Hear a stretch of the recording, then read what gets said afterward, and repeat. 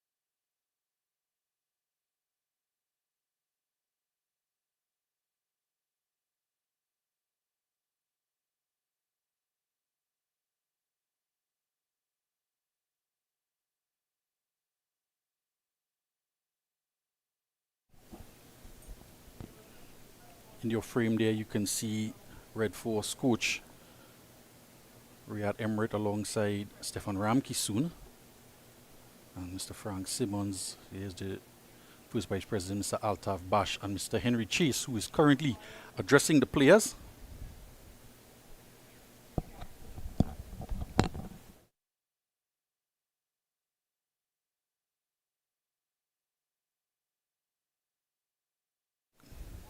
We have a look at some of the players from the Steelpan Titans. Justin Jagisa, the captain, he's all padded up. And there, Liam Mamchan from the Cocrico Warriors. Rondell Ramlogan. As we come across to the coaching staff of the Cocrico Warriors, Mr. Anthony Alexander and Shian Panchu, and of course the manager Clint Palmfill and coach Chris Pratt of the Steelpan Titans. And whilst Mr. Henry Chase just addresses the players, I can just run through the squad for the Cocrico Warriors. Justin Jagisa, the captain, Riyad Mohammed, Nick Ramlal, Joseph Mendoza, Matthias Komal, the wicketkeeper, Luke Ali, Jaden Joseph, Jason Agard, Kadir Juman joins the lineup, Stefan McPherson, Covid Bispat, Jaden Kent, Calvin Lobon, and for the Cocrico Warriors, see the General Secretary as well as the First Vice President leading the meet and greet, along with Mr. Frank Simmons, greeting the Steelpan Titans.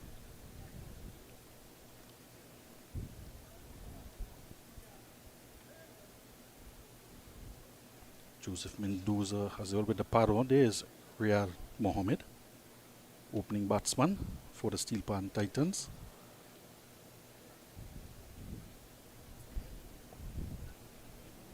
Umpires right to left, Mr. Hansraj Das, Denzel James in the middle, third umpire, and Mr. Simon Arun. And of course, the Cocrico Warriors team led by Christian Rampasad, the captain, Kavir Budu Singh, Samir Sarup, Liam Mamchan, Orlando James, Kaleem Mohammed, Josh Telemak, Amrav Christo, Jared Chin, the wicketkeeper, Anil Ruplal, Ishmael Ali, Joshua James, Nikhil Jalim, Rondell Ram Logan, and Zachary Madri. This is the National Under-23 Finals. We did have some rain early on that delayed the toss as well as the start of this game. And there was an area of concern out in the middle. And there will be another inspection just after the meet and greet. And of course, this being the Brian Lara Cricket Academy, with the excellent drainage system that they do have in place, we expect that very shortly we should have play on the way. As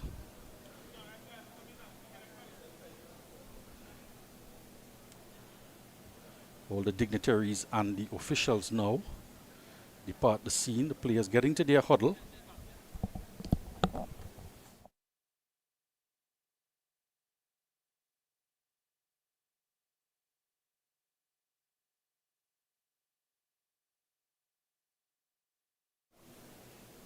The three umpires now making their way out to the middle where we will have that inspection taking place.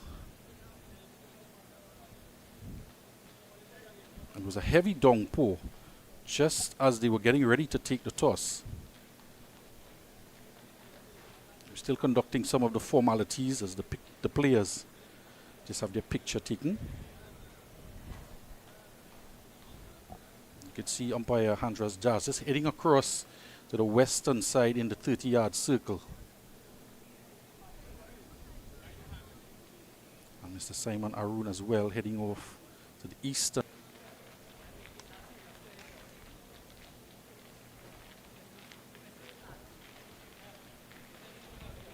So stay tuned, ladies and gentlemen. As soon as we have news from this inspection, we will let you know exactly what time proceedings will get underway. And we'll be back shortly.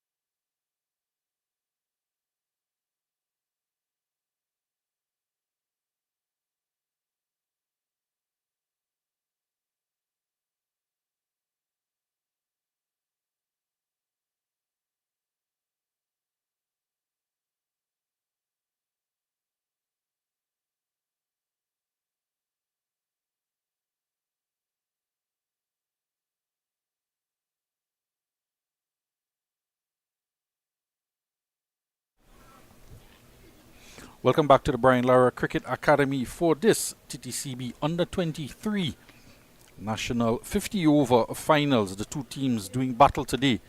Cocrico Warriors against the Steelpan Titans. So news out there in the middle that we should start at 2:50 and it's going to be 46 overs aside. And earlier on, just before the rains came, umpire Denzel James was out there with the match referee Amar Samaru and Keshav Bahadur Singh for the toss. Well, good afternoon and welcome to the CWI and Ttcb Under-23 Cup Finals here at the Brian Lara Cricket Academy in South Trinidad. This final will be played between the Cocrico Warriors and the Steelpan Titans. I'm here at the toss with the captains of the teams and the third umpire and the match referee. At this point in time, I'd like to ask the captain with the coin to proceed with the flip of the toss. Tails is the call, and heads it is. So that means that Captain Christian Rampasad of the Cocrico Warriors, you have won the toss. What will you decide to do today and why? Looking at the weather and the conditions, we're looking to have a both ways. Mainly because of the weather situation currently. As we know, 20 overs constitutes a match. So hopefully, if weather permits, we get a good game in consider any weather. All right, well, all the best to you, Christian. Thank you. Captain Justin Jagasa, not winning the toss, what would you have done? Would have done the same regarding the weather situation, but it's cricket at the end of the day. We will do what we have to do, so that's it. And any thoughts coming into this finals in terms of your squad? Nah, generally we've pretty much gone with the same squad, just probably like one change. That's it. All right, Justin, all the best to you and we look forward to this game. That was a toss there conducted by Keshav Bahadur Singh. And news from the toss, Justin Jagasad called incorrectly. And Christian Rampasad won the toss and opted to bowl first. And the team are just exiting their huddle on the boundary edge as they make their way onto the field. The Cocrico Warriors alongside them. Steelpan Titans, two opening batsmen. Heading out to the middle, Riyad Mohammed. Originally had the number 9 on, it seemed number 99 on his back. But the number 9, and he is there alongside his captain, right-handed Justin Jagasa and left-handed Riyad Mohammed. Justin Jagasa, of course, returning from the West Indies Academy, where he's been stationed for the last couple of years or so, under the guidance of Coach Subasinghe from Sri Lanka. Participated in not just the regional 50 overs as part of that West Indies Academy, but also the 4-day regional tournament. And had opening partners with the likes of Hakeem Ogist in that 93. And he's had scores of 11 and 22 against the Soca Strikers under 19, Trinidad and Tobago under 19 team, and the Scarlet Blazers. Previous two matches.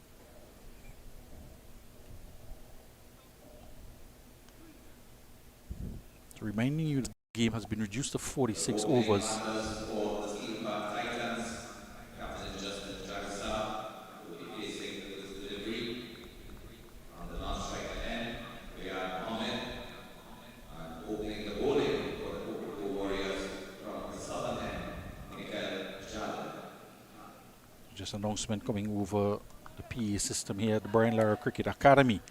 Nikhil Jalim, the left-hand orthodox spinner, is going to take up the attack from the VIP box end, the southern end of the ground here in Taruba. And we're all set to go. Cherichin, the wicket-keeper for the Cocrico Warriors, behind the stump. A first slip in place in that of Orlando James. And this is the first delivery of the finals. Of course, this is going to be a day-night encounter. That pink ball being used. We'll run through the lineups for both teams during the course of the over, if Nikhil Jalan will allow us the time to do so, because of course with his left arm spin we'll get through this over very quickly. Better length delivery, but the line is down the leg side. Mamchan gives chase, but it's cleaned up out in the distance by Telemak, the left-hand opening fast bowler. We'll very well see either one of those two take the new ball. Most likely maybe Josh Telemak from the northern end. And the innings is on the way. The Steelpan Titans and Justin Jagasa, the captain, gets off the mark. He's on to 2.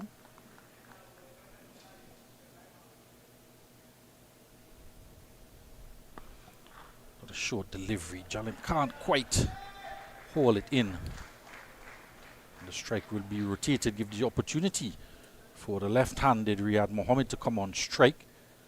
And the field will just change over, as does Nikhil Jalim, who will now come left arm over the wicket to the left-handed batsman.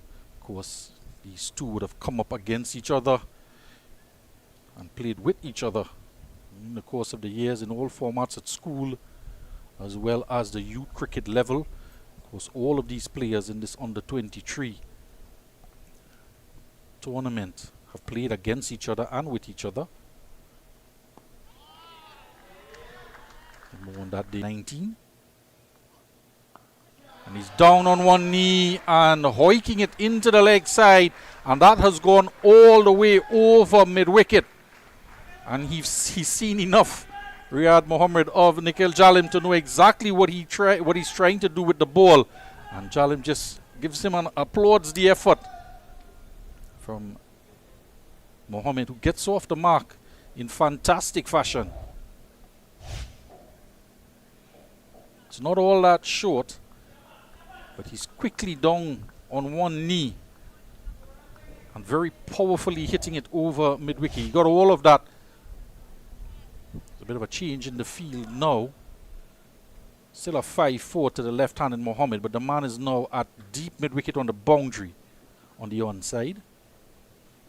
So Mohammed looks over his right shoulder and goes again, but this time he's hitting it down. The long on position. That's Ram Logan out there doing the fielding. The end of the first over.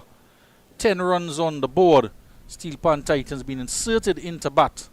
And Riyad Mohammed on 7 and Justin Jagasa on 6. The first boundary of the innings coming up, a 6 from off of the bat of Riyad Mohammed. Hit over mid-wicket. So after a very long wait, what should have been a start at 1:30 for this 50 over encounter, delays because of the weather as well as some wet areas out in the middle. Game starting at 2:50 p.m. and a 46 over affair. And we do have that opportunity now to give you the starting lineup for the team. And for the Steelpan Titans, Justin Jagisa, captain, Riyad Mohammed, both of them out there in the middle, the opening batters. And Nick Ramlal, who's had a good tournament, scheduled to come in 1 down. There's also a Joseph Mendoza, who's also batted up the order and had an excellent knock of 78 in a game against the Scarlet Blazers. So he's in the lineup. Matthias Komal, the wicket keeper. Jacinth Agard. Kadir Juman is in the lineup as well.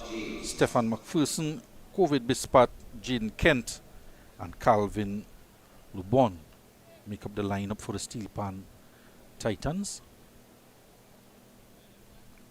It's going to be Joshua James who will take up the attack for the Cocrico Warriors from the northern end. And he's immediately going to start a right arm round the wicket to the left-handed Riyad Mohammed. There's a slip and a gully in place, a very fine gully. It's a 6-3 field to start with for James. Good line, just short of a length. And he'll most definitely want to focus outside of the off stump with this 6-3 field, especially that he has a first slip and a gully in position. But he'll want to pitch that ball up if there's any movement to be had with this pink ball and these overcast conditions. And it looks very overcast indeed, with more dark clouds just to the left of us in the east and blowing across the Brian Lara Cricket Academy. Here is James steaming in, searching for the right line and lengths. Have a look at the cloud just looming in the distance, and it's approaching us just from the east over the scoreboard. We do hope that it blows away from us, and if it does come, that it comes quickly and leaves us just as quickly. Joshua James trying to work up some speed here on his own. to Riyad Mohammed.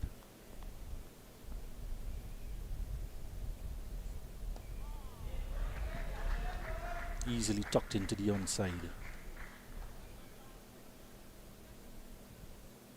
So opening batsmen dream to get that type of delivery angled into their pads that they can simply work away into the onside and get off strike and get that rotation of strike going. Moves on to 8, having smashed a 6 off of Nikhil Jalim in the first over.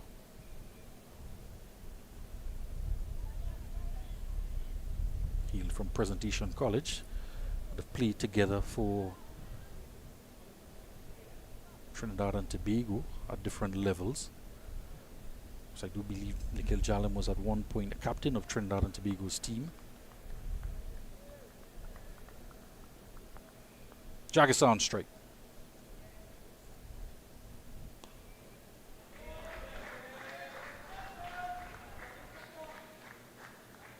Liam Mamchan does the fielding out at fine leg and will make his way across for the left-hand, right-hand combination of batters out in the middle, as does umpire Hansraj Das. Simon Arun, the presiding umpire at the northern end from which Joshua James is operating from. As you can see, just a stiff breeze blowing across the young lad as he makes his way back to the top of his mark.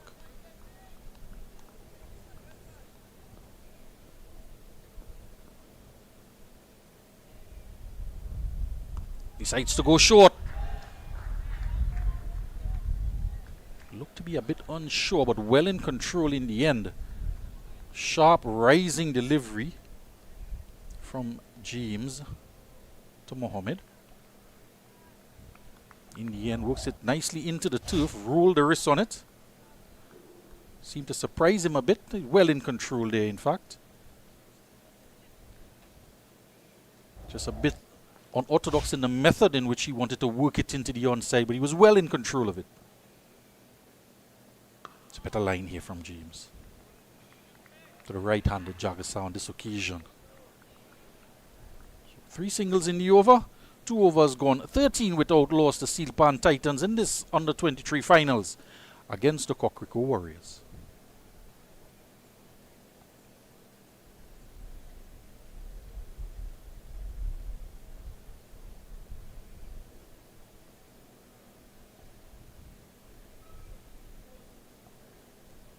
Seems as though there's going to be a bowling change now. And as we did mention, these guys would have come up against each other. They would have played with each other. They know every bit about the opposition players as much as they know about themselves. And this is one chap, Liam Mamchan, who is with a wealth of experience.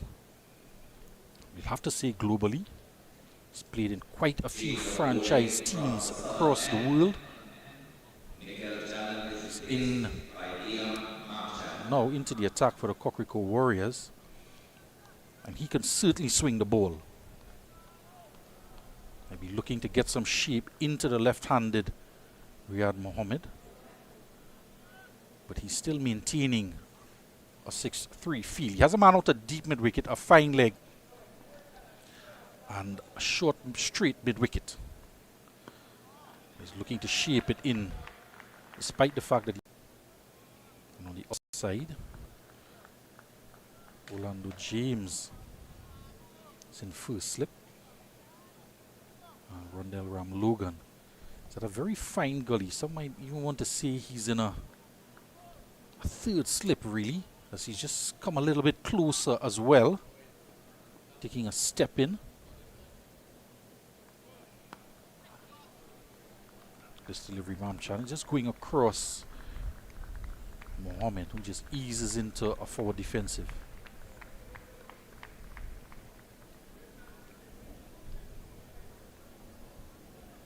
Mamchan was instrumental in the Warriors securing a victory against the Soca Strikers, a game which they made 298 all out in 45 overs. And chasing it, trying to chase it down, the Soca Strikers got to 284, and Warriors won by 14 runs. He's pitching it up this time, and there's the movement we've been speaking about. It's shaping across Mohammed. So typical deliveries from right-handers to left-handers. Get it to go across them. But Liam Mamchan is a specialist in bringing that ball into left-handers as well. There you could see Mohammed just searching for the delivery. Beats the outside edge, comprehensively beaten. Mamchan can certainly make this ball talk.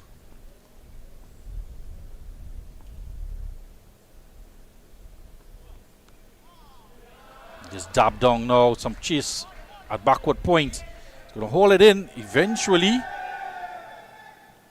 Christian Rampasad was very close. The ball was slowing up as it approached the boundary edge. It seems as though, well, it seemed to us that he was very confident that he was going to hold it in, but at the very last moment, his hands were on the ball. There's this guided down between the gap of that third slip we mentioned and Rampasad, and he's just slowing up there and releasing it just at the right time. He didn't pull it back. It was still in his hand, but he managed to release it just before he stepped over.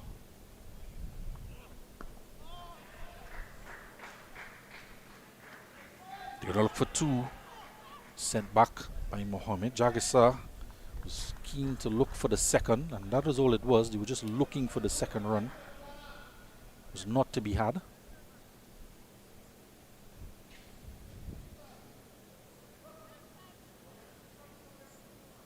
That was Joshua James doing the fielding out there at deep mid-wicket.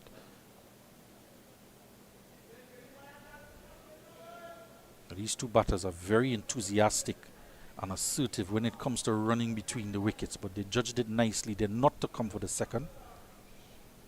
Mamchan has the opportunity to bowl to the right. Justin Jagisar is not out on 4 and Riyad Mohammed not out on 12.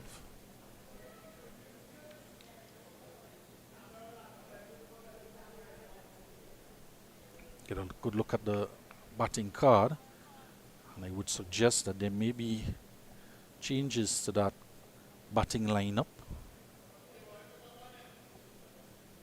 It is very gloomy out there in the middle, and even more grey clouds approaching us.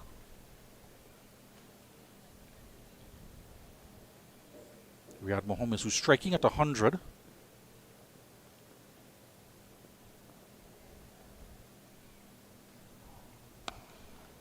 And this one hammered. Gone past extra cover, diving away was Kaleem Mohammed, and it's gone into the boundary for 4. That one just sat up. Pitch slow in nature. And James he's been short in that first over, short of a length, but that one had some width as well. Really too wide. And wide of Kaleem Mohammed. And timed quite nicely. It raced across. We saw a delay in the start because of a damp outfield in certain areas, but that one certainly spread across the turf here at the Brian Lara Cricket Academy for 4. Better line delivery, better length as well.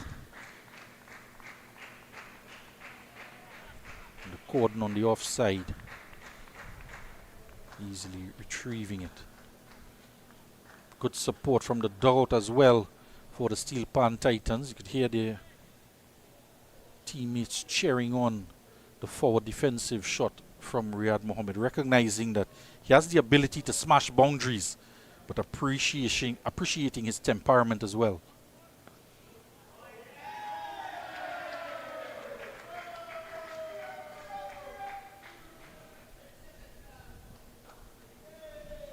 Just having a chuckle with Jagisar, Riyad Mohammed, just commenting on the short lifting delivery from Joshua James, and now the umpire, Simon Arun, is just having a word with James, and no ball has been signaled, and he's just showing to him exactly where he overstepped and by how much. Or was it a no ball? I'm not quite sure. I saw a signal from the umpire, but it is recorded as a no ball. Yes, is he signaling a free hit as well?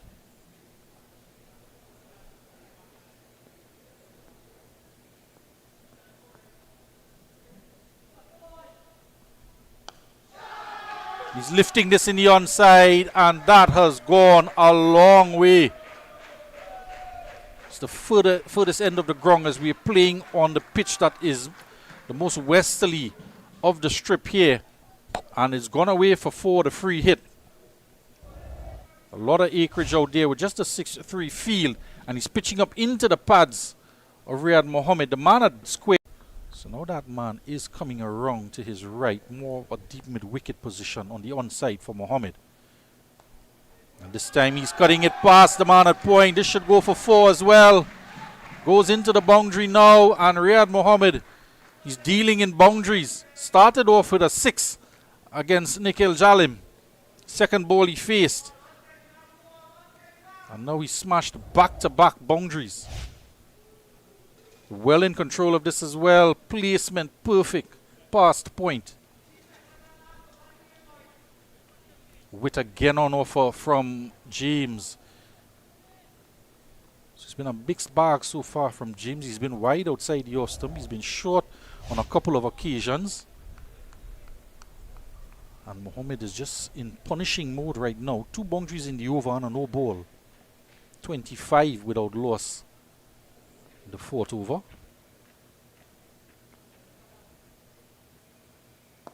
He's driving, and again it goes past Khalid Mohammed on the offside, giving chases. Well, it goes into the boundary. Looks like Orlando James giving chase there, and it's gone into the boundary for 4. And his timing is quite exquisite. Sublimely played through the offside, past extra cover, well in control, and timed to perfection. 3 boundaries in the over now from James, and a bit of a headache for the Cocrico Warriors captain, young Christian Rampasad. 4 boundaries in the over and a no ball. Very expensive indeed. 17 runs in the over.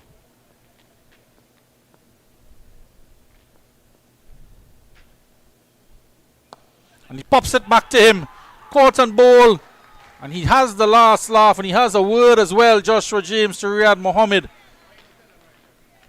Not quite there for the drive, and he was pushing forward and could only hit it straight back to James, who decided to change to over the wicket for the final delivery of the over. And Mohammed has to go for 28 off of 19, and Joshua James has struck. A good comeback from the young man to finish the over off. An over that was leaking runs really. Went for 17. But this game creates youngsters and showing great character to come back. The end of that over, an excellent caught and bowl catch from young James. And he tells him where he can head back to the dressing room, to the dugout, pointing him in the right direction. Just not quite there for the drive and pushing at it. And a bit of a send-off there as well. And he was going quite well, young Riyad Mohammed. He's gone now for 28. And the new batsman, Joseph Mendoza, making his way out to the middle with a top score of 78 in that game against the Scarlet Blazers. And he scored that off of just 79 deliveries with 3 4s and 4 6s. But it's going to be Jagisar to face up as Liam Mamchan comes back for a second over.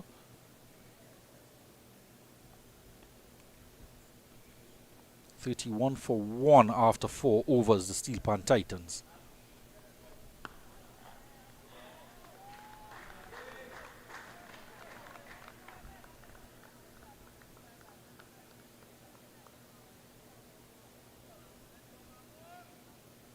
Well-experienced young man Liam Mamchan, bowling in different conditions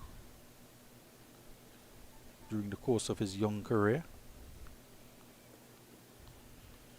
Another young man, played for Trinidad and Tobago under 17, plays for Hillview College as well. Just entered into Form 6 this school term, facing up. He's going to be facing up now as Jagisar turns this one down to fine leg.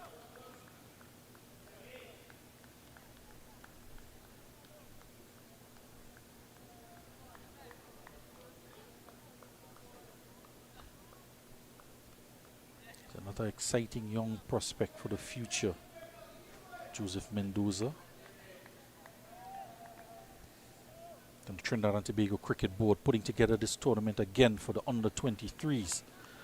And these youngsters who just transitioned out of the secondary school system and the zonal system as well, trying to find their footing into the domestic cricketing circuit, and no doubt would appreciate such a tournament like this. Effort ball there from Mamchan, fresh to the crease with the dismissal of Riyad Mohammed.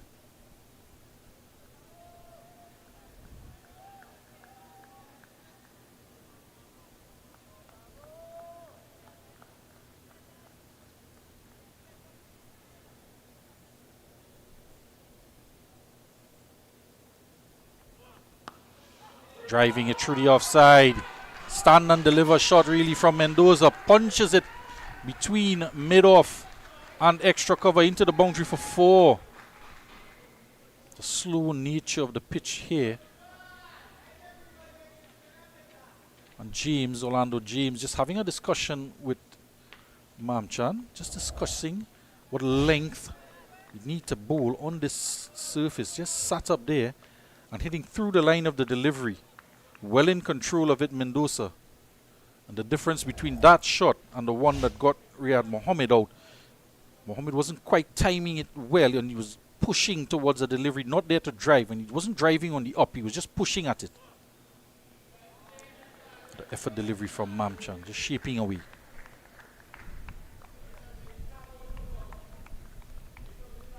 But on this occasion, Mendoza had a bit more width on offer.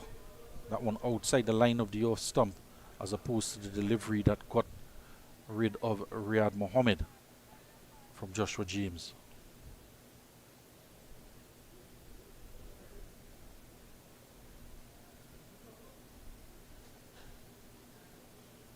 Final delivery to come in the over.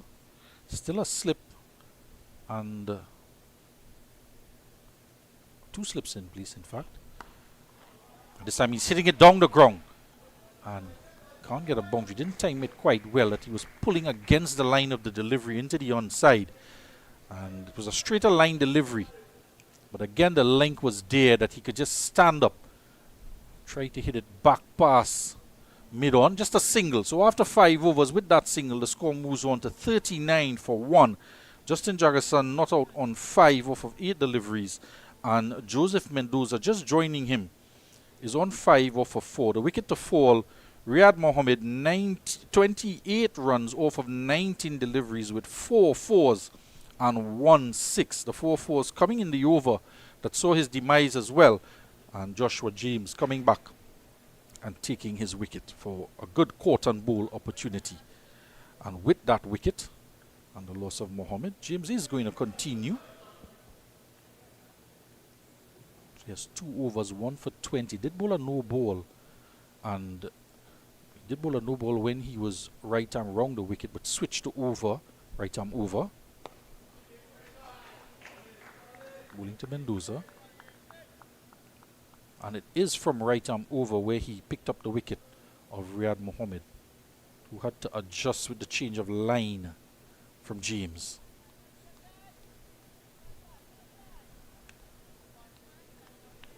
James, of course, has played in the North Zone.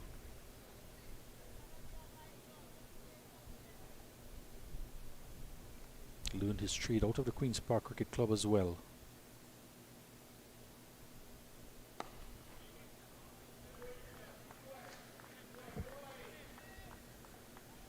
Nice line he's operating here with now, James.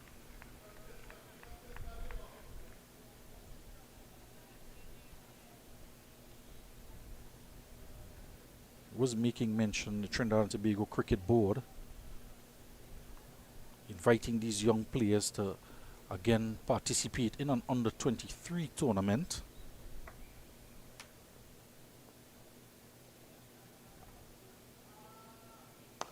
This one hammered down the ground and it'll go into the boundary straight back. Another stand and deliver shot here from Joseph Mendoza. Not much footwork, but excellent hand-eye coordination. And just picked it up and smashed it back past the bowler down the ground. Jagisa had to get out of the way, get his bat out of the way as well. And it raced past the umpire. It's over-pitched outside of the yacht stump. And just put the bat through the line of the delivery. So he is continuing on in the mold of Riyad Mohammed and putting pressure on young Joshua James.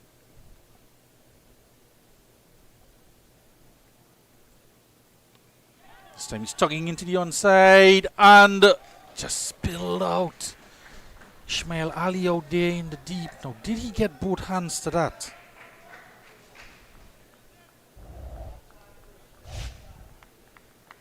Have a look at it here again. And yes, he did. Got both hands to it as he was leaning forward. And it popped out just before he hit the ground. So James would be disappointed. Mendoza on this occasion not in control of the shot. In fact, he didn't try to keep it down. Made no attempt to keep it down. And they get a single, so he gets a chance. He gets a life.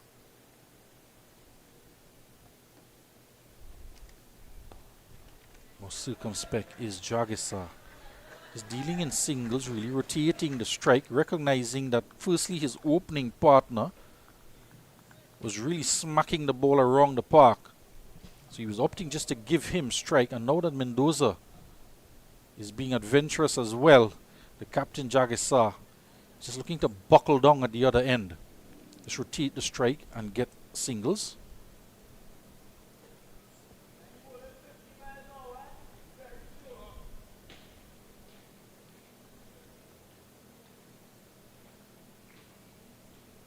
And he's pulling this time. Work for Ali out there. Is he going to get it wrong? Yes, he does this time. Good pickup.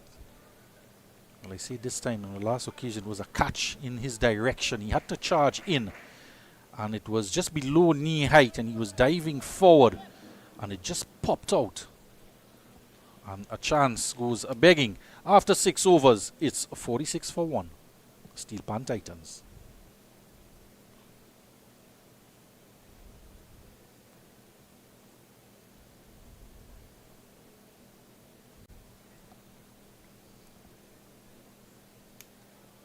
.46 for 1 here at the Brian Lara Cricket Academy in an overcast Saturday. Under 23s doing battle in this finals here on a facility that was made for youth development as well as hosting international games here at the Brian Lara Cricket Academy. And it is going to be a bowling change. Lian Mamchan comes out of the attack. And Nikhil Jalim will re-enter. Just a 1 over from Jalim that conceded 10 runs, one of which was a 6 off of the bat of Riyad Mohammed. And he was withdrawn from the attack. And Liam Mamchan took over, so Mamchan is now replaced.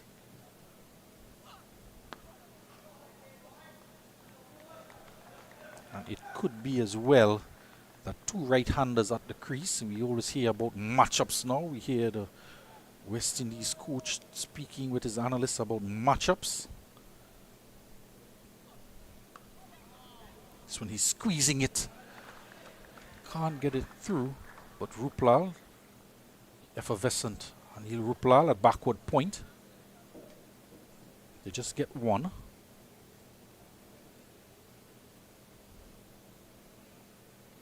So perhaps Riyad Mohammed, the left-hander, with the ball turning into the left-hander from Nikhil Jalim, the left-arm orthodox bowler.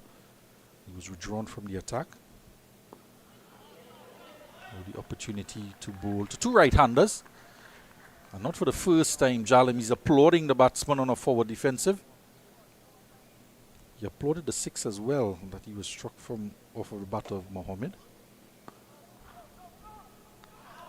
Diving away. Those supporters that have grown accustomed to seeing Nikhil Jalim, he's very vociferous in the field.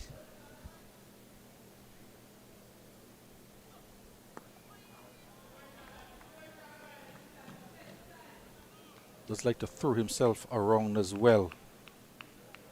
Doesn't like to give the batsman any freebies. The one slip in place in that of Orlando James was a little bit deep, in my opinion, side. And this one goes the backward square where Mamchan can't prevent the single. And the end of 7 overs gone. 48 for 1 after 7.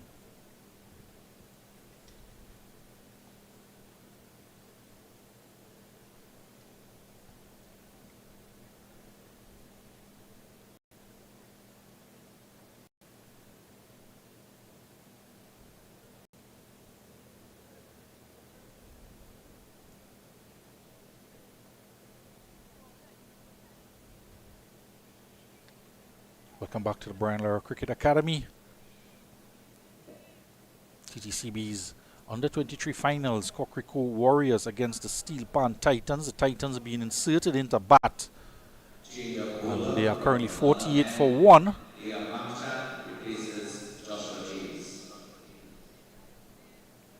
a bowling change, Liam Mamchan is switching ends. He's bowling from the end where Nikhil Jalim just completed his over. Now he's at the northern end.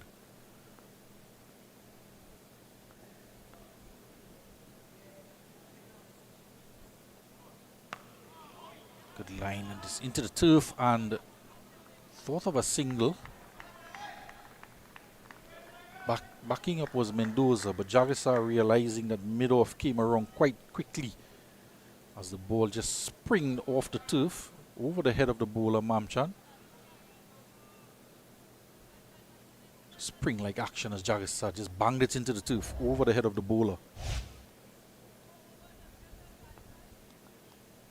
Had he got a hand onto that and had it hit the stumps, this one smashed down the ground.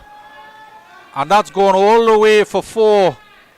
Jagisar now looking to increase his strike rate and add impetus to not just his innings. And that boundary will bring up the 50 as well for the Steelpan Titans. And what a way to bring it up. With on offer from Jagisar, and he needs no second invitation. And particularly for him against Liam Mamchan as well, he would have thoroughly enjoyed that. To face competitors over the years in the youth cricket.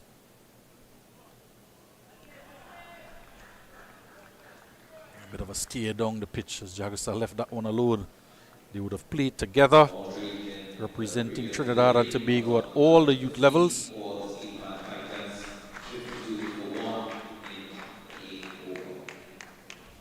So 52 for 1. So we're in the 8 over. Jagisar not out now on 11. And Mendoza on 12. Still, as you could see, that first slip in position on a gully.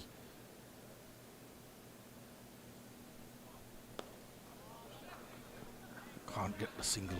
Rampasad is quickly onto it. Now, we haven't seen much movement in the air or off the seam from the fast bowlers so far. And bit strange as the pitch was under covers. We had some rain around, so there should be some moisture out there. And it's overcast as well. One would think that this pink ball would want to dance around a bit in these conditions. Haven't seen too much of it so far. There's going to be a change in the field. And Mamchan just asking his captain, in fact will instruct his captain that he wants to change. Fine leg comes up. And Orlando James drops out to long off. He's going to, in fact, remove the gully as well. Ram Logan is now going to make his way across to mid-on. So it will be a 5-4 for Liam Mamchan, who's operating with a 6-3 previously in the previous delivery to Jagisar. It's giving him some width outside the awesome, but it's too wide, in fact. Signal wide by the umpire.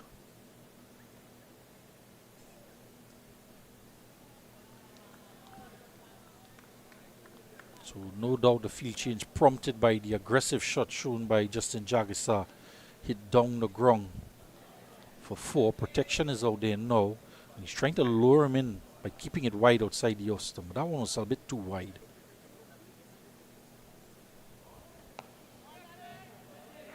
It's a much better delivery. Tight line. That 4th stump line. Good length as well. Forcing the batsman to play, but not of the length that he could drive.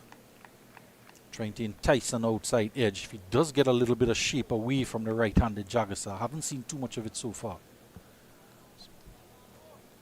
So in the 8th over, 1 delivery to come, some more dark clouds. Dark clouds have always been there, but they seem to be getting a bit closer now. Steps down the track is Jagisar. Just a single as he turns it into the onside. Ali does the fielding at deep mid-wicket. So not for the first time we've seen Jagisar turning the ball into the onside just to rotate the strike.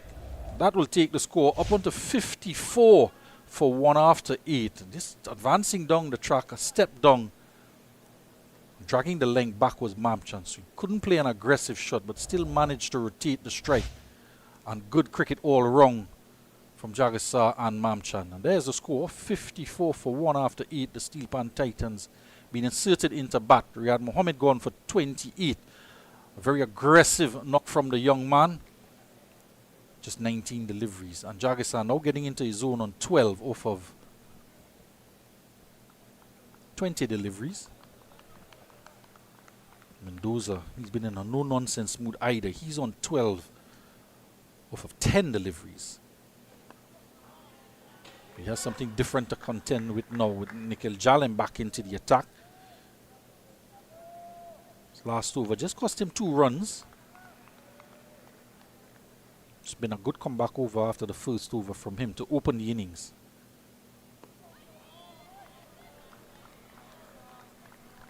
The Cocrico Warriors looking to build some pressure now psychologically. The oohs and the ahs are coming out now. A couple forward defensive shots.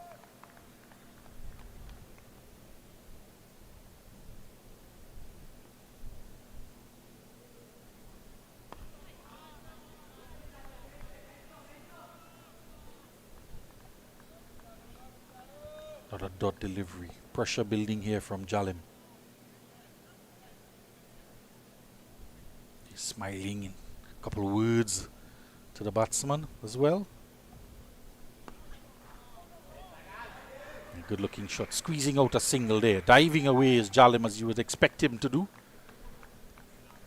Doesn't want to give anything off of his bowling, but there's protection at long on.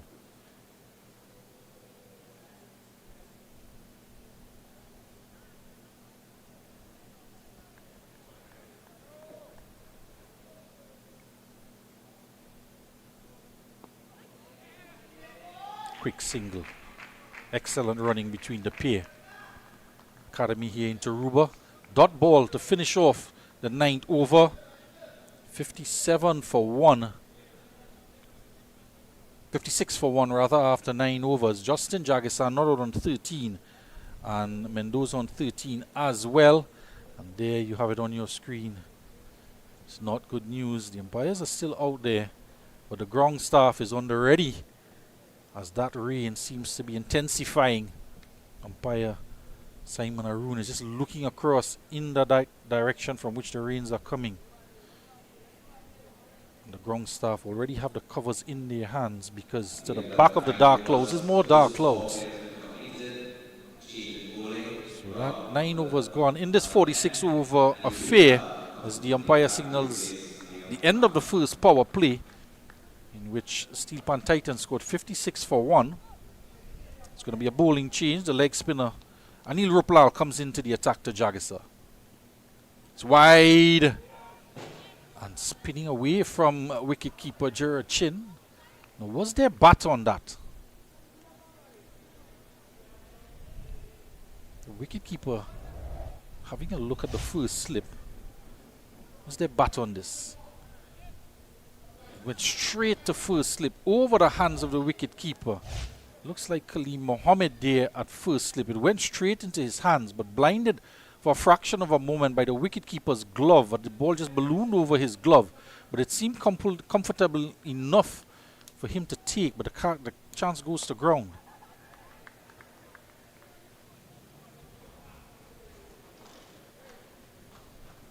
And the ground staff are going to come on now as the rain intensifies.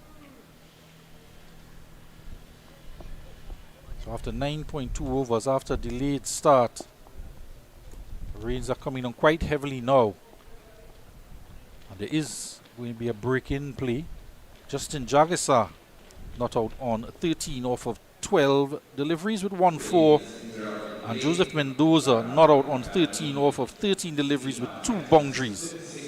2 extras in this innings. The current run rate stands at 6 runs and over. And 56 for 1, the Steelpan Titans being inserted into bat. A truncated game now to 46 overs. And as this rain comes down here with more rain in the distance, it's coming down quite heavily now. So ground staff put the covers on. We may very well see another recalculation in terms of overs. for this under 23 finals. I'll give you the bowling figures as well for the Cocrico Warriors. Christian Rampasad won the toss, decided to bowl first. Nikhil Jalim, he's completed 3 overs for 14 runs. No wickets to him, economy rate of 4.67. Joshua James, 3 overs, 1 for 27, picked up that wicket of Riyad Mohammed Cotton Bowl. Liam Mamchan, 3 overs, 15 runs. Anil Ruplal has just started his over, 2 deliveries, no runs. And the rains have come down now. And that's the situation here at the Brian Lara Cricket Academy at 56 for 1 in 9.2 overs. We'll take a break and be right back as soon as we get word on the resumption of play.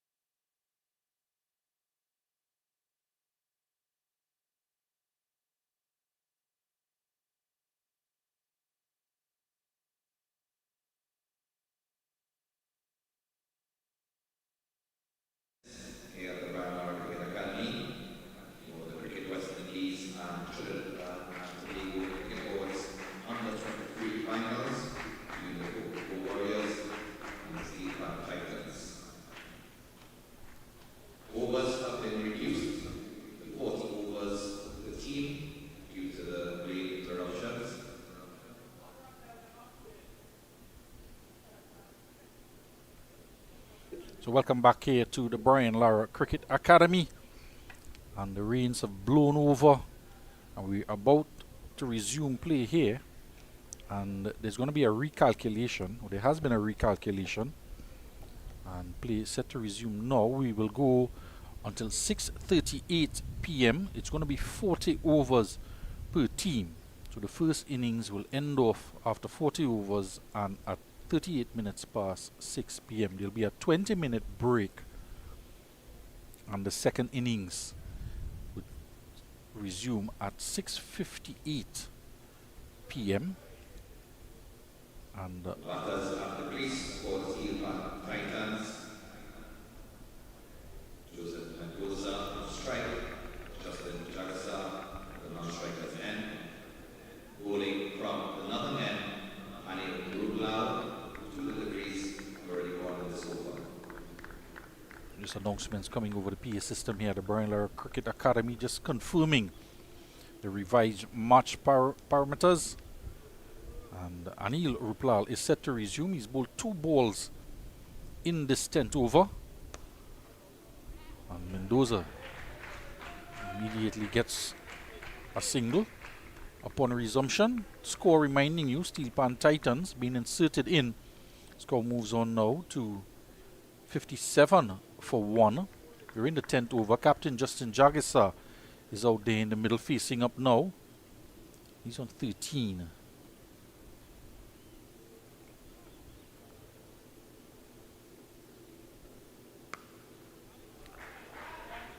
Diving away at extra cover. Seem to get a hand on it. Just to knock the pace off of it. And just a single.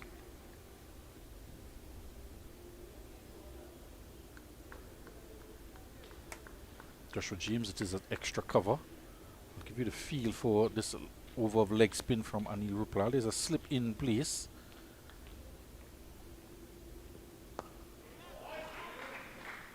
It's a 5-4 field. And fielders out in the deep. For the 2 right-handed batters, there's a deep extra cover. Long on, long off. And Ismail Ali is a deep mid-wicket. And 2 fielders in the ring on the offside and 2 on the on. And of course 1 slip in place.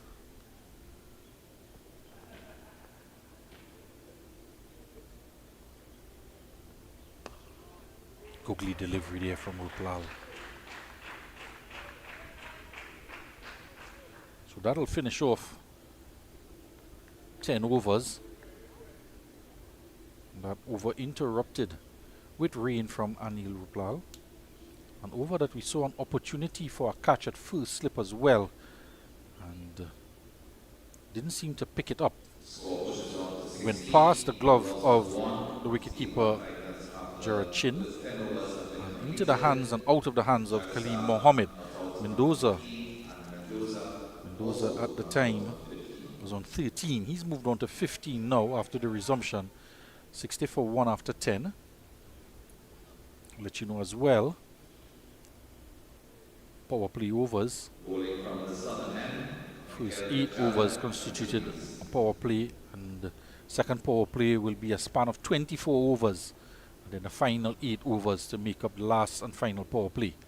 This one, he's not going to miss out.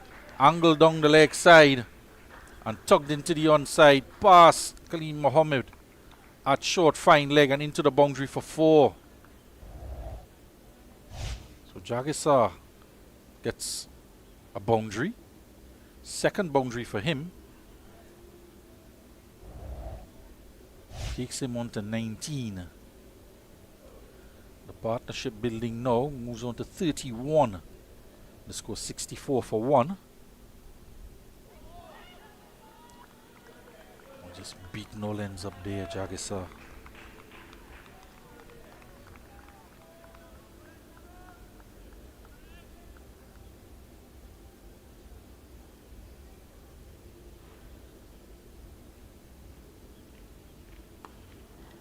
This one he's cramped for room. Trying to free the arms. Can't get past Mamchan at straight mid-wicket. No run.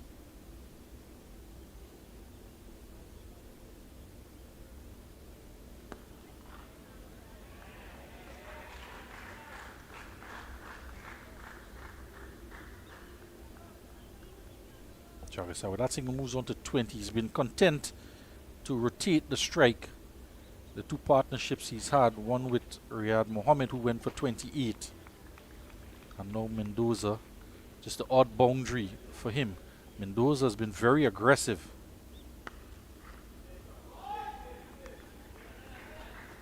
Knocked down by the captain there. They still come through for a single. Nikhil Jalim had a very expensive first over. He was hit for 6 by Riyad Mohammed and conceded 10 runs. He was withdrawn from the attack. Liam Mamchan came on for 2 overs for 10 runs. And he's back into the attack, Jalim. Mamchan switched ends. And then was replaced by Anil Ruplal. So after 11 overs now, 66 for 1. And the Steelpan Titans having been inserted in. Captain Justin Jagasaw indicated that he would have batted first if he had won the toss. So he wasn't disappointed that he was inserted in. Of course, him being an opening batsman as well, he was eager to get out there. And what started off after the rain as a 46 over affair, he was quite content to go in and battle long. A former West Indies Academy player. He's been back in, reintroduced to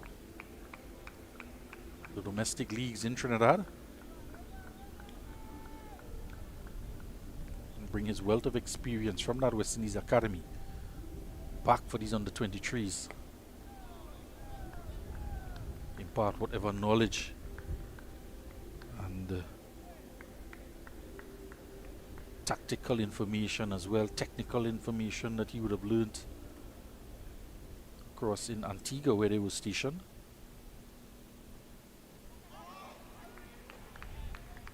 Shin gathers it on the second attempt. We did see Ruplal just induce an edge off the toe end of the bat of Mendoza, but just ballooned over the gloves of Chin into the hands. This one he's pulling into the onside to Ali. Just a 1. It ballooned over the glove of Chin, straight into the hands of Khalil Mohammed, who put it down, partly blinded by the wicket keeper's gloves, ironically. And Mendoza had a chance. He's looking to capitalize. He goes on to 17, brings Jagasaw back into strike. Just leaving that one alone.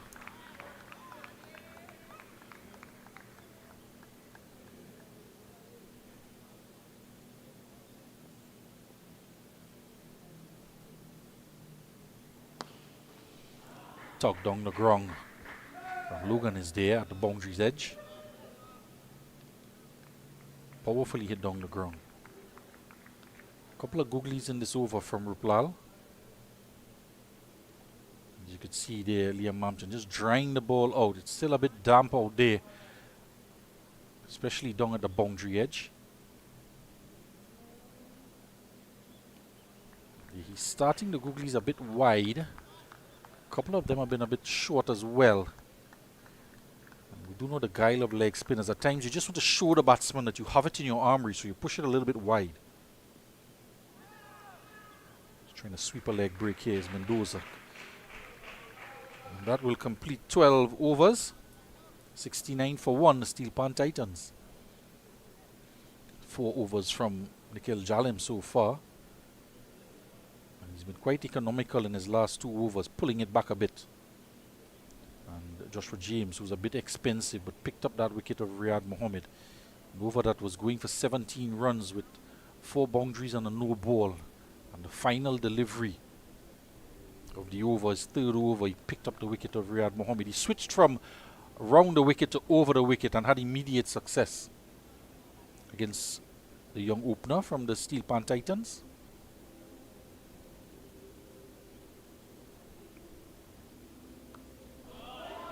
Elegantly dabbed, and that'll go into the boundary for 4, using the pace of the delivery as well as the width on offer from Nikhil Jalim. getting into position, played right under his eyes as well. Although he took the left leg away, he was right, his head was right over the line of the delivery and bisected the gap perfectly. They've now removed the slip.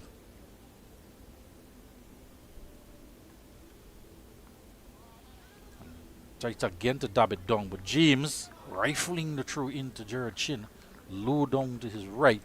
And because they've dropped the first slip back out to that short third man area, so now they have two fielders patrolling in that region. Jagisa cannot get any run this time.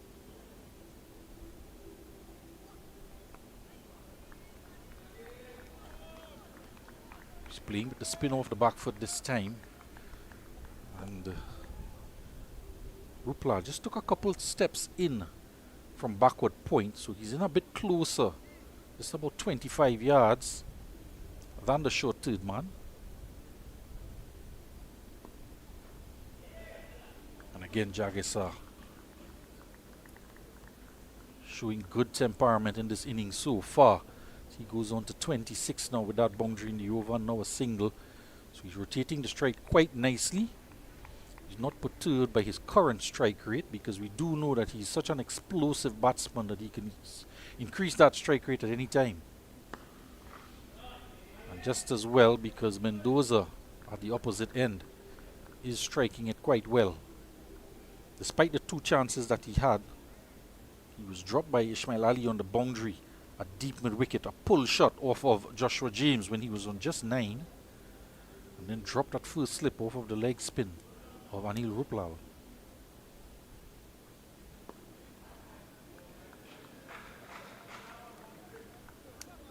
After 13 overs now, 75 for 1, the Steelpan Titans against the Cocrico Warriors in this Trinidad and Tobago Cricket Board National Under-23 Finals.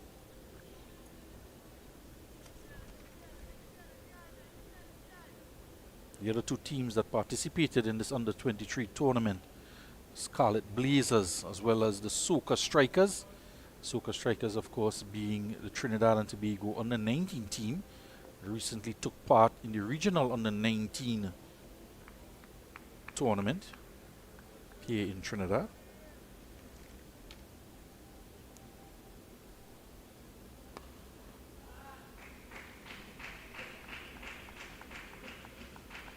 Immediately the rag comes out of the back pocket of James at long off. It's indicating how damp it still is, which is particularly difficult for a leg spin bowler to grip. For any spinner in fact, but more so the leg spin bowler with a damp ball, particularly the seam. And they're going to come for two. It's going to be a tight race into the finish. The throw came into Chin on the bounce. Couldn't quite gather it. But Jagasa is quite nippy running between the wickets.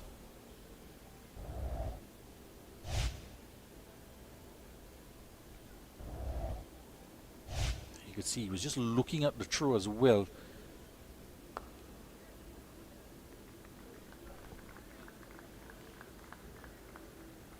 Now, had that throw been a bit closer or a better bounce to keeper Chin, would have been quite interesting for umpire Hansha's Darts to make a decision. Oh, he's leaving that one alone. Beats the keeper as well.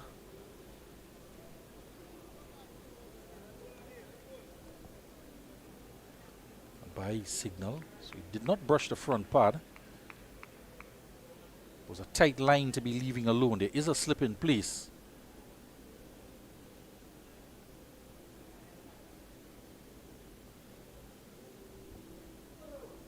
Flighted, and he goes aerial, and it's coming down. In fact, it bisects the two fielders. It was dead straight, tumbling effort from Ram Logan as the ball plugged in the outfield just in front of the boundary, and the throw crashes into the stump at the non-striker's end.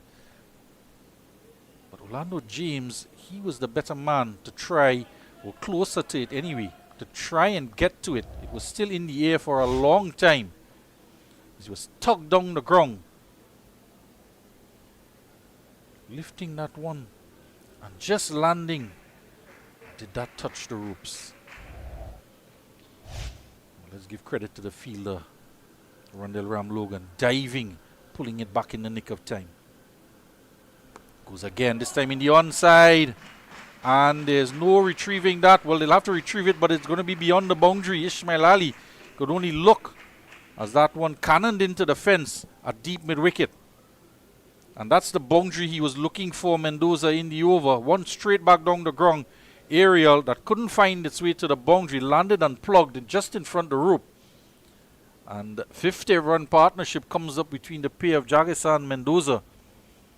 And Mendoza really going after, I don't want to say almost everything, but he got enough of that one. Kept his eyes on it, he stayed low, and he knew his placement was perfect. 14 overs gone now, and as Mendoza climbs to 25 off of 24, the Steelpan Titans are 85 for 1 after 14. A very healthy run rate of 6.07. And Captain Justin Jagasa would not be disappointed at all. I did say that he said that he wanted to bat first had he won the toss. So he didn't lose anything out by being inserted, as Josh Telemak is now coming in to replace Nikhil Jalim, who bowled 5 overs for 26 runs. His first over going for 10, meaning his last 4 went for 16. So just over 5 runs his economy. Bowled quite nicely his second and third over, kept it quite tight. But he was just dabbed away by Jagasar for a boundary in the last over and now withdrawn from the attack. Gives an opportunity to Telemak.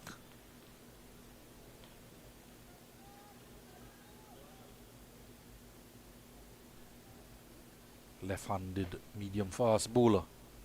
He's going to operate over the wicket. Oh, and what did that come off of? Oh, and it's gone through. In fact, is it Mamcham down there? It's just gone past him. And we did indicate that it's a bit damp in that area close to the boundary. We just saw one ball plugged as Mendoza tried to go down the ground. And this time, Mamchan couldn't hold it off the outside edge. A full delivery. The outside edge of Jagisar's bat. And sliding across the outfield there was Mamchan. And couldn't quite get enough of a hand on it to stop it. And he's gone a bit finer now. Down the third man. It was travelling with a lot of pace. Did say he was fast medium. Telemak. It's a nice line.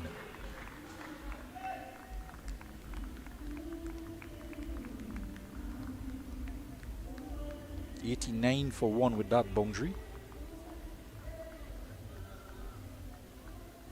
And the run rate just climbing incrementally.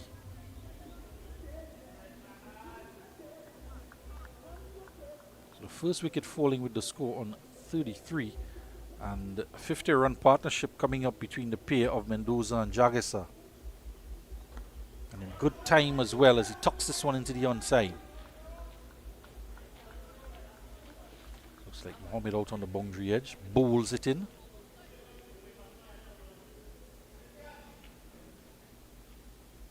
So they've dispensed with the first slip for both the seamers as well as the spinners now.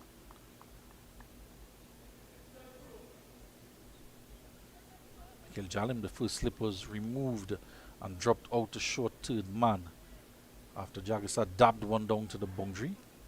And no slip for Telemak. He's asking for the fine leg to go down to the boundary, which means the long on is going to have to come into the ring. Still a 5-4 field. Left arm over the wicket. And he's bowled him. Middle stump, rocked back. Beats the defenses of Mendoza, who was looking to push at it. Perhaps trying to turn it into the onside because the left-handed Telemak is coming over the wicket. So a bit of an open stance from Mendoza, but it went straight through him. And I think that beat him for pace as well. And what a sight, that middle stump knocked back. And the second wicket falling now with the score on 90. And Joseph Mendoza goes for 25. He was striking at 100, and have a look at it here.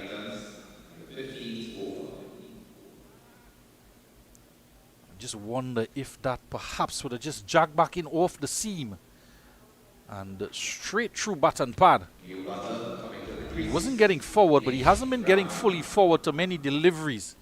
Was pretty much a stand and deliver batsman, Mendoza. And after he scored that 78 in the last game against Scarlet Blazers, in a game that they scored 280 for 9. Mendoza scoring that 78. He's gone now for 25. And Nick Ramlal, who's been in terrific form, makes his way out to the middle. He scored 56 not out against the Soca Strikers, the under 19 players, as they chased down 144 for victory, and then scored 39 against the Scarlet Blazers in that total of 280 that I just mentioned.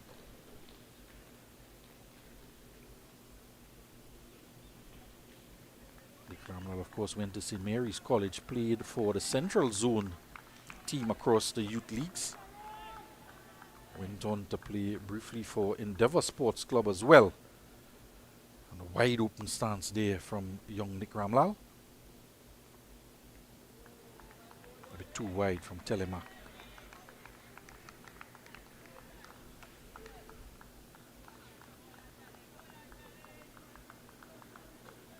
Of course, Nick Ramlal would have played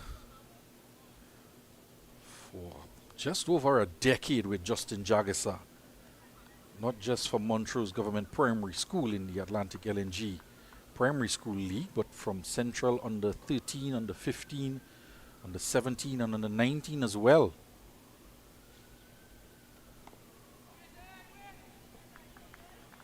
In fact, Nick Ramlal was the captain of that Montrose Government Primary School team, where he batted one down. Justin Jagasa was the opening batsman for his primary school. 15 overs gone and 90 for 2.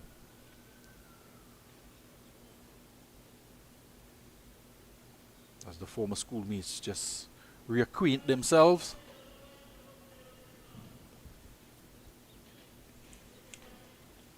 Have a good look at member of the staff of the Cocrico Warriors. Coach Anthony Alexander and the manager Shan Panchu. So having a word with James down on the boundary edge. Long off. Anil Ruplal will continue.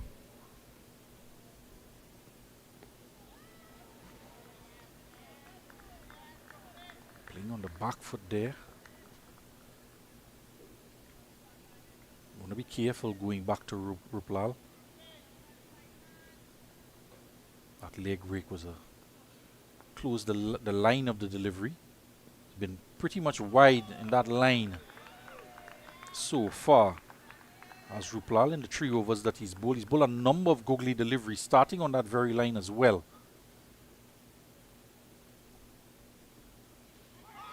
It's an edge, not out, says the umpire. Ruplal was interested. No reaction really from Chin, the wicket keeper. First slip was up. Not out, says the umpire.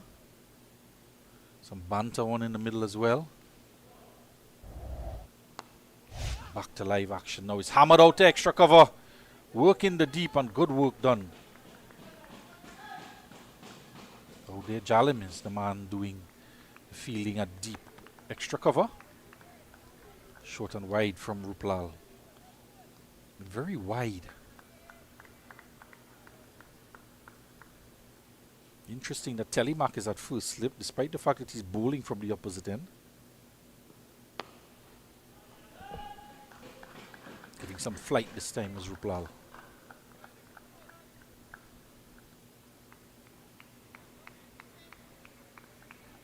It was just indicating that Nick Ramlal was the captain of that Montrose Government Primary School team. A team of course was under the watchful eyes of our Vice President, Mr. Altaf Bash of the Trinidad and Tobago Cricket Board. That team went on to win the national title back in 2017. Undefeated over the zonal games as well as they were undefeated across the district games and went on to the national level and undefeated as well. Brought home 2 trophies for Montrose Government Primary School. 16 overs gone, 93 for 2, the Steelpan Titans. And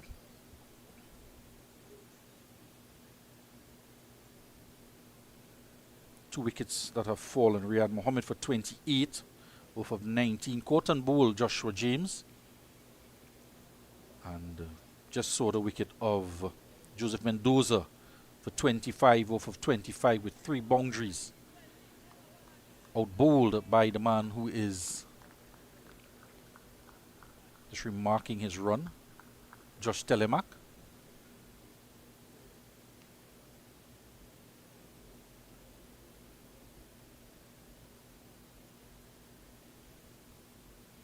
Having a bit of a discussion there as we look at Justin Jagisar there. Jagisar, Presentation College Shogunas player in the central zone as well. Just let you know on a side note, Presentation College were amongst some of the top performers in the Cape and the CSEC this year.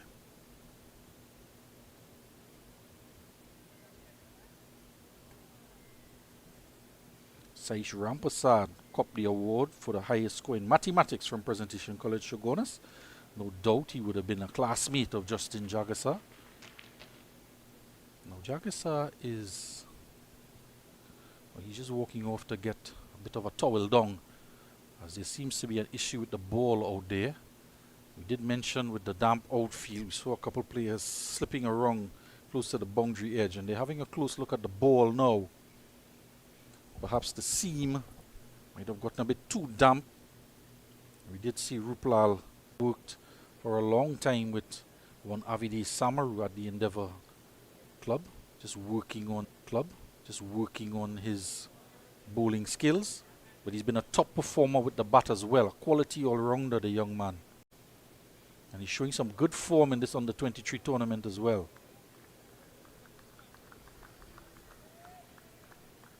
Also, Jermaine Moore from Presentation College copped the Business Studies Award in Cape this year, so congratulations to those students.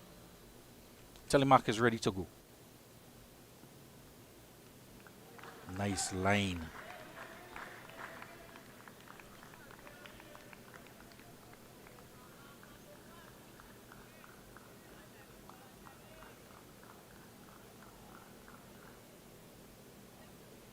Of course, not missing out is the brother school, Presentation College San Fernando, copped the award for Natural Sciences, highest award in the Cape examination.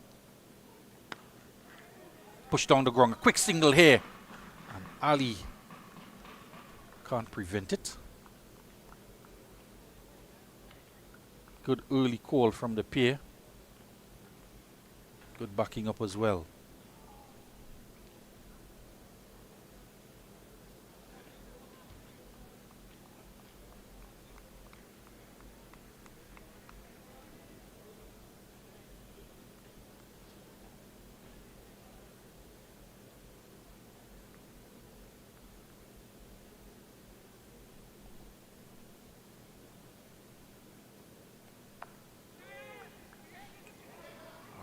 Not a quick single. Jagisar was quick to respond. Chin couldn't pick it up.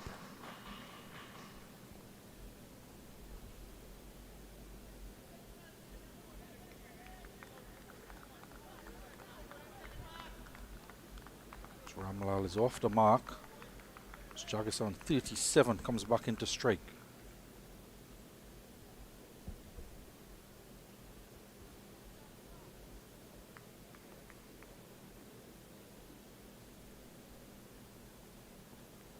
Short and rising. Decides to pull out of the shot rather than pulling it. It would have been difficult for him to try and control that ball. It was rising on him. It was also going across him as well. And rather than play a pull shot at it, there's a fine leg and a deep mid wicket on the boundary. He opted to leave it alone. He's pushing it up in the air and it's gone over the head of the man. James there at mid wicket, and it can't get to mid on. Trying to turn it into the onside that he's done so many times in this innings so far. Short of James, but wide. Short of.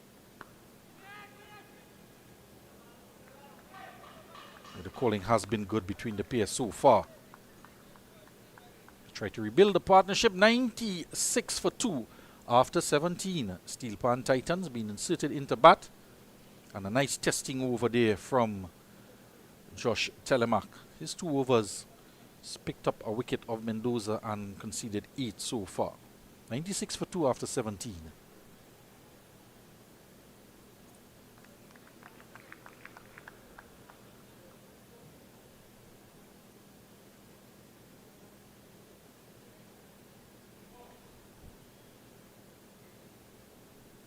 Back here at the Brian Lara Cricket Academy. Now, seeing Anil Ruplal is there and he hasn't quite taken his cap off yet. And we haven't confirmed if we had a ball change, but the umpires were looking at the ball, checking the shape of it, as well as they've been looking at whatever moisture on the ball as well. So he does have the ball still. He's been a very successful spin bowler for club and in this tournament as well.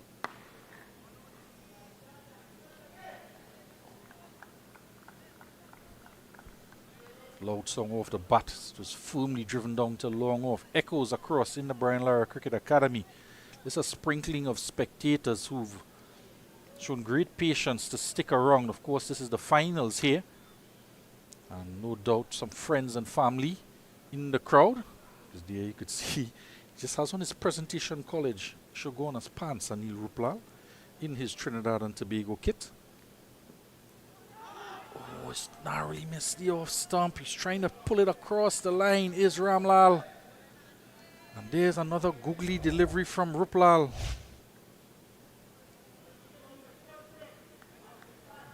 That one just went straight on. Might have been a flipper because it seemed to gather speed, didn't make much height, and defeated Ramlal. Careful with this particular leg spin. He's been very successful. Not just club, but the zone as well, and for Trinidad and Tobago youth cricket. Flighted, and he goes in the air. Ali is out there, Ismail Ali, and it goes, well, it was in his hands, and it seemed to slip out. Now, has it gone? It's not gone over the boundary. It's landed in front of the boundary and then rolled over the rope. So it's gone for 4. But it's an opportunity put down. And it's the second one out there from Ali.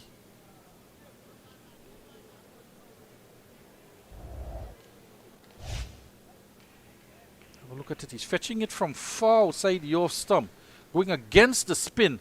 And Ali was right there on the boundary. It did land inside the boundary.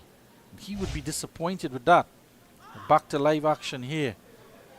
And in a bit of difficulty here is Ramlal against Anil Ruplal.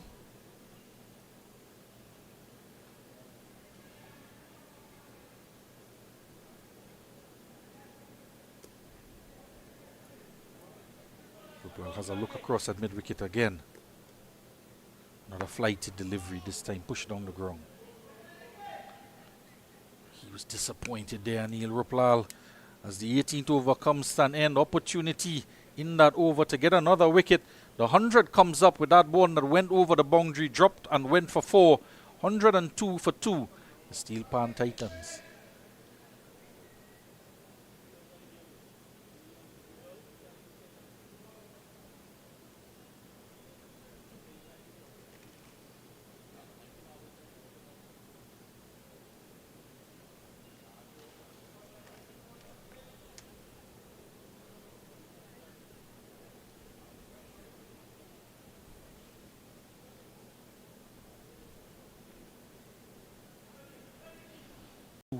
Titans. Calling for a quick single there to Ali at mid-off. Get it in the end. It was an early call.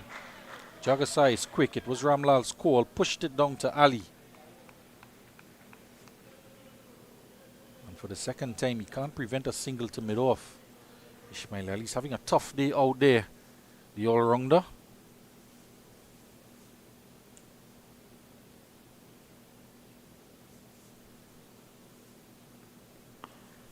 Tugged into the onside nicely.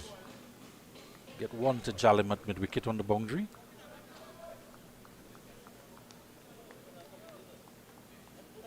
So there have been 3 chances, 3 drop catches in the innings so far. And the Cocrico Warriors, who won the toss and wanted to bowl first, they'll just be disappointed in the opportunities that have gone down. Mendoza put down twice, but he's gone now. And Ramlal, one hit straight to Ali on the boundary and put down. He's going after a wide, short lifting delivery and cuts it past Ruplal at point. Just a single though, slowed up in the outfield. Very agile is young Anil Ruplal. And so is Jagasa as well. So running between the wickets. Not able to come back for 2. Good work from Anil Ruplal there, chasing back from backward point. Man drops out square, cover boundary, sweeper. So on the onside and helps himself to a boundary. And Jagasa is motoring on. It's a nicely organized innings from the young man. Just the odd boundary here and there, putting away bad deliveries. And this was a bad delivery. Angle down the leg side, whips it in. Bisecting deep square leg and fine leg on the boundary. Goes for 4. He goes on to 40. And 105 for 2. 109 for 2 rather. As Jagasa moves on to 44 with that boundary. And that he would have been in danger running 2. As the 19th over comes to an end now. And the 19th over comes to an end now. And 110 for 2 the Steelpan Titans. 110 for 2 the Steelpan Titans.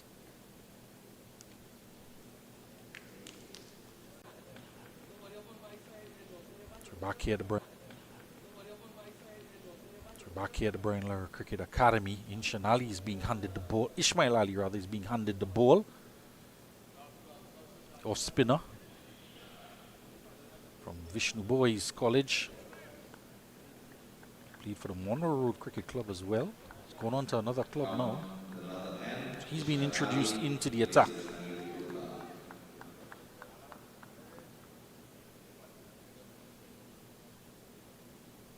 Short.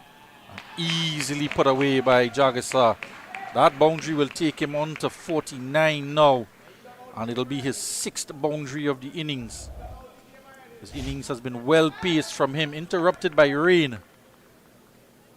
That's really a rank long hop from Ali. First delivery, first stop, and puts it away easily. He's just climbing into better and better form. Jagasa.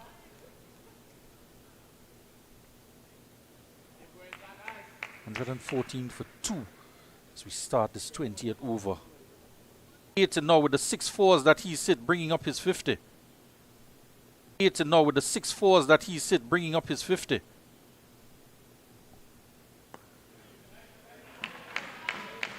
Ramlal now finding it easier as compared to the last over where he battled through. Anil Ruplal gets to rotate the strike. Jagasa's 50 coming up, 6 fours. Healthy strike rate of just a fraction under 82. He's tugging this off of the line of the stumps. Knocked down by Ali Mohammed. And they'll come back for 2. Couldn't quite stop it. But you want to be careful with that shot, Jagasa, because he seemed to be taking that off the stumps. And Ali would be eyeing that up. He's been quite... He hasn't bowled outside the off stump just yet. Ismail Ali.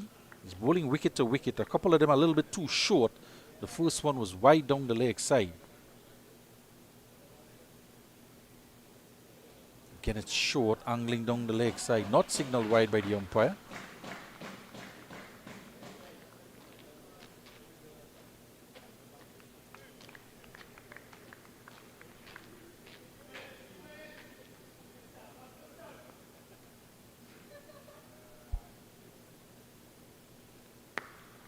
He is outside the off stump this time. Better line delivery. Still fractionally short. As he gets into his work here. As his first over comes to an end. 117 for 2. And Ali going for 7 runs in his first over. It's been a bit too short and angling down the leg side, and capitalized on it by Justin Jagasa, who used the opportunity to get to 50. Captain just at around 3:30. We lost about an hour's play. And the game has again been reduced to 40 overs. And some of the fans sticking around in support of this under-23 tournament, cheering their players on. Featuring players from all across the country.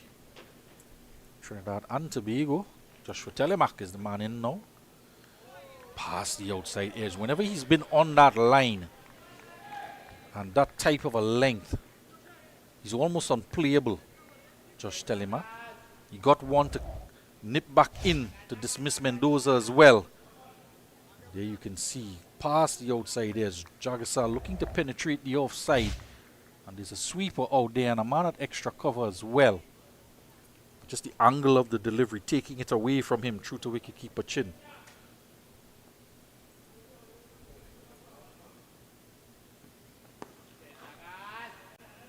Quick single to mid on. The throw is at the striker's end.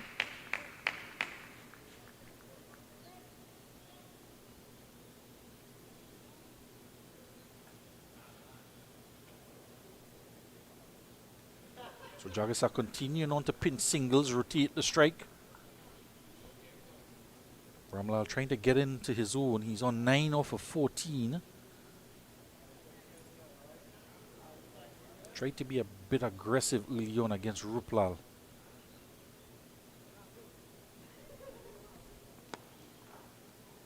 Bottom hand ticking over in that shot. That's a better shot, young man. Try to get it through the covers. It's mistiming it a bit on the bottom hand, taking over.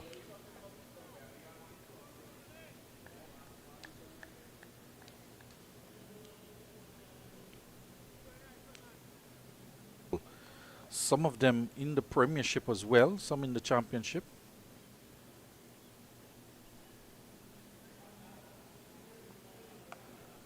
On top of the bounce. Can't get past Ram Logan at point. This tournament trying to serve the purpose to bridge the gap between players leaving school and entering into the domestic club scene. As they try to put their hands up to make a Trinidad and Tobago senior team. Speaking of which, we got Emrit is here, the Red Force coach. Quick single, Ramlal has to hurry. Can't pick it up cleanly is Rampasad. 21 overs gone. The Steelpan Titans are 119 for 2.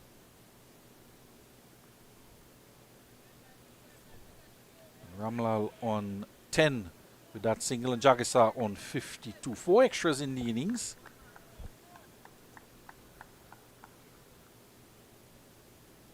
The last wicket to fall, that of Mendoza for 25. He was bowled by Josh Telemac in his first over. It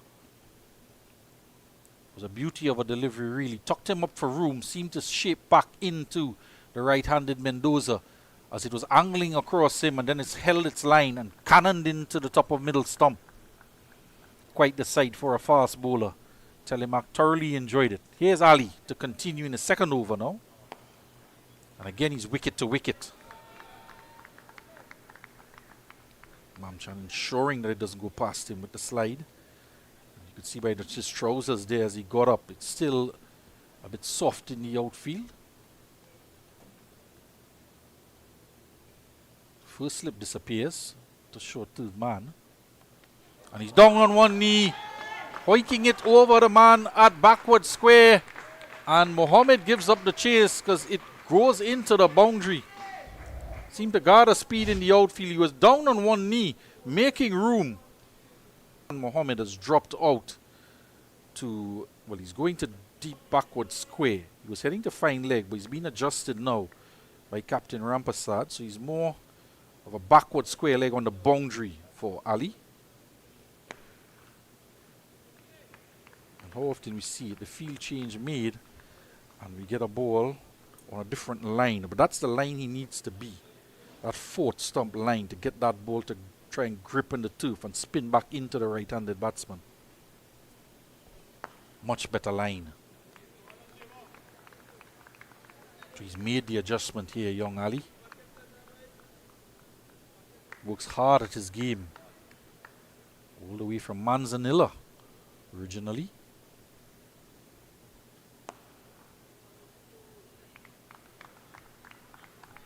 And this is what he needs, some more dot balls. Build his confidence.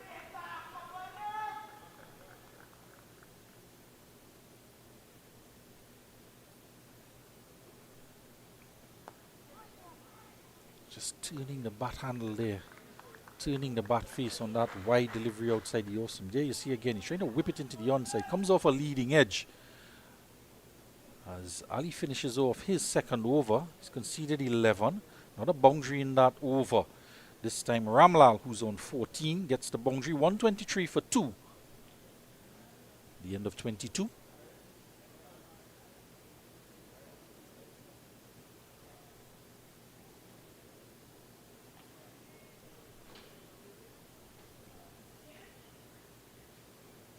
Telemark is going to continue on. He's pulled 4 overs. Maximum 8 overs allotted per bowler in this 40 over affair now. Jackson misses out on this occasion. Seen him put that away a couple times for 4.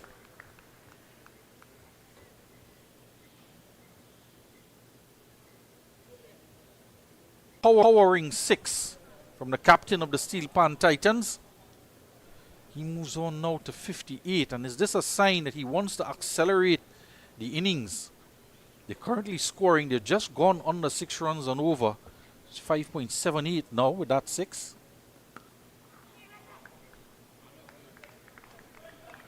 Good work from Ram Logan there. Rondelli was quickly onto it to deter the single. And it's in that area around point where batsmen tend to get into problems when calling for a single and deciding if it's on. It's at an angle really that the non-striker can't tell how far across the fielder has to move, and at times the striker hits it and is on the move but sent back by Ramlal. Yeah, he's looking to get aggressive here now, is Jagasa. He's contemplating his shot choice there. That was with a straight bat.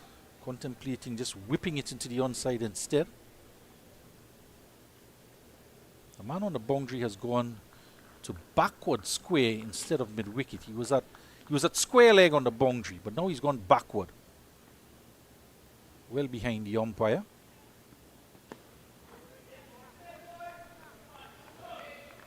Jagasa was looking in the gap between that straight mid-wicket and the backward square to whip it in, but this time he just pushes it down the ground. Much fuller delivery. Again, he's looking into the onside, you see there. He's looking to capitalize on that new gap. Trying to manipulate the field.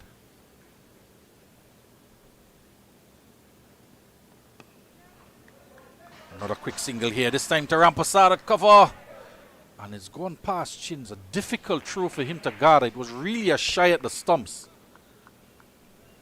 Another quick single pinch. 130 for 2. After 23, the Steelpan Titans.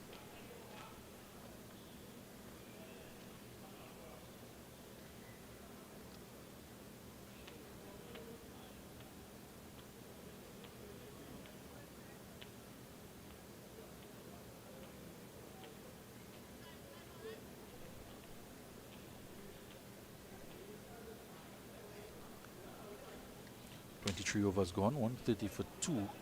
Justin Jagasa, captain of the Steelpan Titans, he's on 59 off of 71 deliveries. And it's a bit of a lapse in concentration there from Jagasa. He's trying to dab it down as Ruplal is back into the attack, replacing Ismail Ali. But not much foot movement there on that shot from Jagasa. And this time he's trying to pull one into the onside that is spinning away from him. So Ramlal trying to play that shot as well. And found Ali on the boundary. That's where Ali is now again, I believe. He's on the boundary at mid-wicket. Well, this is a better shot now. Played away off the back foot nicely.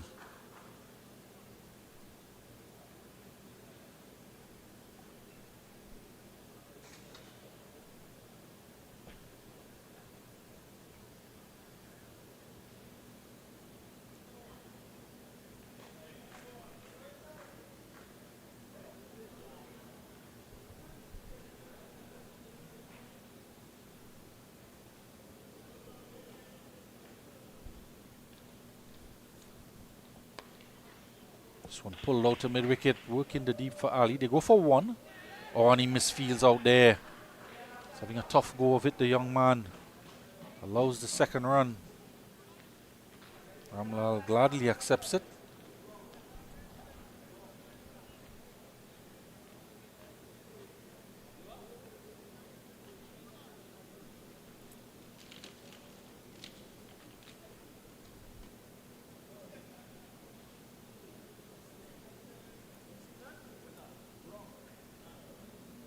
Flighted, and he goes in the air, aerial, and that has gone all the way, has it? All the way down to our cameraman there, Sachid Mohammed. It's lifted. The fielder was in the 30-yard circle, Ram Logan, and it was lifted where he went downtown, Nick Ramlal, over the boundary for 6. So counter-attacking here against Anil Ruplal is Nick Ramlal, and he's gone all the way. That's a very impressive strike. Would have carried in the vicinity of just about 70 yards or so, well past the boundary. That's a massive strike. He's going again, lifting it.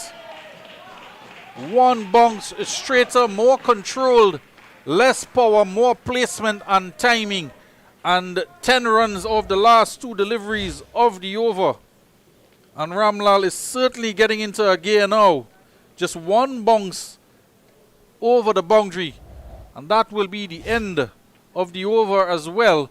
24 overs gone. And that boundary is 2 lusty blows off of the bowling of Ramlal to finish off the over. And as the players take a drinks break, that shot also brought up the 50-run partnership between the pair. And Ramlal contributing significantly in that over to the partnership. And his 26 now has come off of 27 deliveries with 3 fours and 1 towering 6.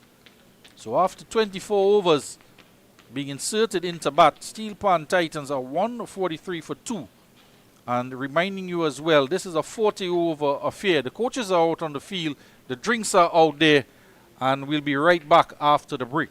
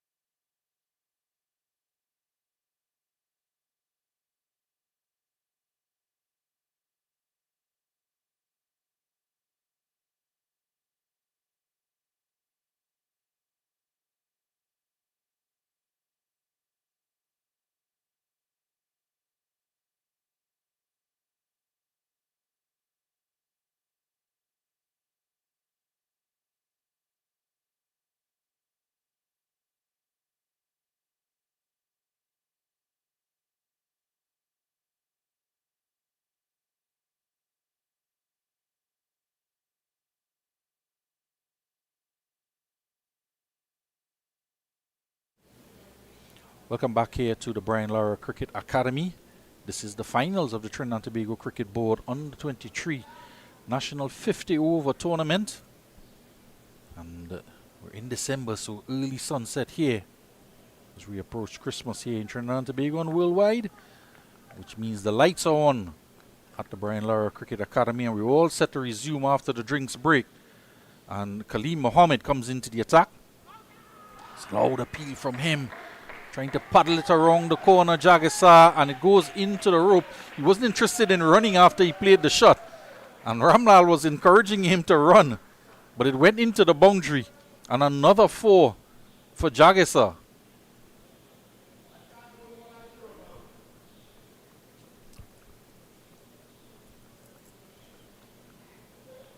That should take the total on to 147 for 2. And these last few boundaries from Ramlal before the drinks break, and now immediately after from Jagisar, has just pushed the run rate to back over 6.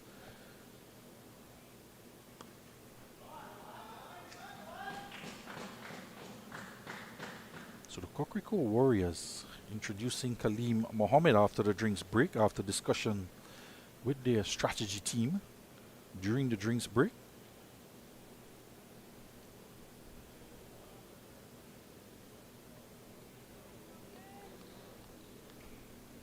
It's the 7th bowler being used by the Warriors.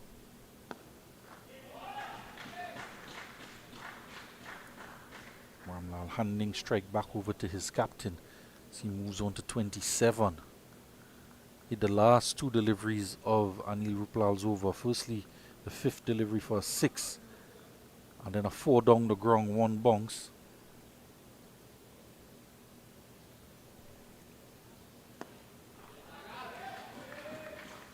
The 2 batsmen either side of the drinks break, handing boundaries over to their total. This single now brings up the 150 for 2. The Titans. Jagisar on to 66, and Ramlal on 27 now to face up against Kaleem Mohammed. It's a nice testing delivery here from Mohammed. Jagisar trying to get a single, but Ramlal was respecting the delivery. Sent him back.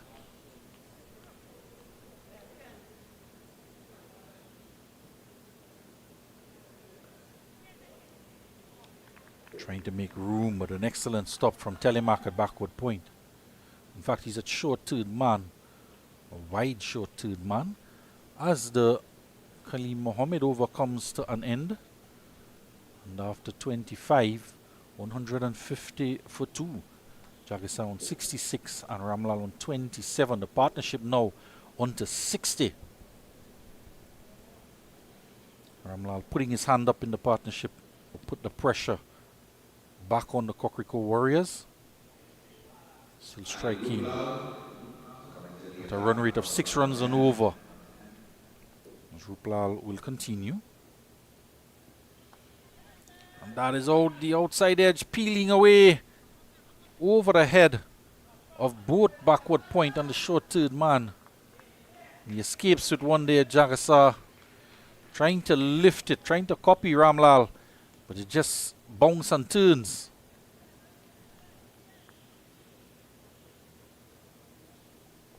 You could see Ruplal there just tossing it to Liam Mamchan. And this feeding light just to dry the ball off. You just have to get confirmation. They were looking at the ball earlier on, and it seems as though it was changed. Reverse sweep. And Chin doesn't gather it cleanly. I'm not sure if there was anything off the bat, but they do come back for 2.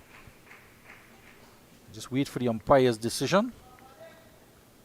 Signal by. So he didn't get any bat onto it. Trying to be adventurous there, Ramlal. Trying to propel this total at an even faster rate. The effort does bring the team's total to 153. Although it was not off the bat. You have to wonder when wicketkeepers see a batsman switching around like that and then the bat heading in their direction. Might just flinch. Difficult. The wicket keep to a shot like that. He's trying to go in the onside. All his might in that shot.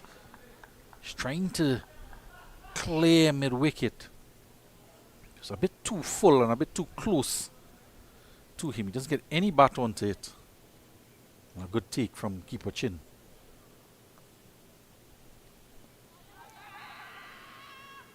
An appeal now. And Gerard Chin certainly having to be in the wide awake club there. Nick Ramlal trying all sorts of things. There was an appeal. He's looking at the bottom edge of the bat, Ramlal to Chin. They're in discussion now.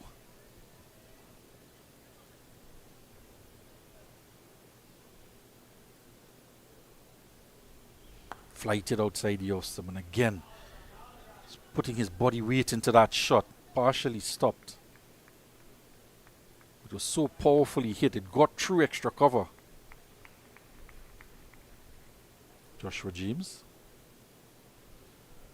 And Joshua James, Nick Ramlal and Gerard Chin were all part of that Gregory Davis coaching clinic at the Queen's Park Oval at a tender age. And now still competing against each other at the higher level. It's going to be a colder wide.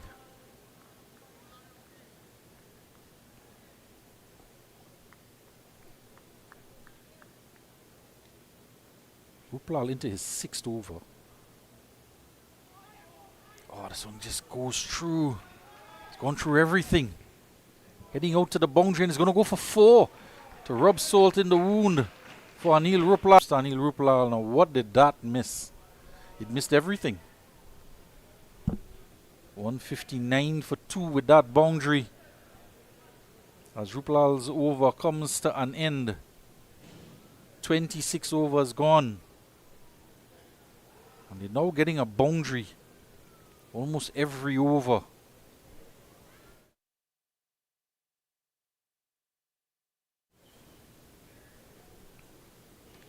So this pair out in the middle, Jagisar and Ramlal, looking to put their foot on the gas even more. They're looking to floor it. The partnership is now on 69.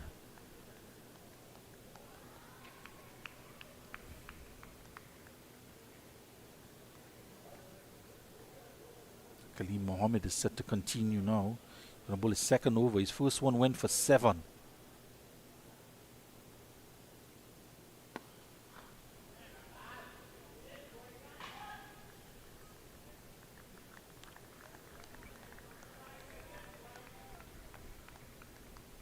So just 40 overs gone. 40 overs in this innings, and just 1 ball short of 13 to come, as Ramlal has a word with Jagisar. It's a loud appeal. Did he get some bat onto that? Mamchan does the fielding, or does the retrieving at short fine leg, just chasing back about 10 yards past the 30-yard circle. I just wonder what that word was about between Ramlal and Jagisar, because they have wickets in hand and running out of overs. It goes in the air, and if you wondered what that conversation was about, Ramlal said, "You don't worry, I'll take on the responsibility," and he has hammered that one out of the ground. We thought the 6 he hit straight back on the northern side was big, but that one is a mammoth strike. That could easily be 70 yards over straight mid-wicket. Down on one knee, lifting it over the vacant area and clearing everything. That might be the biggest 6 of the innings so far. He goes on to 35 and the total 162 for 7. And nothing would please his captain more than Nick Ramlal taking responsibility here and easing the pressure off of his captain, who's gone to 68 and Ramlal on 35.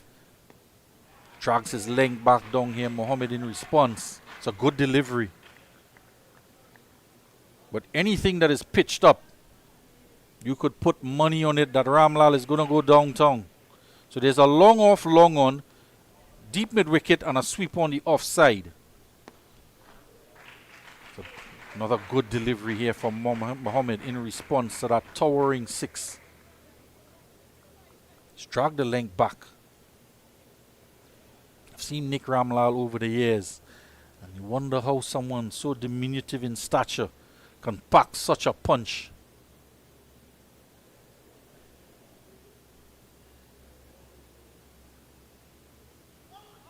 Jagasa is beaten.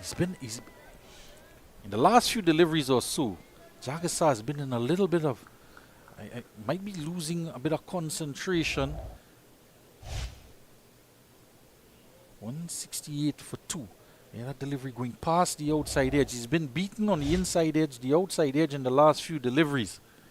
And to be fair, he's also beaten the wicket keeper as well.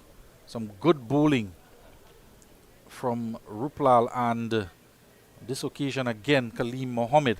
27 overs gone, 168 for 2, as the Titans are starting to accelerate even further. Want to try and push that run rate to 6.5. It's currently 6.22. And it's been a long day. We had a scheduled start at 1:30, and that has been pushed back. And Jagasa has been out there for 27 overs. This one off the outside edge, and he's going to lose his wicket here. Nick Ramlal trying to accelerate even further. He goes for 39. Caught at backward point by Orlando James. Again, he was down on one knee, and I was going to say in the last over that Ruplal bowl, it's very rare that he goes through an innings and doesn't pick up a wicket. And I'm thankful that I didn't say it to jinx him, but he does pick up a wicket now. Just an open bat face from Ramlal as he was trying to go over mid-wicket, not for the first time against the spin, but a good innings from him comes to an end. 36 he made off of 39 with 3 fours and 2 sixes to continue on in the good form that he's been showing in this tournament. And as well, an excellent partnership between himself and his captain Jagesa. They posted just over 70 runs in that partnership. 78 in fact. Steelpan Titans 168 for 3. Nick Ramlal, batsman to bat, has made 36 off of 39 deliveries. So 168 for 2. And Captain Jagesa now has the company of Matthias Komal, who is also a very aggressive batsman. He can strike it well over 100 as well in terms of a strike rate. Made 43 in the last game off of just 29 deliveries to bring victory against the Scarlet Blazers. So he's in a rich vein of form as well. And immediately he's trying to tug it into the onside. That one pitched outside the leg stump, not out, says the umpire. And Ruplal was off to the races, thinking that he would get a decision of LBW. But that one was not in his favor. It pitched outside the leg stump. But you could see the intentions of Komal, trying to score quickly immediately. This time another googly delivery, and he might just enjoy bowling to a left-hander now, Ruplal, especially with those googlies that he's been tossing up. Got Ramlal out with a leg break delivery. And now he can get the opportunity to go across the left-handed Komal.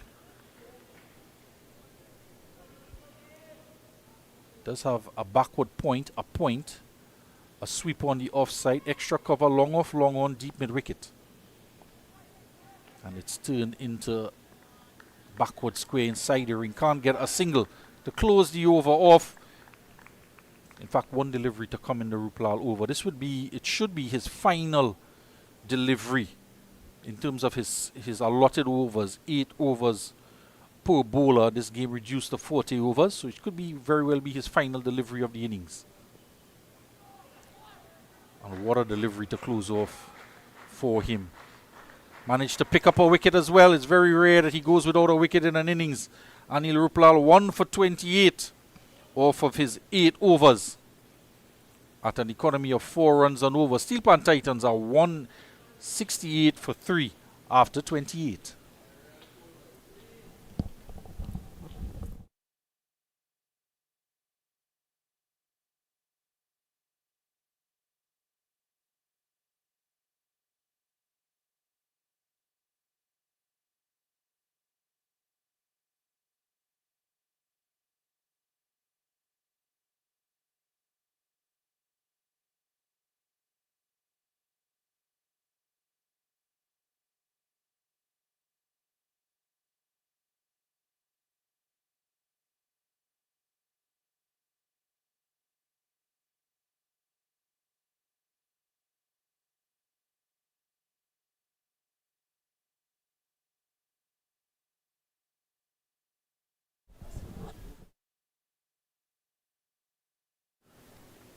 Fans just enjoying the cricket that is eventually started.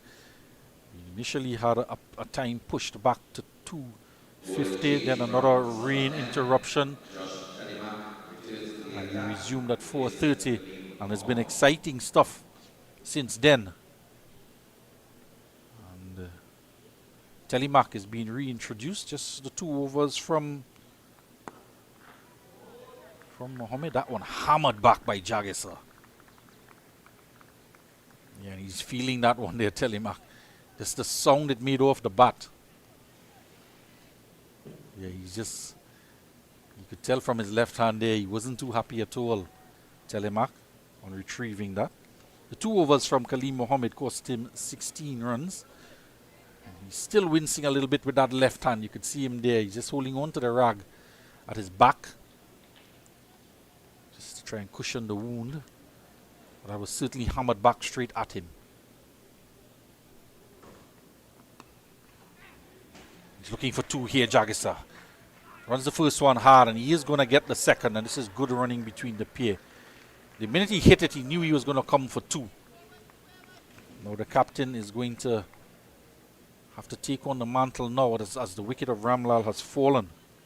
Ramlal certainly took some of the pressure off of his captain and recovered nicely as his innings progressed until he lost his wicket on 36 and allowed the captain to just play his natural innings and then trying to breach the offside through that point area where his counterpart, Christian Rampasad, has stationed himself. He's more in of a cover point position than a cover. There's a backward point and a short third man. Jagisar diving away is Mamchan at that short third man position. Might have gotten a hand onto it, but the pace of Telemark is such that even though he got a hand onto it, it still had enough pace and power to get to the boundary. Did he get a hand on it? No, it was well away from him. You have to say that was perfectly placed by Jagisar.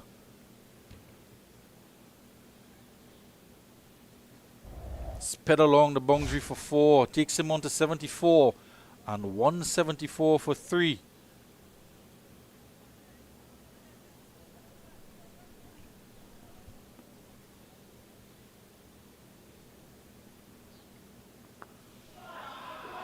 And this is whipping it into the onside. That's an incredible shot, actually. It wasn't quite there for that shot, but he crunched into a stance, making the room, kept his eyes on it, and he knew where the gap was, and boy did he find it. Placing it perfectly past Jalim and Mohammed on the boundary. One is at backward square. We mentioned he was adjusted to backward square, and Mohammed had fine leg, Kaleem Mohammed, and it had enough pace again on it from Telemark that he just shuffled into position, Jagisar, and paddled it around the corner. Takes him on to 78 and 178 for 3. So we're in the 29th over. It's going to be a field change now. And Jagisar with his stroke play is manipulating the field. The long on comes in, and a man comes over on the onside. And it's a short rising delivery from Telemark. Not for the first time he's produced this type of a delivery. And it's really tested the batsman out. And what a way to finish off the over. Ensures that it was the final delivery with that dot ball. Jagisar couldn't score off that short rising delivery. After 29, it's 178 for 3, the Steelpan Titans.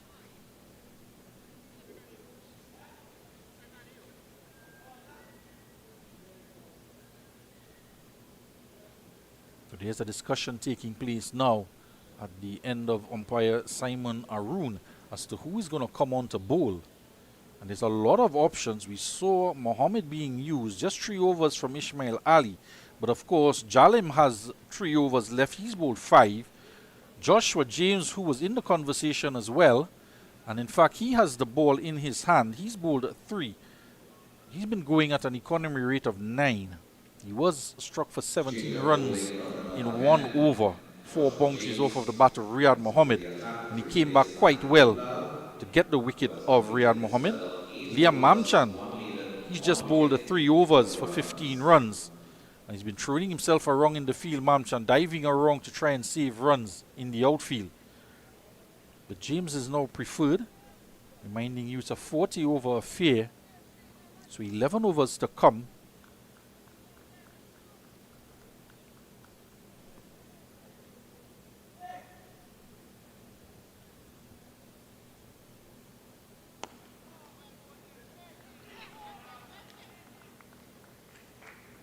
So looking for a single there was Komal, but it didn't ricochet. Partially stopped by the bowler. It's sent back by Jagisa.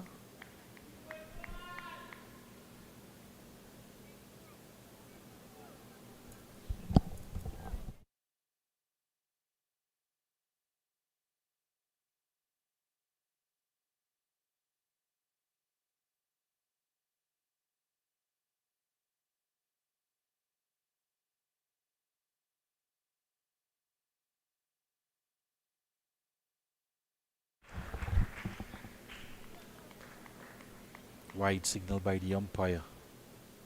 James is going to have to contend with another right-hand, left-hand combination.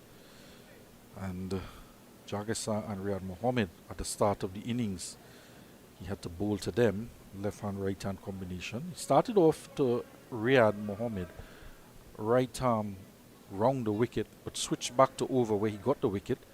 So he's again right arm over to the left-handed Komal. Oh, that's a good delivery. It's driven straight to Joshua James. No run. Looking to bowl wicket to wicket. Might just be searching for that Yorker delivery to the left hand to try and get it between that blind spot, middle and leg line. Looking for Komal to try and turn it into the onside and get a gap between bat and pad. But he was equal to the task there, Komal, and pushed it down the ground. Short in the onside. This is it high up in the air. And he got a lot of that. I'm not quite sure if it came off a top edge. But that was an even bigger 6 than the one previously from Ramlal. And that was lined, pitched outside the legs, some angling into the body of Komal, and he got all of it. So a towering 6 to get off the mark. Matthias Komal takes the total onto 185 for 3.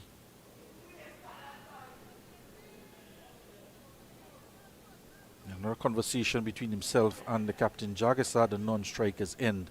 How to proceed in these final 10 overs and 2 deliveries. Down to a deep square leg. But the fielder retrieves. No chance of an overthrow. It got to him so quickly. It's a really powerful throw from Joshua James. He got to it quickly and a shy at the stumps. This time Komal pushing to James and deciding to go through for the single. They do have wickets intact. What he wanted to do after he hit that 6 was to put his captain back on strike, or keep rotating the strike if they can't get a boundary. So interesting fielding position now. Ismail Ali's been brought in off the boundary and going to a short fine leg. So on the onside there are 4 and they're all in the ring. Short fine leg, square leg, mid wicket, mid on. So there's a long off, deep extra cover, deep cover, and a third man. Jagisa tries to go on the onside and gets a bottom edge. Third man will come into the frame. And the throw is down to the non-striker's end. Powerful throw in the deep.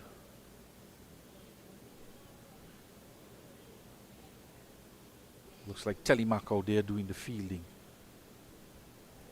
So interesting field changes for Jagisa when he was on strike. Now the field change is over for the left-handed Komal, who has 3 on the onside to contend with. 4 rather, 1 in the circle. The 3 are out in the deep at fine leg, deep square leg, and long on. Slower delivery. Well bowled from Joshua James.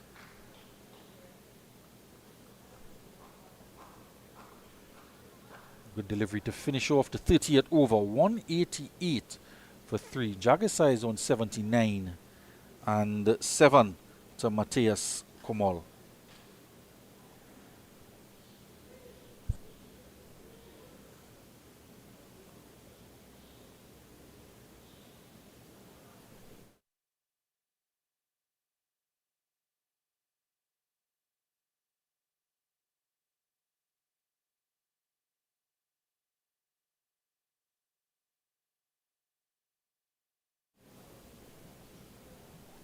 So we've completed 30 overs.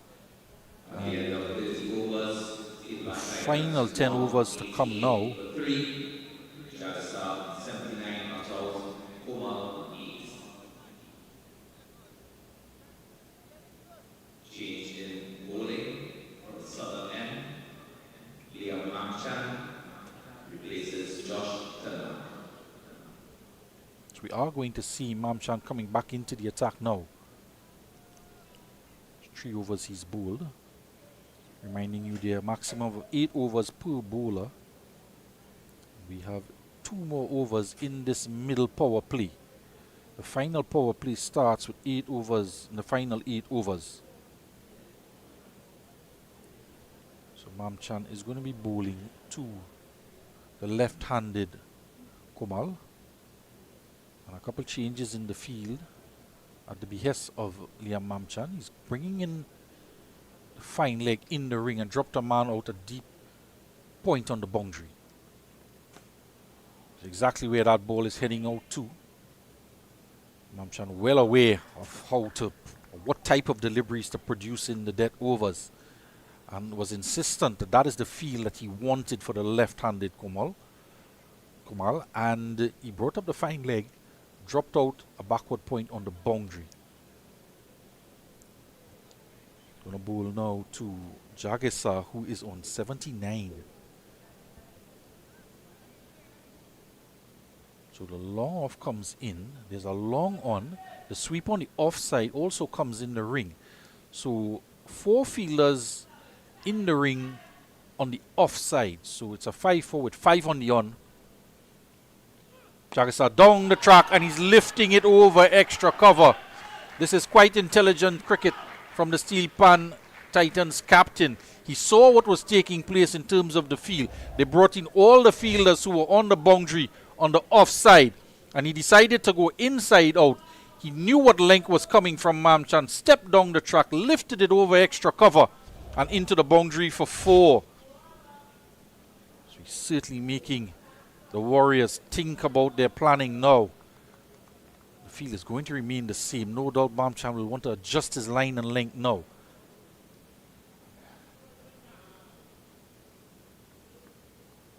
And he's dabbing this one. This will go very close to the boundary. It's going to beat Ram Logan. It goes into the boundary for 4.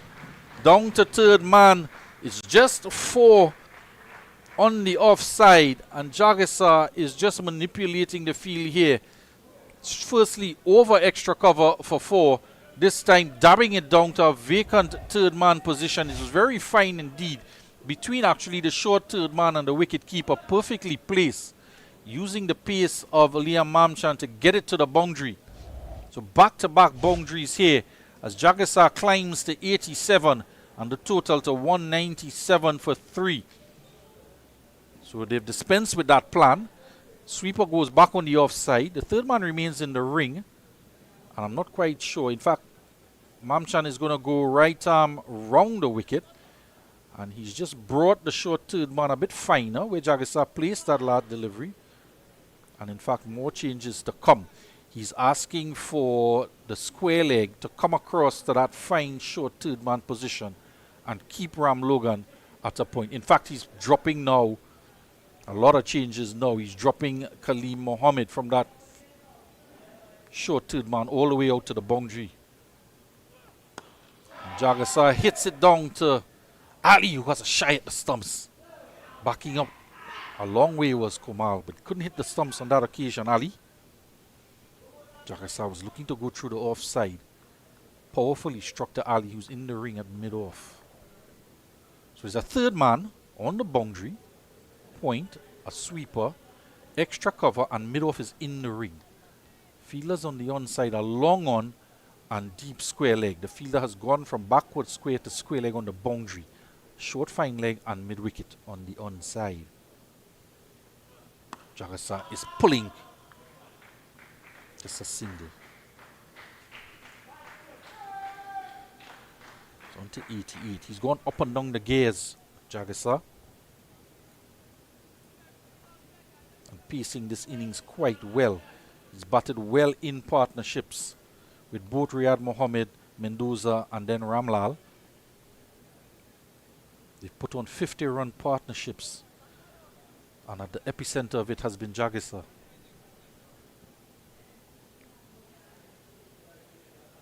Mamchan goes back over the wicket for the left-handed Komal. No backward point on the boundary. He's in the ring. And he's lifting it. This will go for 4. Has it gone all the way? It's gone all the way for 6. Over the head of extra cover. Lifting it all the way and clearing the boundary. It's been an expensive over. 2 4s and now a 6.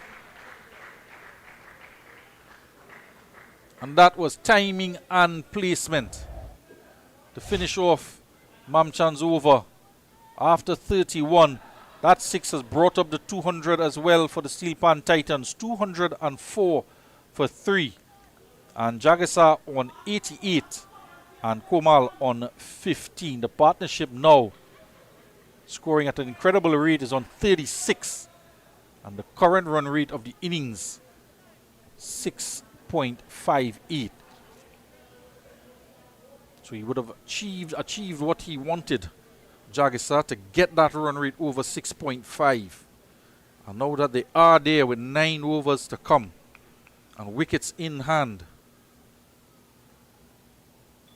should be a very interesting finish to this game. Joshua James going to continue. It's going to be a wide. He's trying to keep it away from Jagisa, but a bit too wide on that occasion. It's not a bad ploy. You want to stay wide outside the off stump. He's been whipping it into the onside. And on the onside, there are no fielders on the boundary, barring the one man at long on. So anything into the body of Jagisa, perhaps even on the line of off stump, he'll be looking to tug it into the onside and get a boundary.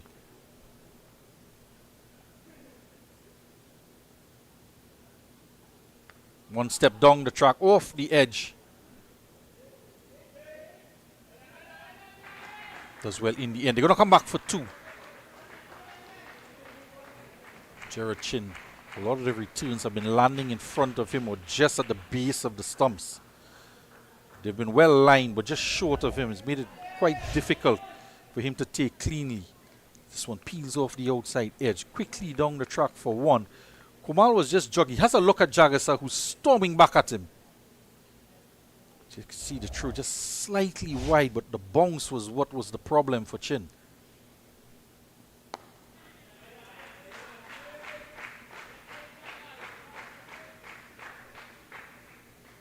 Jagisa in the 90s now. 91. 208 for 3.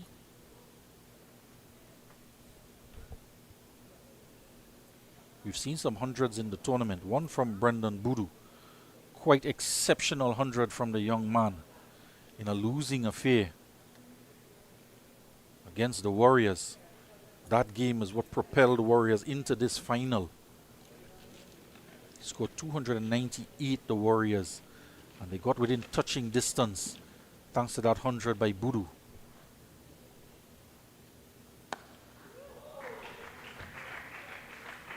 He's played that shot quite well, Matthias Komal. Dead straight bat, back at the bowler. He rehearses the shot there. He's been plying his trade in England during the course of the year. I believe the club might have been Genesis. Stand to be corrected. In Yorkshire.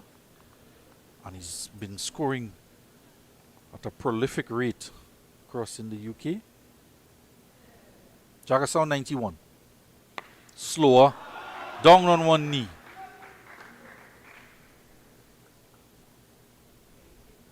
Type of shot we've grown accustomed to seeing in the CPL. So quite a few of it from Ramlal and Jagisa in the course of this innings of 210.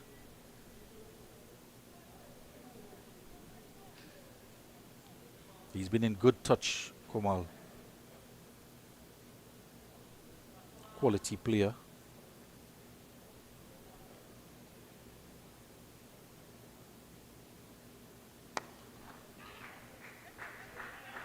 Gets a single. That's a type of shot we've seen him bring so much runs during the course of this year.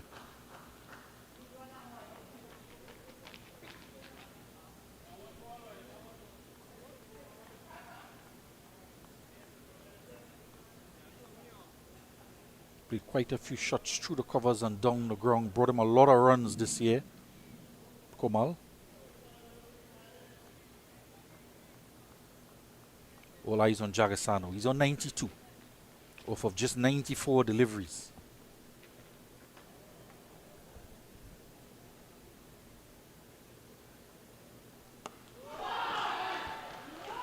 And this shot, he's picked that up from outside the off stump and not a man move. He's hit it over, well, he's hit it in front of mid-wicket and inside of the boundary rope. It's gone for 4. So he's finished off the over with a boundary. Takes him to 96. But have a look at this shot. The type of shots you see him playing the nets over and over. And he's saved it for the grand occasion of the finals. And he's timed that to perfection. And the execution was only better than the timing. 215 for 3 as we come to the end of the second power play. Opting to bowl first. In with the intervention of rain and the cloud cover that was around, you would have to say it, based on strategy, it would have been a right decision. However, on the other side of the coin that Jagisar called wrongly, he did say that he would have batted first. And being an opening batsman, coming in the top of the order, captain of the team, he certainly put his hand up. And he said it quite boldly at the toss that he would have batted first. And his guts instinct so far proving to be right. He's on 96. Komal facing up. New bowler, Orlando James. And this is cracked away through the offside. Racing out to the boundary. It's gone in front of extra cover and gone for 4. An extraordinary shot from Komal. He fancies that offside. Given width, there was not much foot movement, but his body mechanics, all the weight on the back foot to lift it over extra cover. And he got a big chunk of it. 4 more to his total. So he goes on to 21. And the score, 219 for 3.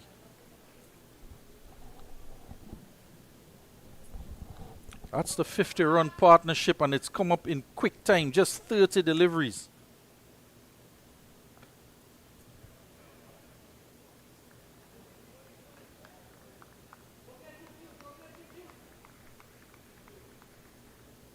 By just walking down, and yeah, it seems to have struck him on the helmet. Short ball angling into the body, and the umpires are just calling for the physio to come out and have a check on him. And perhaps to have a look at the helmet as well.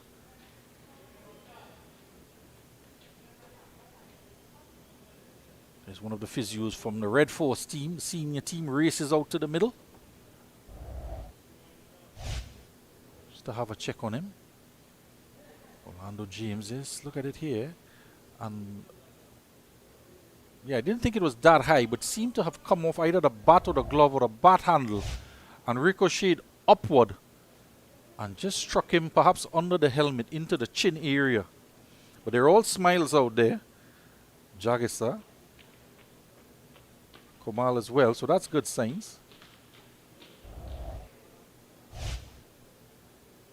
Have a look at it here. Angle into the body. Oh, it's off the back of the bat and just cutting in into the helmet. Excellent work from our producer Dylan Sharma.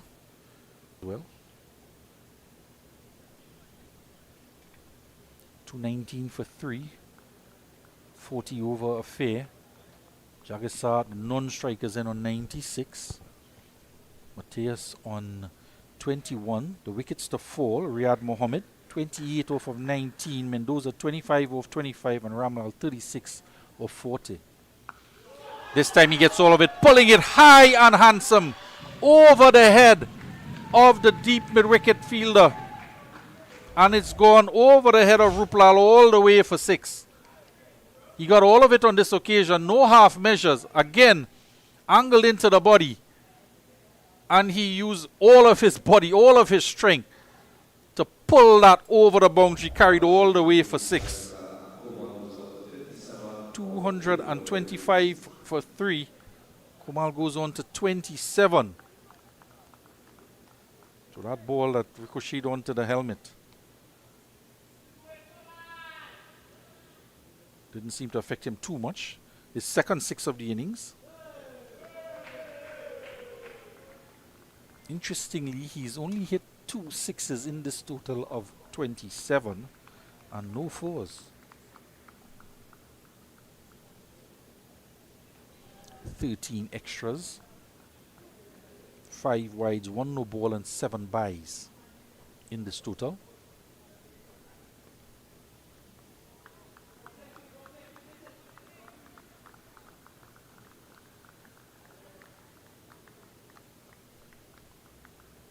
That all seemed to happen in slow motion. Wide outside the off stump. Looking to dab it down. There's a short third man trying to beat him. Couldn't get bat on it.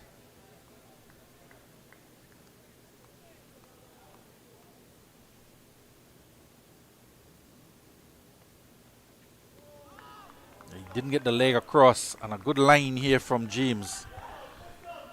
He's moved away from that body line attack that he had at the start of the over. He's been hit for a 4 and a 6 so far. Conceded 10. And he's preferred the line wide outside the off stump now. He goes wide, but the umpire on this occasion says that one is too wide. Have to bowl it over. Just when you need that final delivery to close the over off, and you bowl a wide. And at times, the additional delivery gets put away. It's not something captains like at all. Here comes the extra delivery now. It's going to be a dot ball. It's a fine line between the wide delivery and that one. And a good delivery. Finish off the over. Conceding 11. 33 overs gone. 226 for 3. And the top order has really performed here for the Steelpan Titans. All the batsmen getting a start, but Jagisar has really carried the torch in this innings of 226.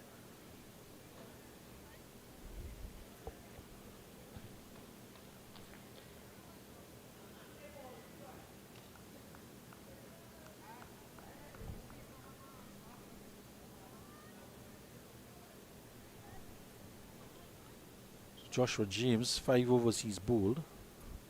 Conceded 48. He's going to continue on.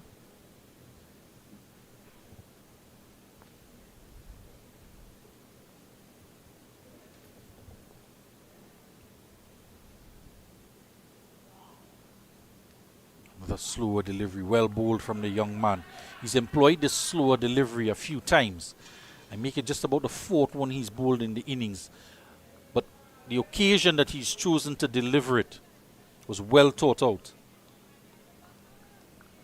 Has a man out there on 96 and just teasing him with a wide, slower delivery outside the off stump. Genuinely beating the former West Indies Academy opening batsman.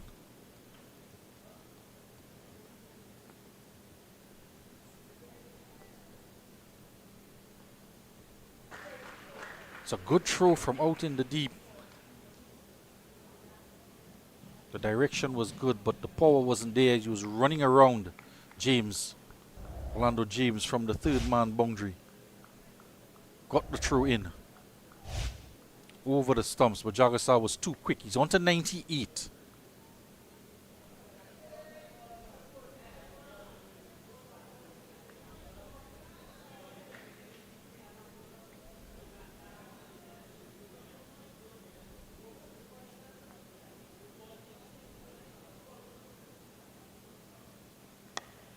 To the onside. He goes for 1.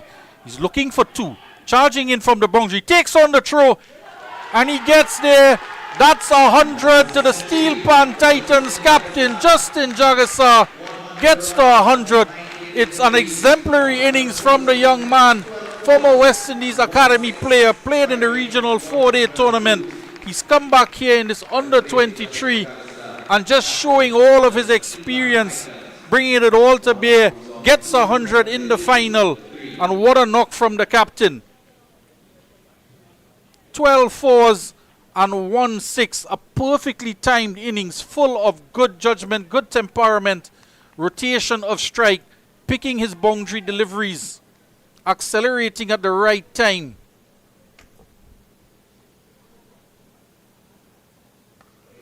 And now he's looking to even do more damage here now. Gets another boundary. Innovation from the captain of the Titans. Down on one knee, picks a ball outside the line of the off stump from James, where he's hovered in this over. Joshua James, a good line and link outside the off stump. But Jagasan now looking to change gears even further. Steps across, tugs it into the onside. Perfectly placed for another boundary. 234 for 3. 104. The Titans captain, he said he wanted to bat first. Went in at the top of the order despite the weather. Had a gut feeling. He's feeling in good touch as well. And knew this was the time for him. He's had good support up and down the order from his fellow players. So another good delivery here from James. Not been a bad over at all. Good use. Yorker delivery, slower deliveries. He's held a line outside the off stump. And a captain can ask from no more from your bowler to produce an over such as this, coming down to the death overs of a one-day game. And there's been tough conditions, as you can see there, for the bowlers as well, with the wet.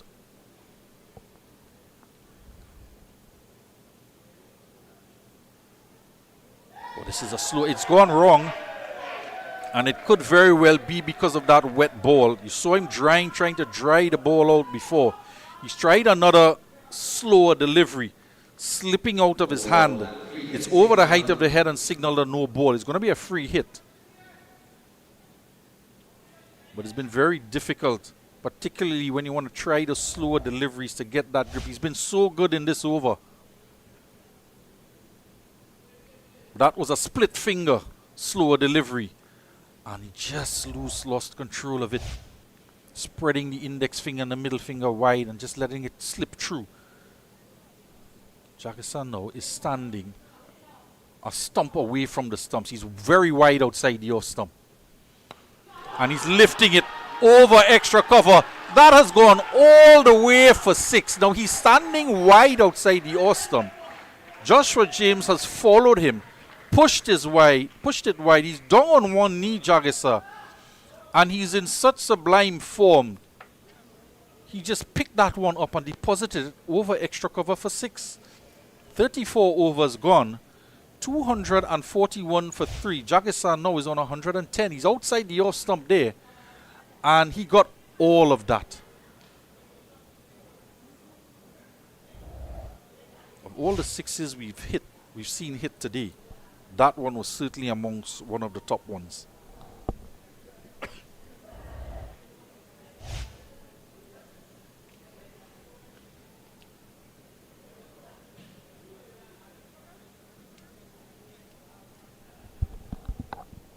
Yeah, this was the moment. He took on the throw. And what a moment for the young man. Having returned from the West Indies Academy, he would have been disappointed that he couldn't continue on with his journey at the regional level.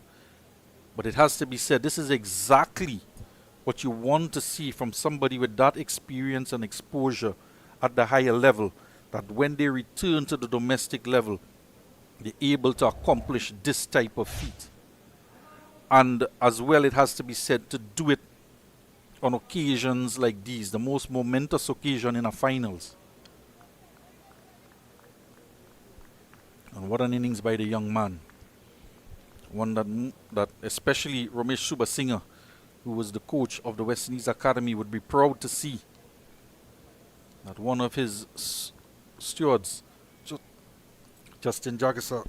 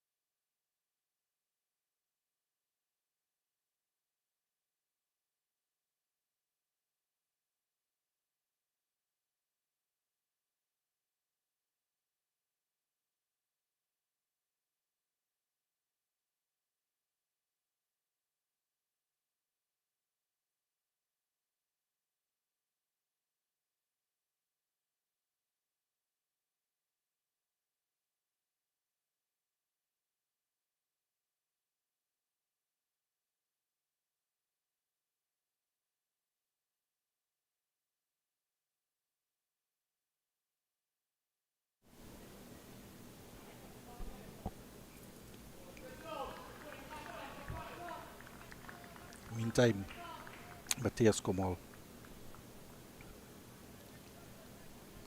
He's on 29 over 22.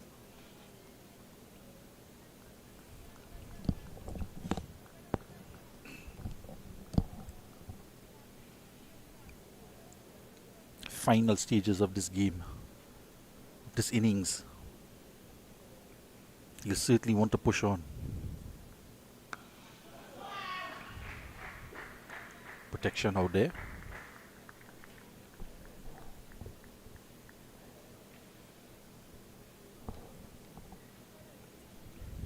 .244 for 3.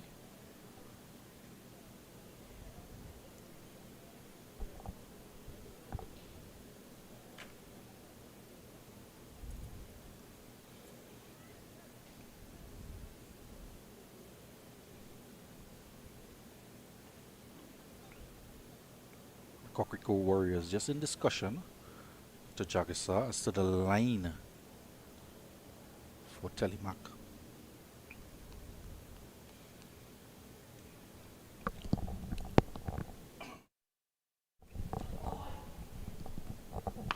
It's short, pulled into the onside.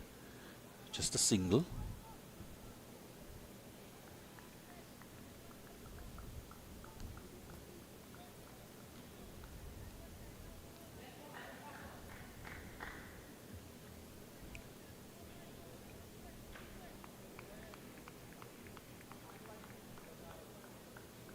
.245 for 3.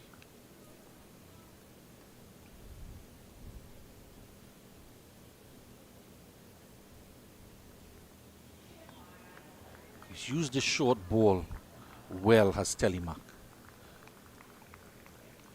Komal just so look at the umpire as to how short was that. Was it over the height of his head? Signal 1 for the over by the umpire. Has a word with his captain from Josh Telemark, the 35th over.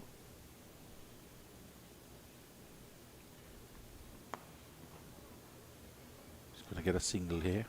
Well, actually, he sent back. They decided to take the single. He was sent back, a late decision not to take the single, as Rampasad was there at mid-wicket. That'll close the Telemark over. 245 for 3 after 35.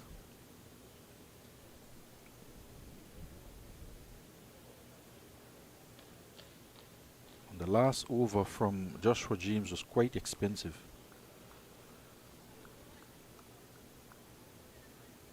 Hit for 6 off the last ball of the over.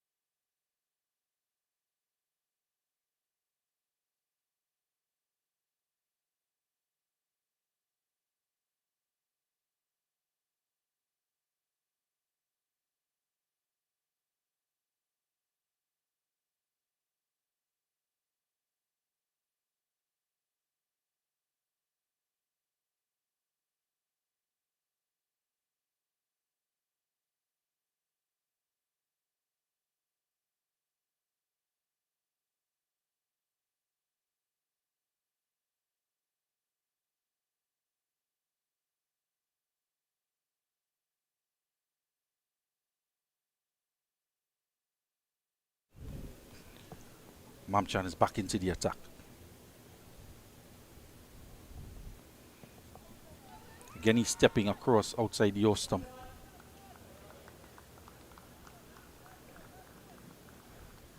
Into his 5th over now. He's conceded 32.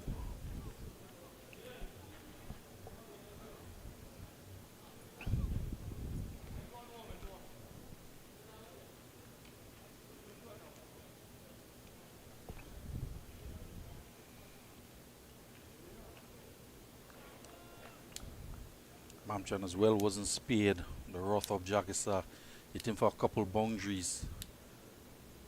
Came out of the attack. But he's a very experienced dead bowler. Is Mamchan.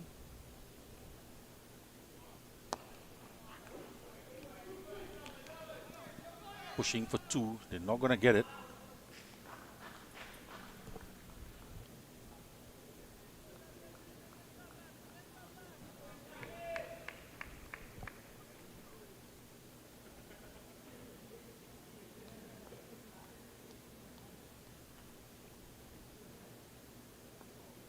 Jagasa in his normal batting stance now. Again, he's down on one leg and just landing in front of Rampasad at long off. Coming off the toe end of the bat.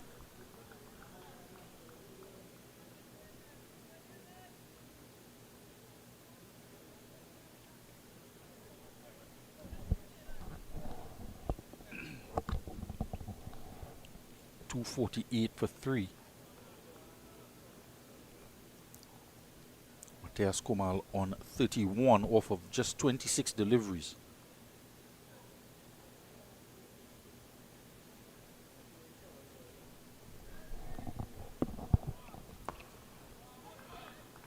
It's a good delivery. They know each other quite well, the pair.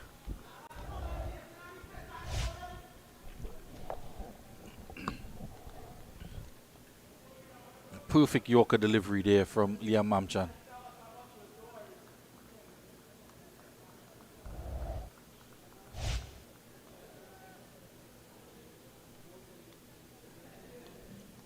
Good over so far. Slower delivery, another perfectly placed Yorker. Barely digging that one out. And Mamchan, Kumar Mamchan has a few words, enjoying the moment out there in this finals. It's the end of 36 overs, 248 for 3.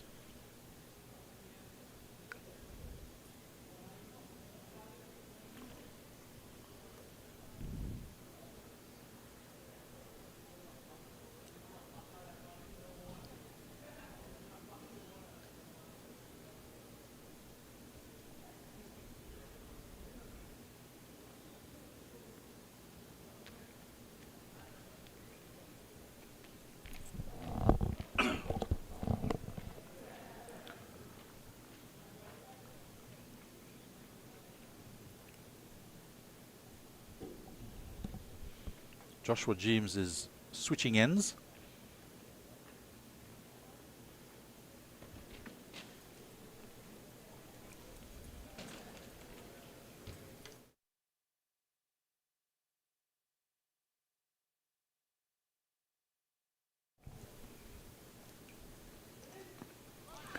That's a loud appeal, and yes, he's given out. He's going to have to go. Struck in front, trying to play a reverse sweep, or Steelpan Titans captain comes to an end. 112 runs to his name. He's put his team in a very strong position at the toss. He said he wanted to bat first, and he showed us all of his ability, stroking the ball to all parts of the ground. His timing was impeccable as well. Not just the timing of the innings to make a century in the finals, but the types of shots that he was hitting. And he just experimented a bit too much coming down to the end there, looking for quick runs. And that's a beauty of a delivery from James. We've seen him bowl Yorker's slower deliveries in his previous 2 overs, switching ends now and getting the prize wicket of Jagisa.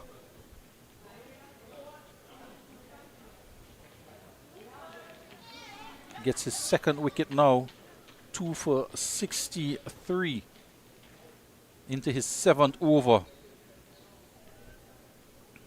This 40 over game reduced from 50. Titans are 248 for 4 now.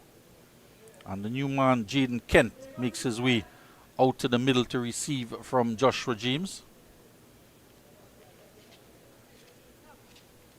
So the projected score stands at 274. 3 overs and 5 balls to go. And he is going in the air, out to deep mid-wicket. It's going to land in front of the man coming off of the boundary. They're going to come for 2. It's a good throw, but can't beat Kent, who gets off the mark with an aerial shot. .250 comes up with that 2 runs for the loss of 4 wickets.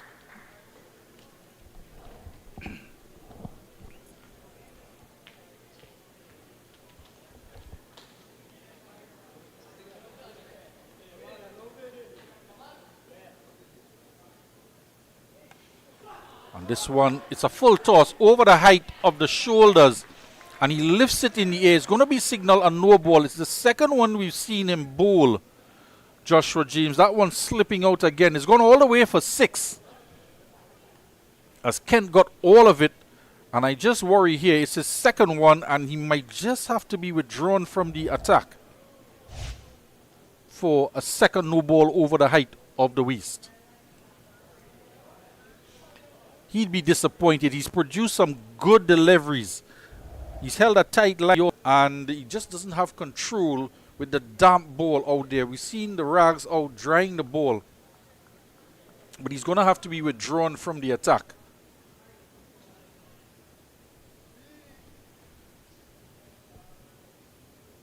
So 2 deliveries. And this is going to be a free hit. And Rondell Ramlogan is the man taking over to complete the over.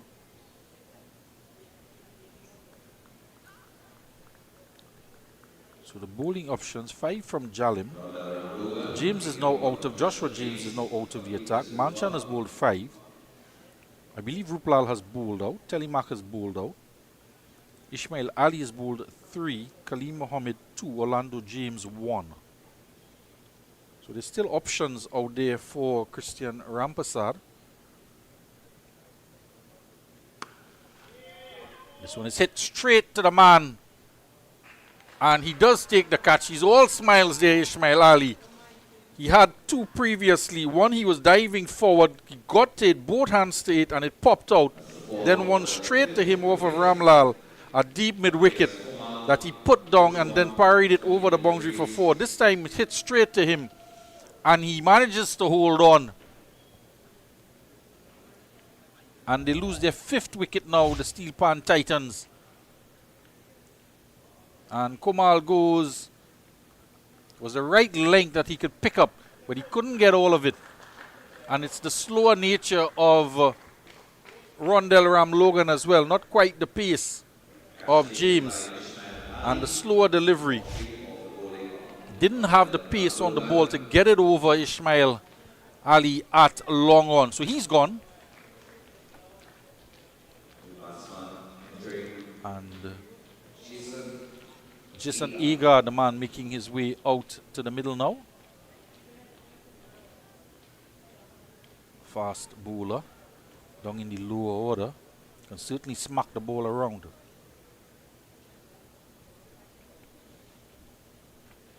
Ramlogan to finish out the over.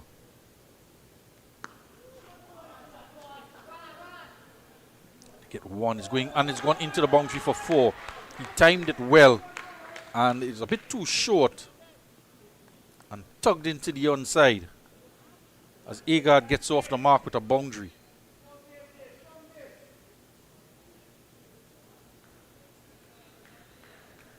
Like a Again, you could see there the players drying the ball out.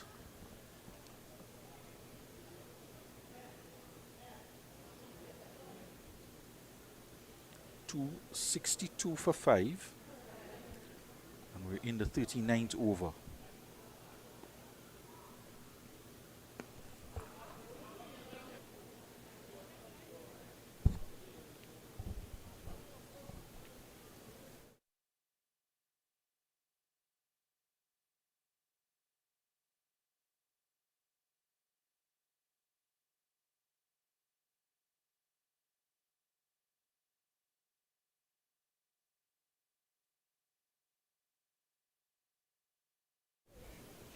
So current run rate of over 7. Have a look across in the VIP area of the Brian Lara Cricket Academy. Mr. Amar Samaru. Mr. Henry Chase in the background.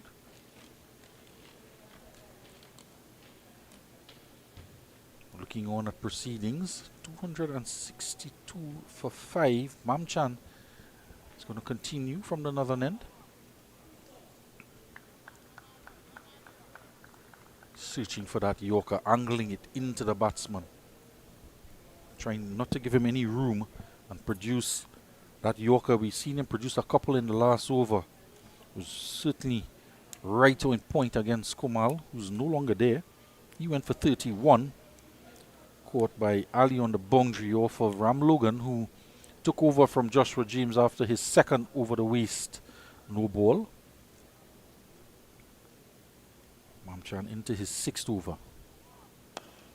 Lifted all the way out and over the boundary, over long on. It's gone all the way off of the bat of Kent. Over long off for 6. Searching for that Yorker, not quite getting it in the block hole. And cameraman eyes on it just as Kent was, all the way to the boundary.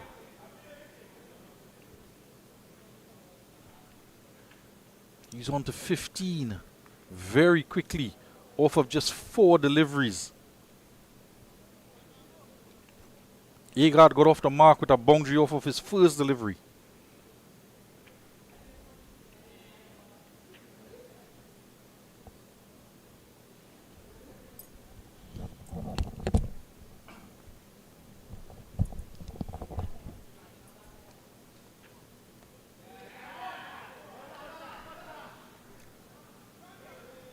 Yeah, and it's gone for 4.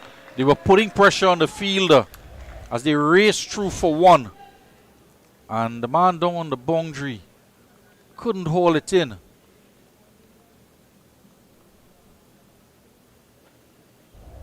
Four more to the total, 273 for 5. 2 balls gone in the 38th over for that Yorker. Again, he's hitting it out to Rampasad long on, who cannot get around. It's gone for 4. Leaking runs here now are the Cocrico Warriors. They're having difficulty with the damp ball as well.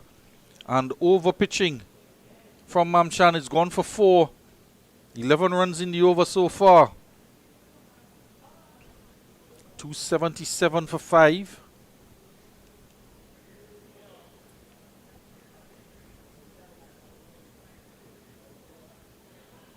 Current run rate 7.39.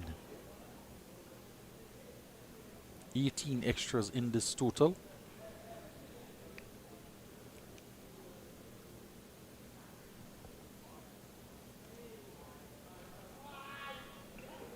Mamchan is looking back at the umpire, Simon Arun. He's not going to call that a wide.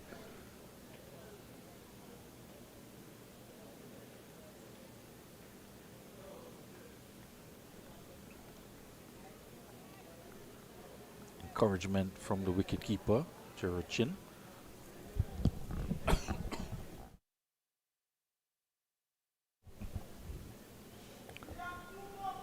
So again, the fielders, 4 on the onside, are all on the boundary.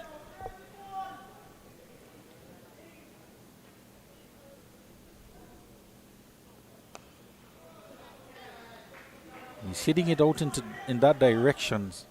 A bit of a late reaction. Looks like Jalim out there. Gets the throw in. Didn't quite pick it up at first.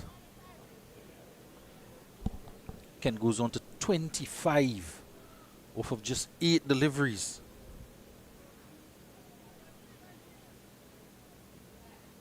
So there are 4 fielders in the ring on the offside. 1 man at long off. So long on, deep mid wicket. Deep backward square and a fine leg.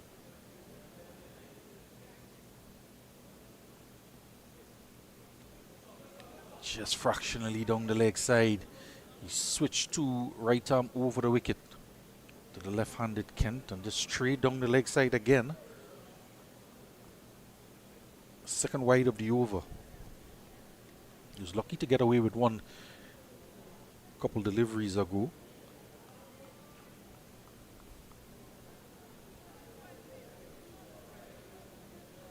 One delivery to finish off the over.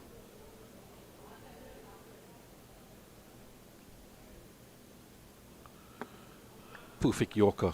We're going to squeeze a single. So the end of the Mamchan over. Conceded 52 runs in his 6 overs now with that guard on 4. Run rate 7.39. There's just 2 overs to come now in the innings, reminding you that the game has been reduced with that rain interruption. 240 overs.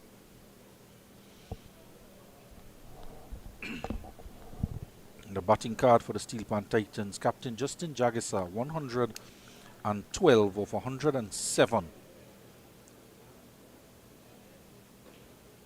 He batted all the way into the 37th over before he lost his wicket trying to play a reverse sweep. Riyad Mohammed, he went for 28 off of 19. In the 4th over of the innings with the score on 33. Joseph Mendoza, he made 25 off 25. Here's Telemark. Off the outside edge. There's a loud appeal. In fact, he's given him. Thought for a moment, I heard a bit of bat on that. It was a loud appeal. The umpire took a fraction of a second to think about it and then decided that it struck him in front. So he's going to have to go. Have a look at it here again. Telemark back into the attack. And it definitely impacted the boot as well. And would have gone on to hit the stump. So the question was, did he have any bat on it? But you saw as well the straps on the pad were just flailing around. And as the coaches would tell you, you've got to tuck those straps in. Because at times, the umpire can't be too sure of what he hears. And what he sees in the ball is close to those straps. But umpire Das indicating that there was no bat involved. And he's going to have to go for an excellent knock of 26 off of just 10 deliveries. 2 4s and 2 6s. With an incredible strike rate of 260, Jaden Kent. Have a close look at it here again. And you can see the strap coming loose. And that might be an indication to the umpire as well.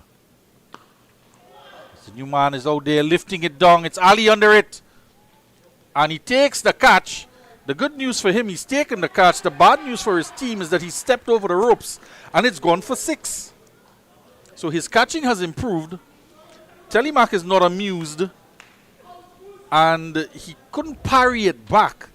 And he stepped over the rope. So it's gone all the way for 6 from the new man, Calvin Lobon. And you have to say it's excellently judged up until the moment he stepped over the rope. Now, for that not to have gone for 6, while it was in his hands, he would have had no time at all, a split second in fact, to throw it back. But couldn't do it in the end. It's going to be short and yeah, it's going to be signal wide. We've seen Telemark bowl a few short deliveries. This time is badly lined down the leg side.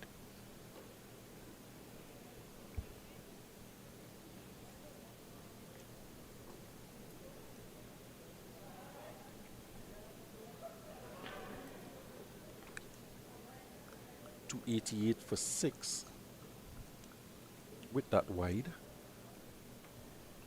We're in the penultimate over, reminding you. Chipped and diving forward. He can't get his hands under it. James, Orlando James, and a half chance goes down.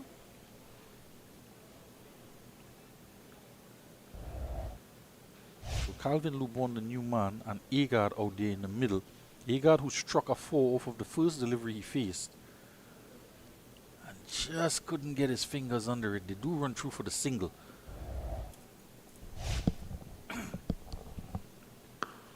And he's lifting this high and handsome. It clears the man at long on. And that's an excellent connection off of the bat of Agard. He did say that he can certainly pack a punch. Very capable with the bat.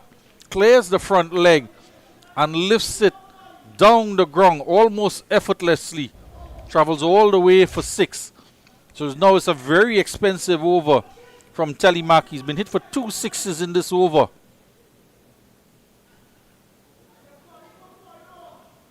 And 2 chances almost going to hand, but it's a good delivery here. Good comeback delivery. Agard feels as though he missed out because it was wide of the off stump. Looking to dab it down past the short third man. Can't get any bat on it. Score with that 6 off of the bat of Agard has propelled the total now to 295 for 6. Telemac switches to round the wicket, and it's another 6 in the same direction. That'll bring up the 300 for the Steelpan Titans. 301 for 6. He steps across. It's a length delivery, and he gets all of it, Agard. Almost ushering it over the rope as well is the fielder long on. And have a look at him. He just turns away in this innings. And certainly those who've shown up here at the ground, as well as our viewers, would have been treated to some sensational batting from the Steelpan Titans. 100 from the captain, Jagisar. Contributions from Riyad Mohammed, 28. Joseph Mendoza, 25. Nick Ramlal, 36. And all of those batsmen were scoring over 90 runs and over. In fact, Ramlal was scoring at 90 runs per 100 balls. And every batsman other than him scored over a strike rate of 100. Mamchan to bowl the final over of the innings. Seen him produce some good Yorkers. But he's been hit for some boundaries as well. Matthias Komal struck over 100 strike rate, 31 off of 29. Jason Kent striking at 260. He scored 26 off of 10. And Agard, 16 off of 5. Represented a strike rate of over 300. It's a full toss and help yourself really. And Calvin Lobon certainly does that. That has gone all the way for 6. And I was about to tell you that he was striking at 233. But with that 6, that takes him to 13. His strike rate has gone over 300 as well. 307 for 6. TTCB's national under-23 finals between these two teams, Steelpan Titans and the Cocrico Warriors. And the Titans have been in terrific form during this tournament. And this total now from the Titans has gone past the highest total in the tournament of 298. And I'll tell you who scored that in a minute. Another Yorker delivery. They come through for the single. It's going to be a run out. Coming through for the single. Another good delivery here from Liam Mamchan. And get a wicket via the run out route. The 7th wicket goes down now with the score on 307. And Calvin Lubon, he's going to have to go for 13. A good work from the wicketkeeper. That's a good Yorker from Liam Mamchan. And good bit of work from the wicketkeeper Jared Chin as well. Right on the boot. They were going for the run anyway. And in fact, just wondering, had the batsman cross? So it is Agard confirmed as being the one to run out. The batsman did cross. He went past the halfway line on the pitch, Agard. So Stefan McPherson makes his way out to the middle. There's 3 legal deliveries to come. 307 for 7.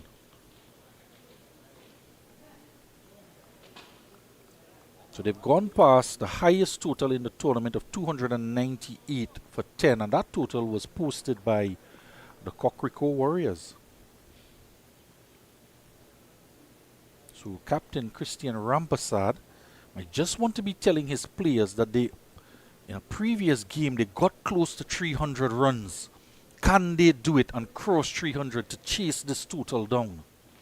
Here's Mamchan.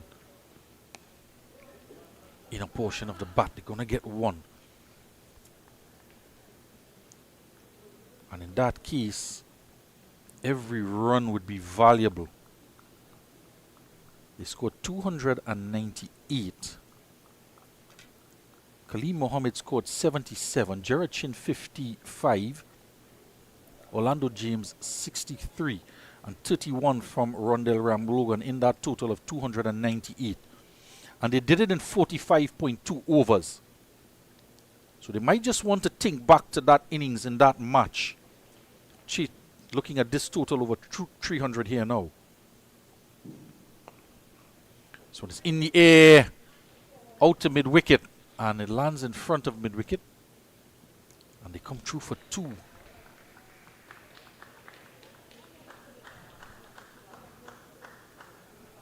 Mistimed shot from Calvin Lubon.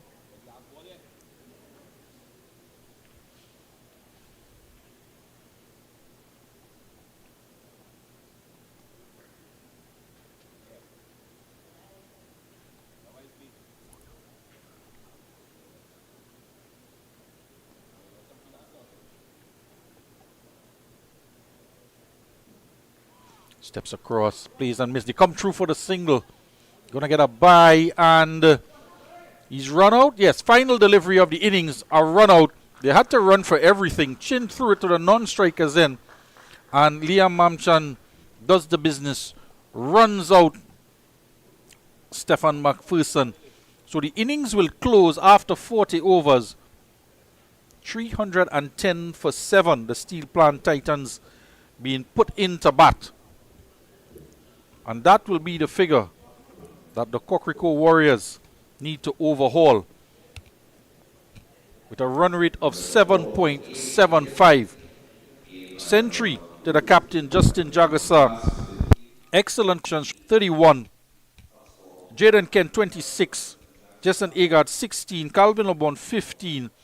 And run out Stephen McPherson of the final delivery for 1. 310 for 8. 20 extras, 9 wides, 3 no balls, 1 leg by, and 7 byes. 2 wickets to Josh Telemack. His overs, 8 overs, cost 59. 2 for 72 from Joshua James in 6.2. Delivered 2 no balls and had to be withdrawn from the attack. And Mamchan finishing off in the death overs, 61 off of 7 overs. Khalil Mohammed 2 overs, none for 16. Ismail Ali 3 overs, none for 24. Nikhil Jalim 5 overs, none for 26. Anil Ruplal 1 wicket, 7 overs for 28 runs. So we'll be right back with the innings of the Cocrico Warriors in a few minutes' time. Join us then.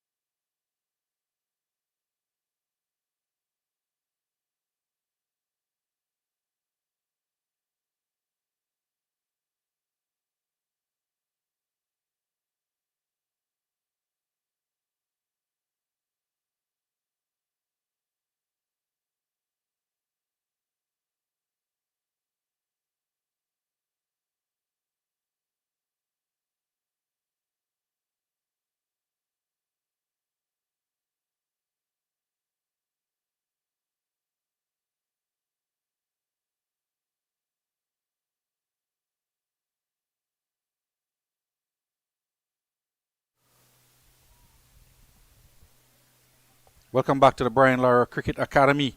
Trinidad and Tobago under 23s 50 over final, chasing down 309 for victory.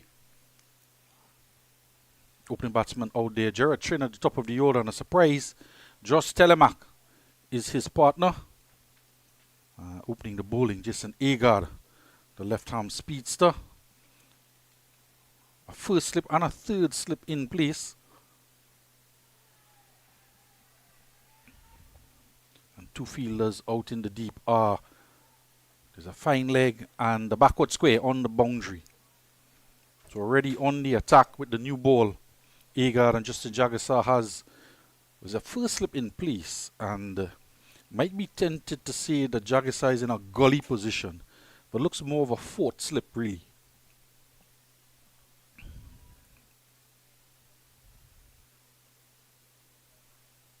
And then there's a cover point, extra cover, mid-on, mid-off and mid-wicket. Pulling into the onside, and he's lifting this, and that is high and handsome. That is up on the grassy area here at the Brian Lara Cricket Academy. That's a massive strike from Gerard Chin to get off the mark, indicating their intentions early on. He is going to go after this total, and we did say that the Cocrico Warriors posted 298 for 10 in that game against the Soca Strikers, and they did it in 45.2 overs, so it's well within their reach, but they do need a good start in these power play. That's the advantage of batting second. You do know what your total is, especially in a rain-interrupted game. But that didn't seem to hold back the Steelpan Titans, the rain interval, because they just kept going from strength to post a mammoth total of 309. So off to an excellent start so far, Cocrico Warriors. So despite the fact that two fielders out in the deep on the onside, fine leg and backward square, Chin is ready to take it on. And he's been at the top of the order for Queen's Park as well. Good experience from Chin. Was at Queen's Park, started off at Queen's Park in they mentioned the Gregory Davis coaching clinic, switched over from Queen's Park to Mary Boys. Saw him already in the training camps and down at the Diego Martin Sporting Complex. So it's a good asset for the Mary Boys. This one's a no ball down the leg side as well.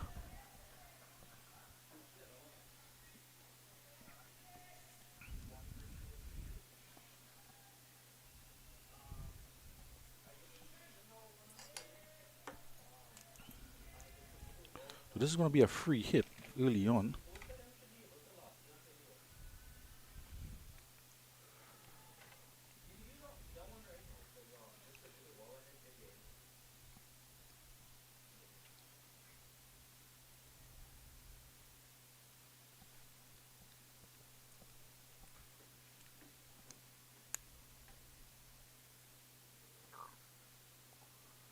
It's again down the leg side.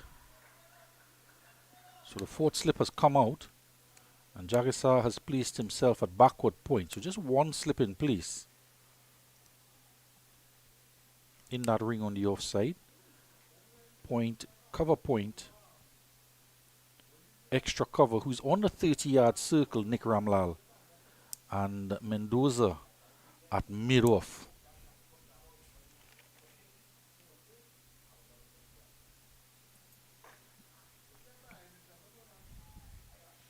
There he is, coming into frame.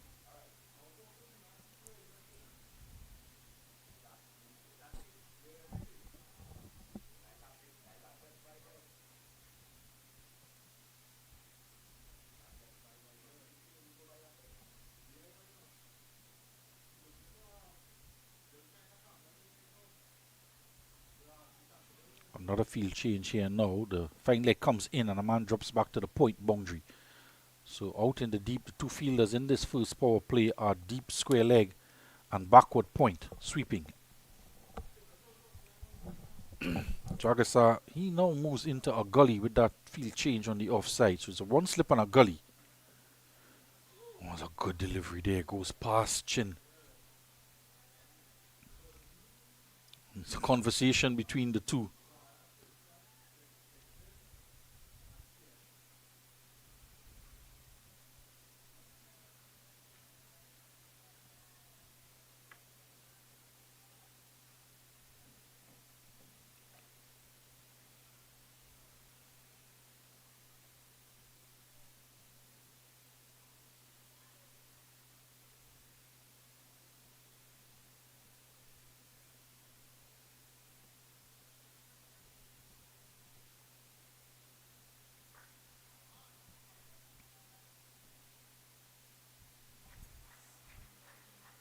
Chin, as we mentioned, made 55 in that game against the Soka Strikers. In that total, they posted 298.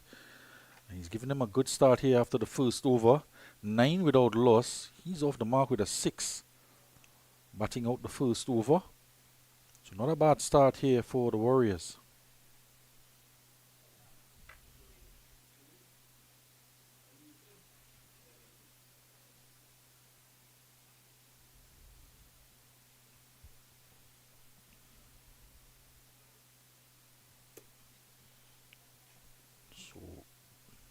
So Chagisa, seen him take the new ball in previous games. And again, he decides to do it here in the final. Picked up 2 for 18 in the game against Scarlet Blazers.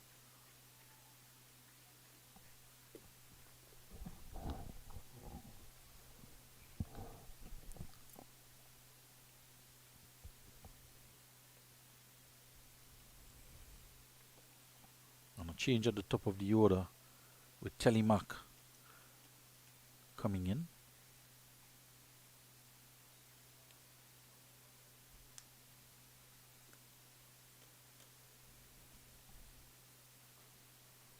A good start here from Jagasa. He tries to chase it down himself.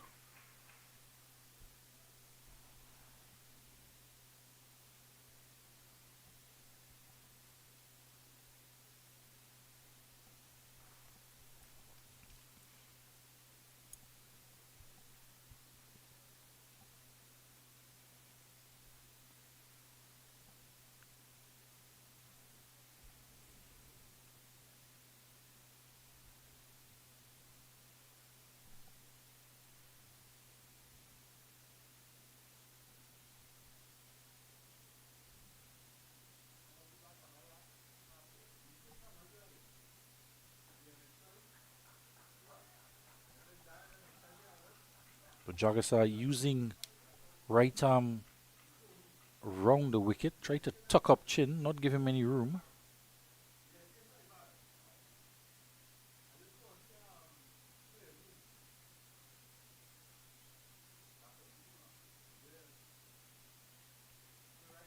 Not signal wide with the umpire. Chin just has a word with the wicketkeeper Komal.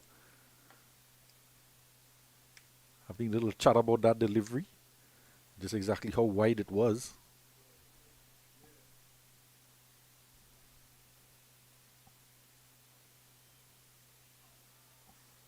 Jagasa just really using the new ball to get some drift. Some of those deliveries are actually seam up as well.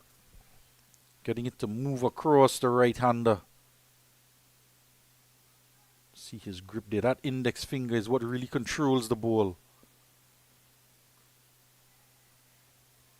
Ramlal does the fielding. In fact, it's Kadir Juman out there.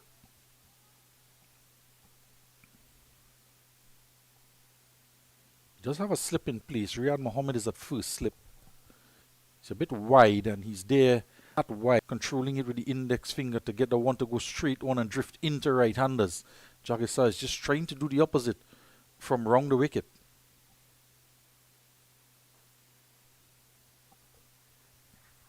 Hence the reason there's a deep extra cover and the long off. 2 fielders out in the deep.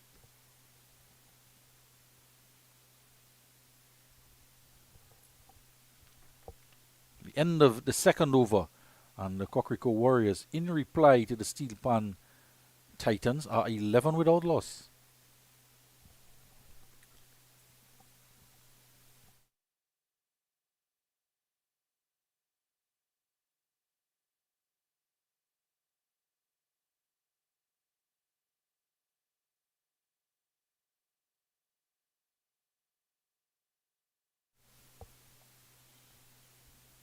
So Mama total posted by the Steelpan Titans.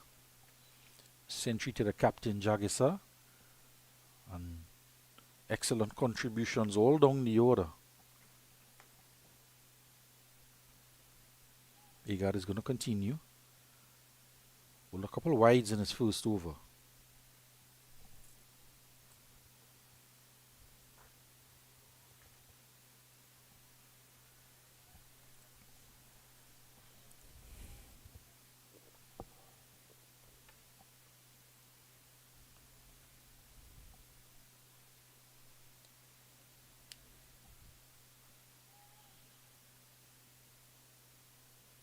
So again, Jagisa has the two fielders out, one at backward point on the boundary and one at backward square for Agard.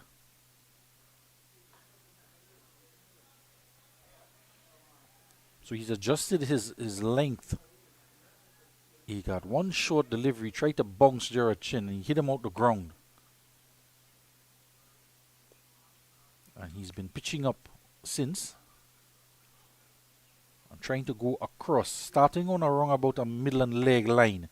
Trying to get it to go across toward Riyad Mohammed at first slip. And just like that, that's the line.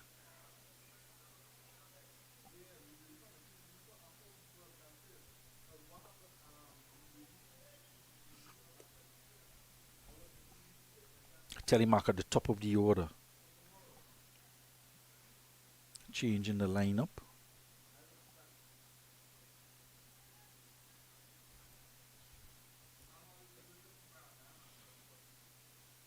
That game they posted 298 for 10 and 45.2 against the Soca Strikers. Chin got 55 and Khalil Mohammed got 77. Orlando James 63. Rondell Ramlogan 31. So they do have ability with the bat. So just a one delivery Telemark has faced from Agard in the first over.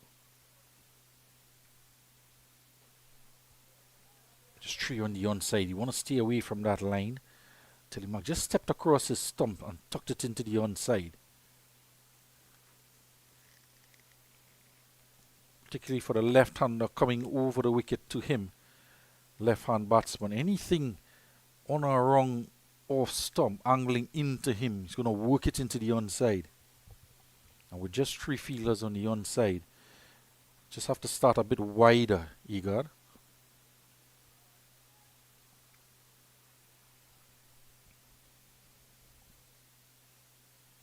Short again, and he's trying to pull it, but this time gets a top edge. That'll go for 4. So unintentional, but he's going to go after it.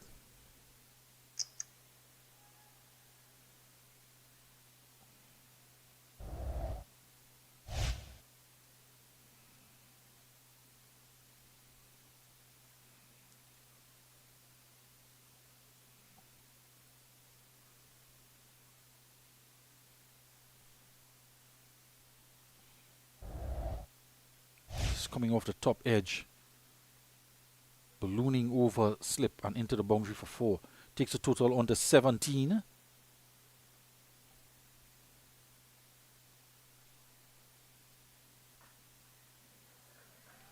Gonna look for 2 here. He's gonna have to run hard, and in the end, he ran the first one hard, which makes the second one that much easier. After 3 overs, 17 without loss, and Chin on to 14. And Telemark not out on 2. And Chin moved across from Queen's Park, went to Mary Boys. And in fact, last year, finished their 3rd leading run scorer. At the top of the order, opening the batting, Jared Chin. To say good afternoon to Mikhail Williams. Of course, they're at Mary Boys.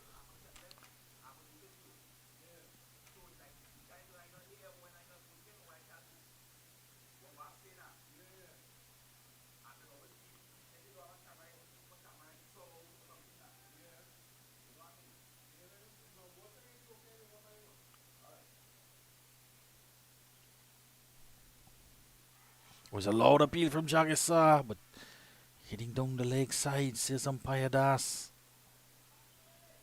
And that's the angle of the delivery that he has been bowling. The line as well, and any drift at all.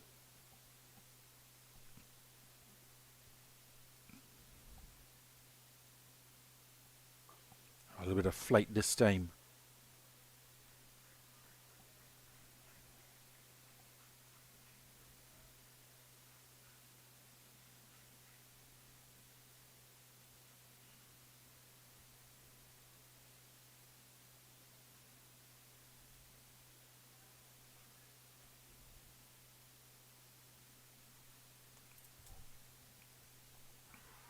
It's a loud appeal this time. The umpire is nodding, and he's gone. Justin Jagesa has gotten a wicket here. And Das seemed happy to raise the finger. There's a loud appeal from Jagesa. The wicketkeeper was very confident as well. Telemark is disappointed. He's gone for 2. And a breakthrough for the Titans with the score 19 in the 4th over.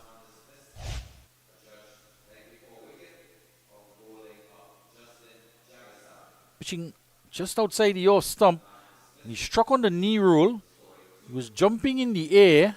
And he's indicating to the umpire that he thought it was heading down the leg side. But he was struck in front of the stumps.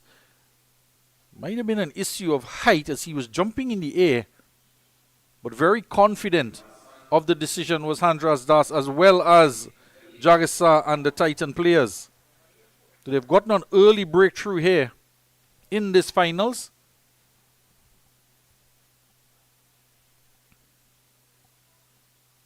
And Kaleem Mohammed is making his way out to the middle. And he can score very quickly. He's an aggressive batsman. Anyone who sees him out there in the middle scoring runs will certainly be entertained.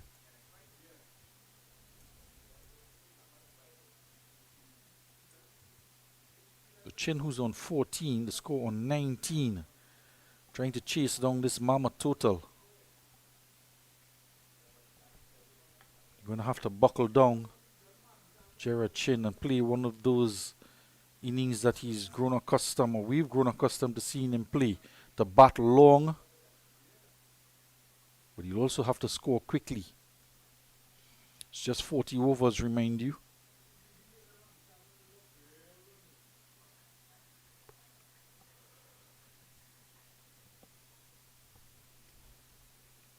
Six-tree field for Jagesa.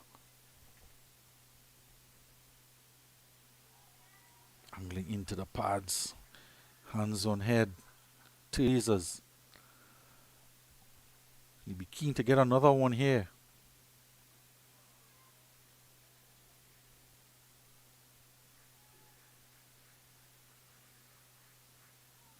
I'm seeing him bowl all sorts of. He's bowled medium pace when he started out.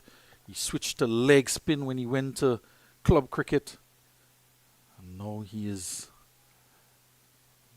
in here with his off spin.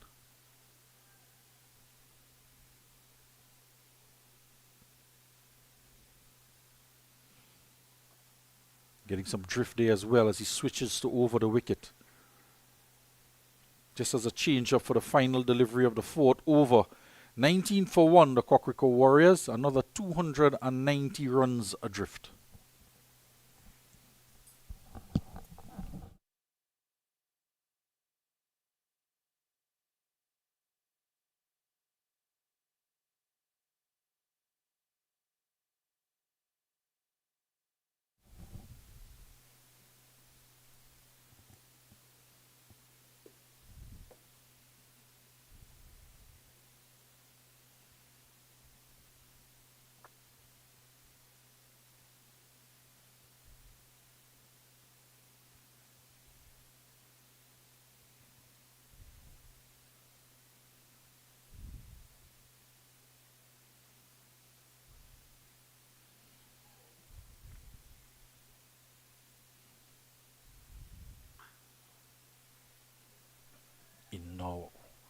Left arm round the wicket is Igor.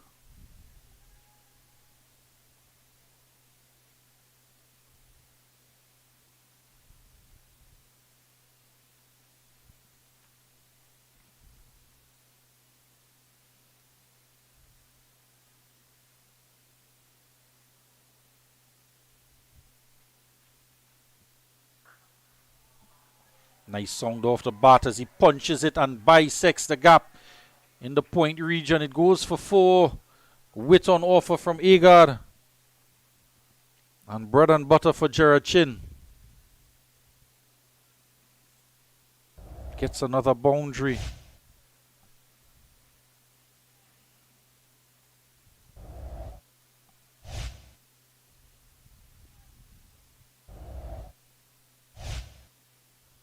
He gets the back leg across to it and comes down with that chopping like action.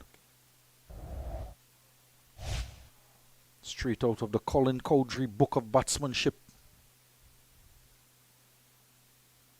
And he'll certainly have to keep going here.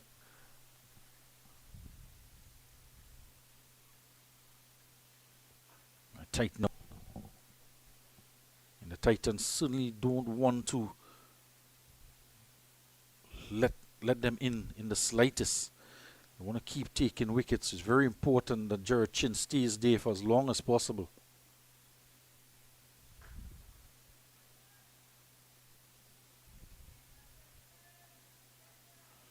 So this is a merry boys battle going on out there.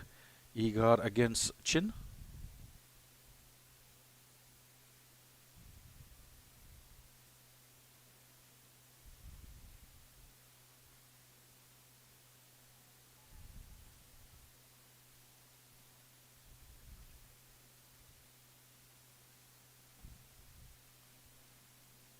There's a bit of movement there. Perhaps that one was off the seam.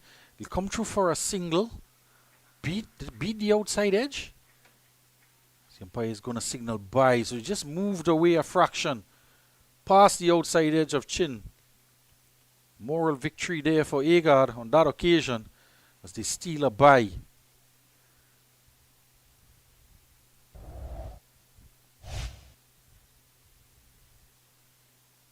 Just pitching and moving away. Beats the outside edge. Awkward bounce for the wicket keeper Kumal.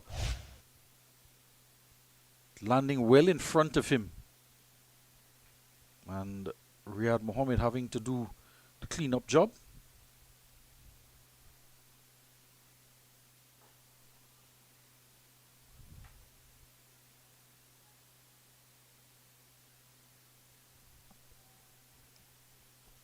The end of 5 overs, 24 for 1, and Gerard Chin is on 18, and Kaleem Mohammed yet to get off the mark.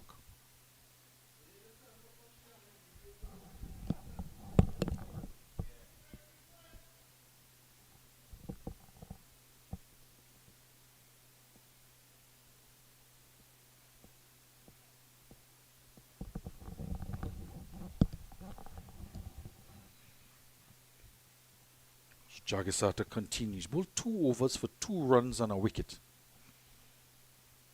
And now he's going to go back.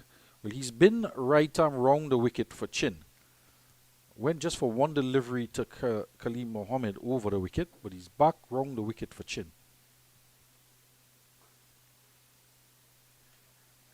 Almost a collision there. All smiles, both parties, the non-striker and the bowler.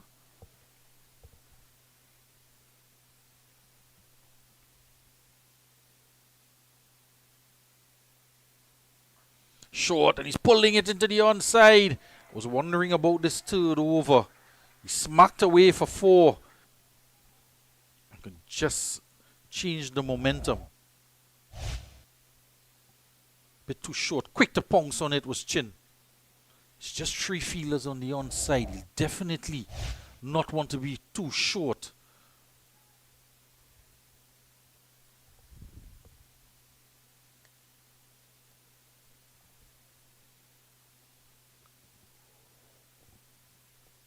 Popped up in the air. They go through for a single as well. It was in the air for a long time.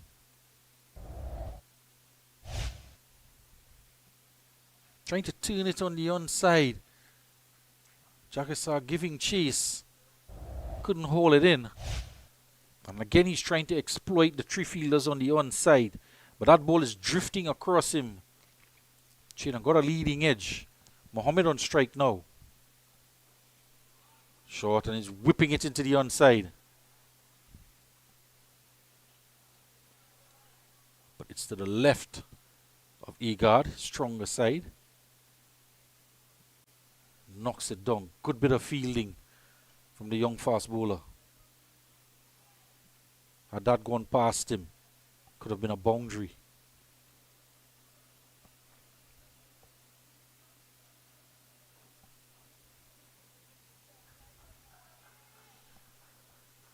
Kobe Bispat has to do a bit of work coming around from mid-on.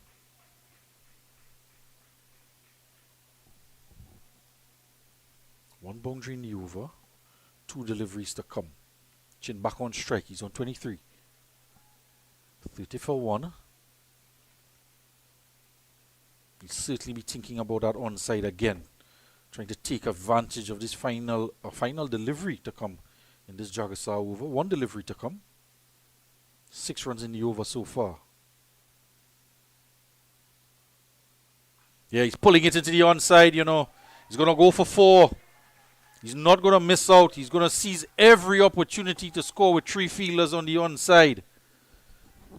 And just perhaps 1 over too many from Jagisar early on. Quality batsman Gerard Chin gets 2 boundaries in the over. Short again. You have to remember he batted all of 36.1 overs, Jagisar.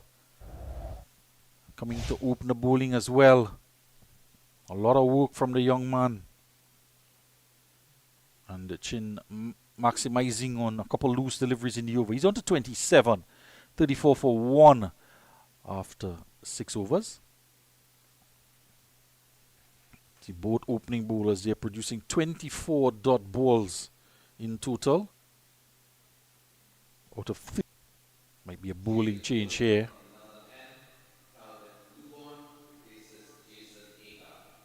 Egard is out of the attack. Calvin Lubon is going to come into the attack.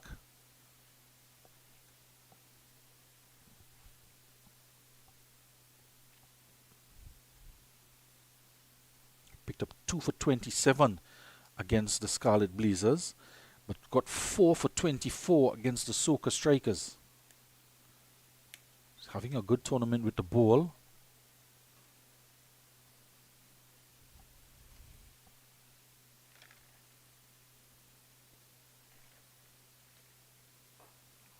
Chipped in the air. Short of Kent at mid-on. Didn't get a hold of it, Mohammed.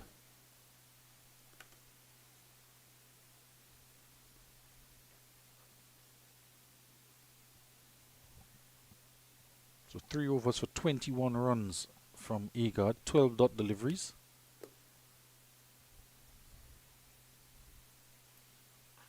Short and pulled away. Pulls it in front of square and it's gone all the way for 6. Khalid Mohammed doesn't mess about. You give him scoring deliveries, he's going to try and maximize, and he got all of it. Just rocking back on the back foot. And just on the line of the off stump. Pulls it across. Not trying to keep it down at all. He's going for the maximum. 40 for 1 now. 2 deliveries into the 7th over. Run rate over 6 runs on over. Certainly making a fight of it. Short again, and he gets more of it this time. It's gone even further. It's gone in the party stand. And they're celebrating out in the dugout. Another maximum, back-to-back 6s for Khalid Mohammed. Wider outside the off stump, but still short. And he has enough room to swing the arms. And that would be in the rhythm section.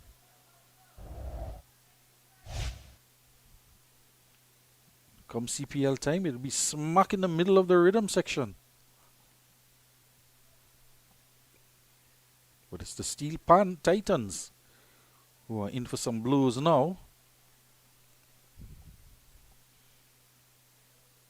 And Calvin Lubon has a lot to think about now. Started with a dot delivery. He's gone for 12 after 3 deliveries. A deep square leg. A throw went straight to point.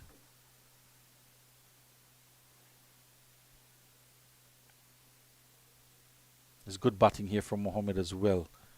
Capitalize on the short deliveries and then use the pitched up delivery to rotate the strike. Chin gets a full toss. Hit in the air. It was not going toward, it was going toward Ramlal, but didn't have enough pace to get to him as a catch. Shaken up a bit here is Lubon. Produces a full toss. Gets away with it. Long on is in place. Mendoza at deep square leg. Kent is at long on.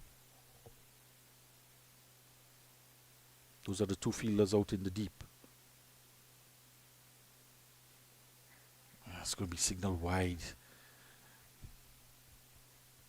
Lubon looking at the umpire there. He's not convinced that that was wide enough to be called a wide. There was some shape to it as well. That took it even wider.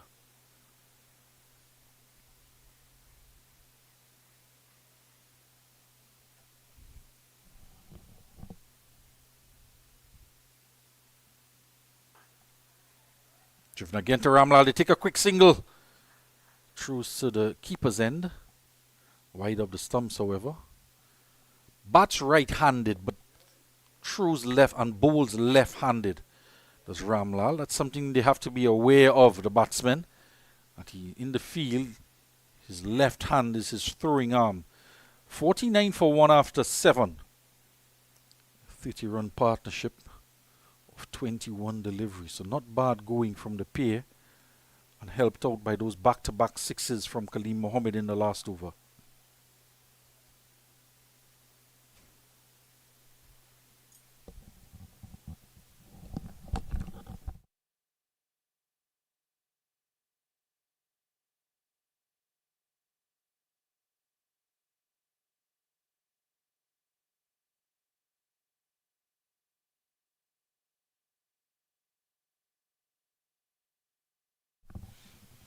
So Jagisa has withdrawn himself from the attack. It's going to be a bowling change. Stefan McPherson.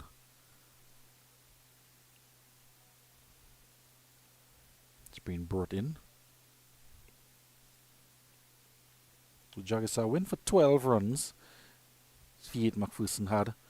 Last game against Scarlet Blazers. But a slip in place. Riyad Mohammed. Nick Ramlal is heading out to find leg. There's a backward square on the boundary. And Kent is at a short third man. There's a cover point in Mendoza. Jagisa at extra cover.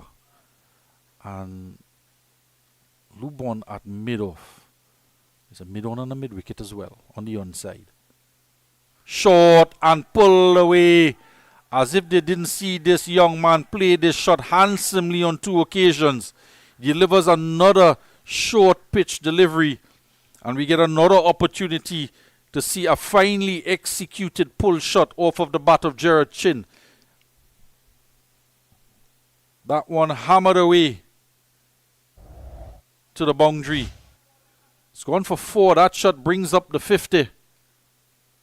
53 for 1, just in front of the boundary rope. And the man who was at backward square to the right of the square leg umpire, he's been adjusted now. So now he is in front of square.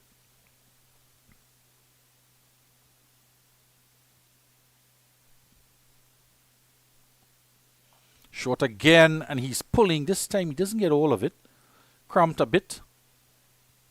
Pulls it into the turf and gets one to that man readjusted on the mid-wicket boundary. Looks to be Agar out there.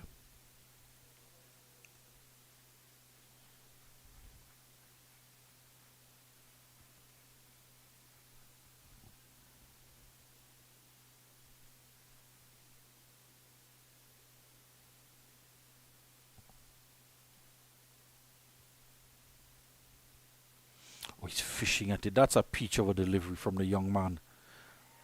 There was no ball. No ball called by the umpire. And perhaps what could have been the best delivery in the game. It's going to be a free hit instead. Have a look at this delivery.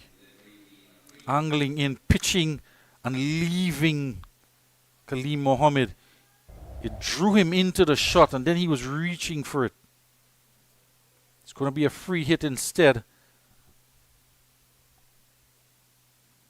Clears the front leg. Spot is in the way. Can't get the single. So no run off the free hit. And the Warriors would have thought if there's anybody you want to be facing up to a free hit, is that man Kaleem Mohammed. It's a funny game, this cricket. And that has just invited Matthias Kumal to come up to the stumps. He has his helmet.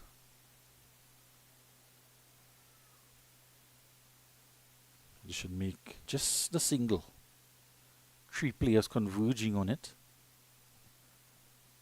Kent and Mendoza, but Mohammed was closest to it, Riyad Mohammed. In fact, he's on the 30-yard circle.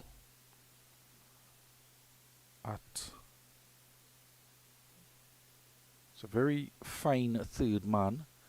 Kent is at backward point. And Mendoza at point.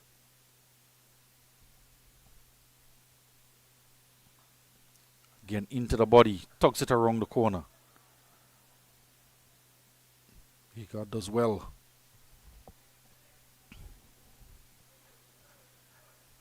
.57 for 1. Chin moves on to 34.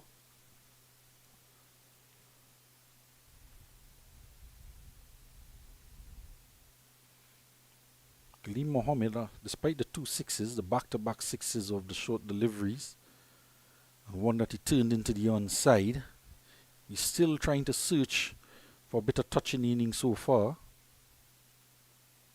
Pitched up, he's clearing the front leg, and this is what I mean.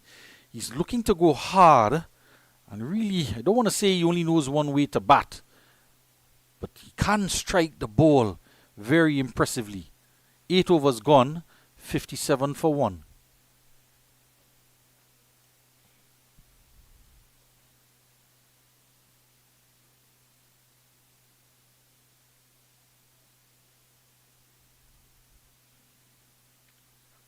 Calvin Lubon is going to continue. First over went for 15.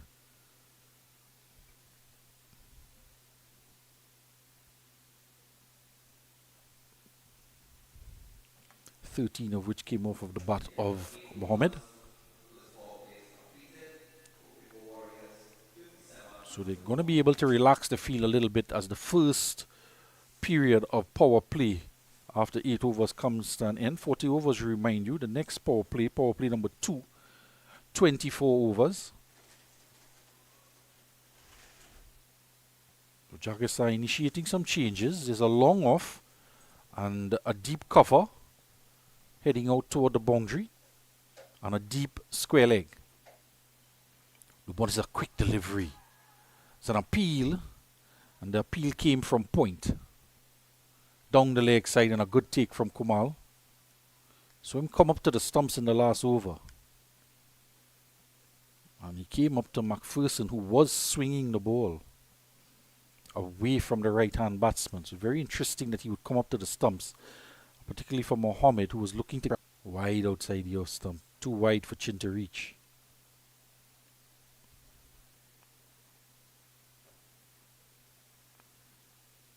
Short third man, backward point, a deep cover, extra cover mid-off, long on, deep square leg, and a short fine leg. That's the field. This one's chipped up in the air, into the onside, and the catch is taken on the boundary. Gerard Chin is going to have to go for 34.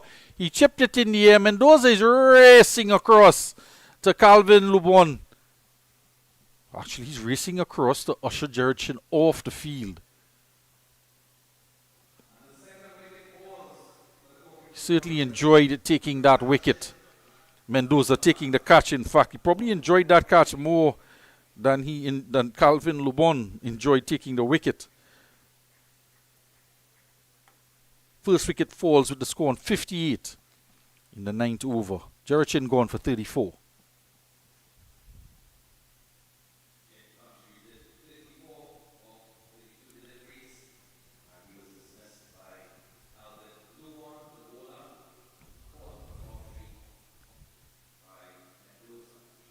Chin makes his way off for 34, 58 for 2, 8.2 overs gone. And the new batsman, Orlando James.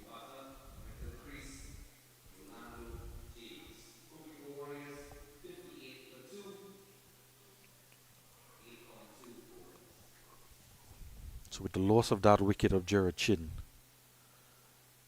even more responsibility lands on the shoulders of the two batsmen out there in the middle. Kaleem Mohammed and Orlando James, who's made his way to take strike. Calvin Lubon has a wicket, 1 for 16.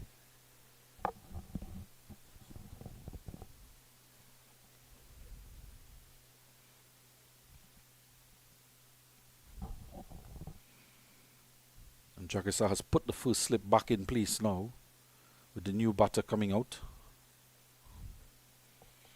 And that fielder was set. Gerard Chin was pulling the ball in the onside, and he's hit 3 boundaries in that mid-wicket area. This time it was in the air, straight to the man, Joseph Mendoza, who happily accepted the catch. He raced across just to tell Gerard Chin just how much he enjoyed taking that catch.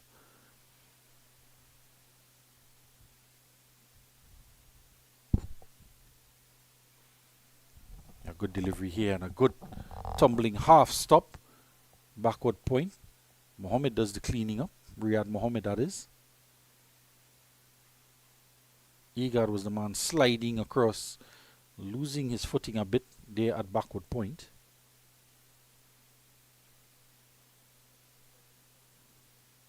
So we've had a couple dong pause, one at the toss and then one just about 40 minutes into play that resulted in an hour delay.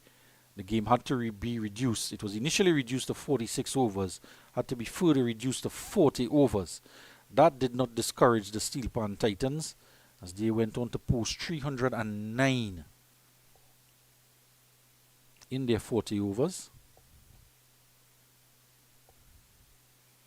On that one, jogs back from Lubon, and Kaleem Mohammed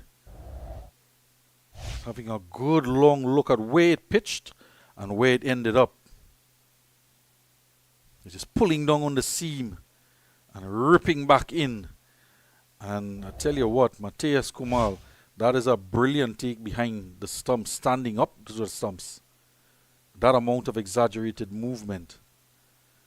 This one floated up, giving a lot of air, looking to get it to swing. There's Lubon. Umpire Arjun has a good look at that front line, where he's landing. As Orlando James does some gardening at the popping crease, trying to aid the umpire.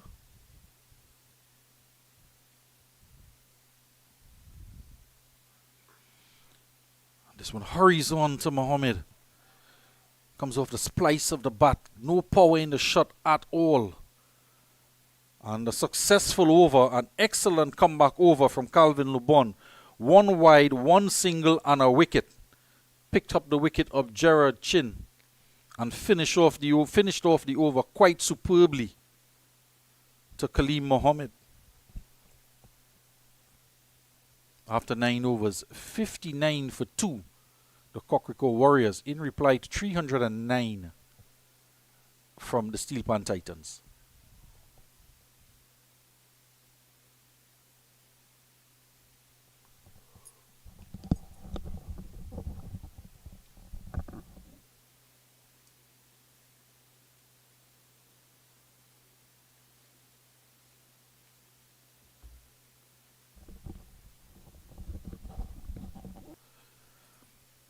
They've lost the wicket of Gerard Chin for 34. And they've lost the wicket early on of that of Josh Telemak. Jagisar getting his wicket out LBW, adjudged LBW. McPherson to continue.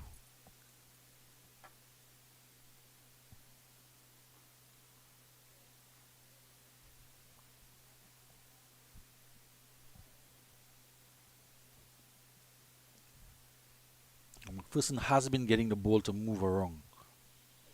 So a few of them swinging away from the right-handed batsman.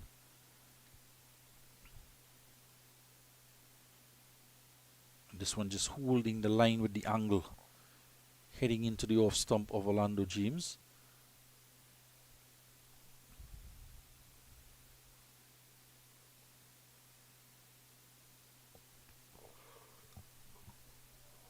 This one pierced through the gap and hesitant to run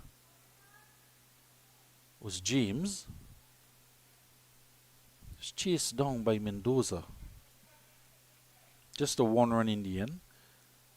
But as we saw with Jagisar, Riyad Mohammed, and then Mendoza and Ramlal, there was excellent running in the wicket, primarily because they ran the first one hard, looking for the opportunity to come for two. James just stood and watched the ball go past point and belatedly took off for the single. A couple changes in the field now on the onside. Three fielders drop out deep, long on, deep mid wicket and deep square leg. And there's a short fine leg. Stab pass between point and third man, and tumbling over each other is Riyad Emirates. I beg your pardon, Riyad Mohammed. And Kent just colliding as they were both trying to retrieve that ball down to the third man area. Riyad Emirates was in attendance earlier. I'm not sure if he's still here at the ground, but he was there for the meet and greet at the start of the game. The Red Force coach, national senior team coach.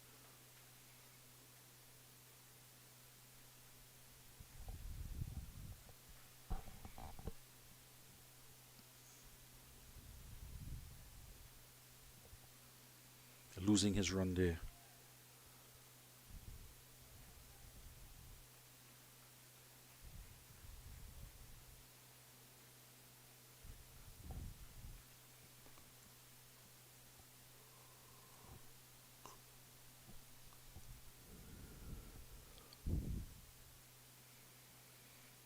There's that little bit of shape again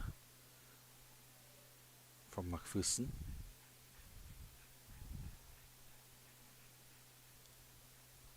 Might be approaching the drinks interval soon. Certainly want to keep their wickets intact while still scoring. Good delivery, drags the length back a bit.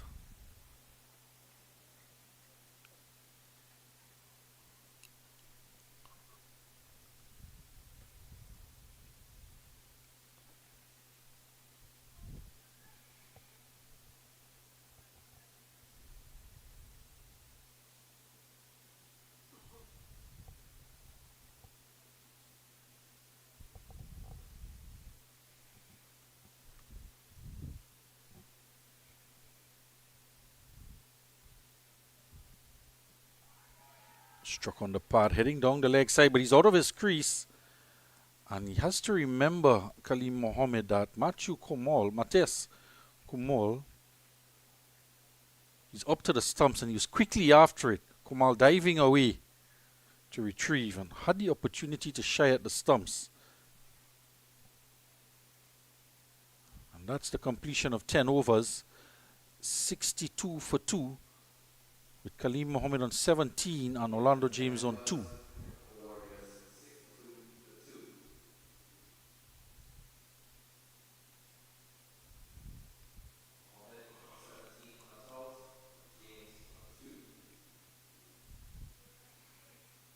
Calvin Lubonta continues. Picked up a wicket in his last over. Should be keen to get back in it. Struck for 2 sixes by Mohammed. The second delivery he bowled when he was introduced. He's come back quite well since then.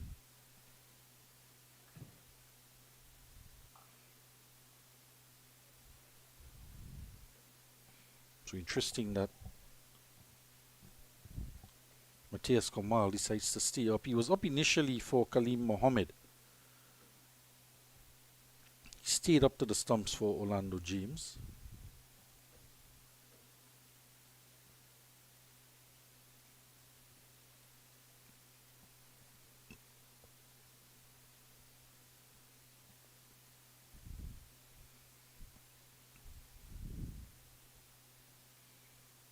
And that's an excellent piece of wicket keeping.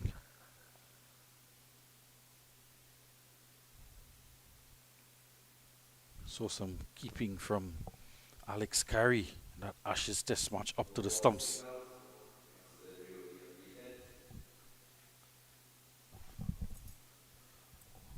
No ball signal by the umpire. There's the signal for the free hit.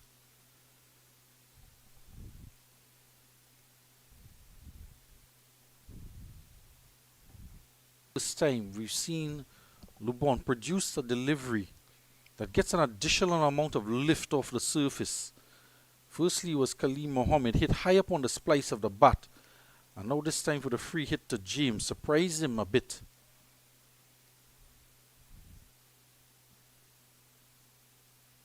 Mid-off has dropped back to the boundary. Full delivery. Can't beat Jagisad extra cover. So he's dropped Ramlal out to the boundary,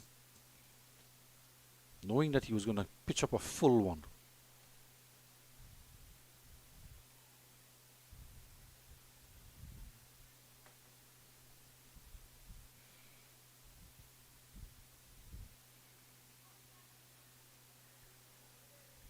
Play and a miss.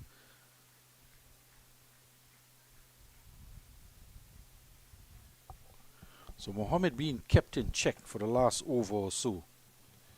We've seen him try to clear the front leg and go after a few deliveries. He's played and missed. And this time leaning into a cover drive and a wide delivery outside the off-stump. Plays and misses again. Prompts another change in the field. So Mendoza comes in off the mid-wicket boundary, off the square leg boundary rather, and a sweeper on the offside goes out. And he tries to paddle sweep it. And we'll have to have a look at where this hit. Because did it hit the wicket keeper? Did he miss it and then cannon into the chest of the keeper? He's already been hitting the helmet, Komal, when he was batting. And actually, no, it hit the side. Hit the obliques of Kaleem Mohammed and not the wicket keeper on that occasion.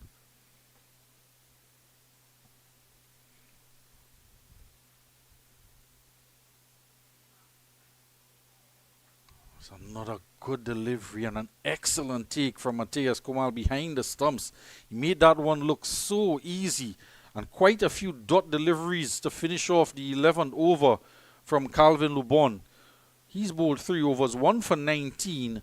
The score 64 for 2, the Cocrico Warriors, after 11 overs.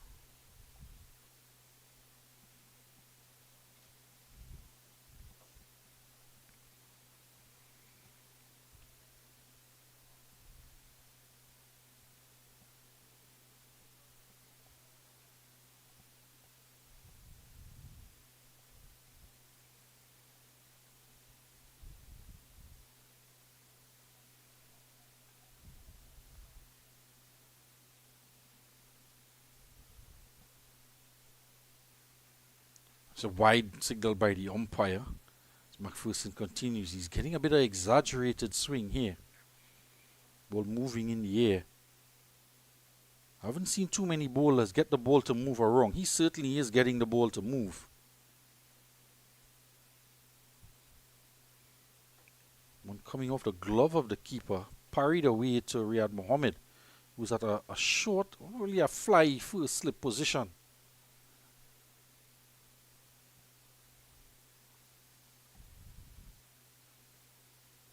There's that banana shape from Stefan McPherson. And the times with the wicket keeper up and you're getting the ball to move around, tend to keep the ball a little bit wider because you don't want to go down the leg side or on the pads. Because with the keeper up to the stumps, anything remotely down the leg side is going to go past him. Kumar has been brilliant up to the stumps so far.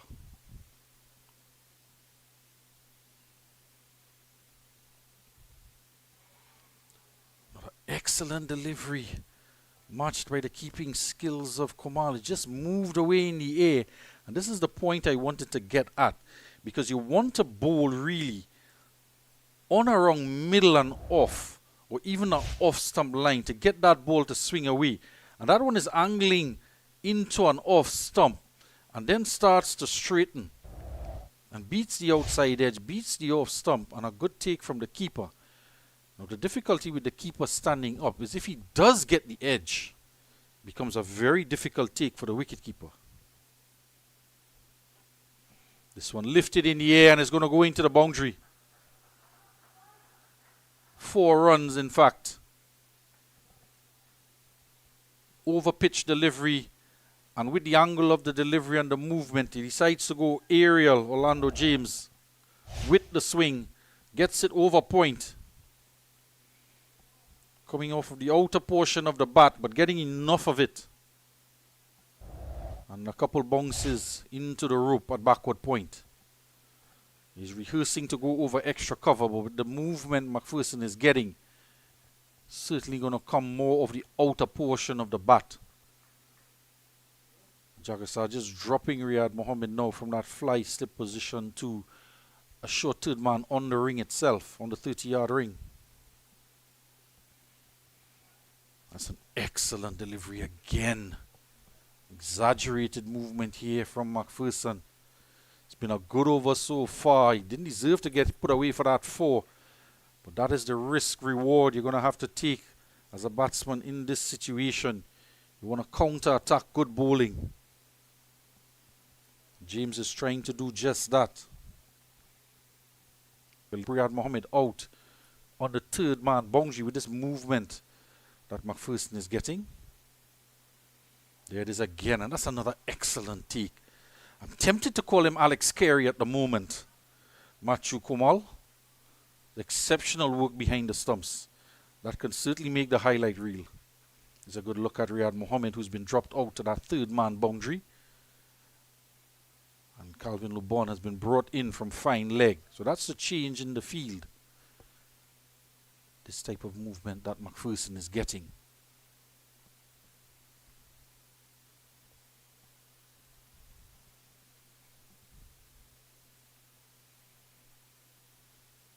That's just brilliant bowling.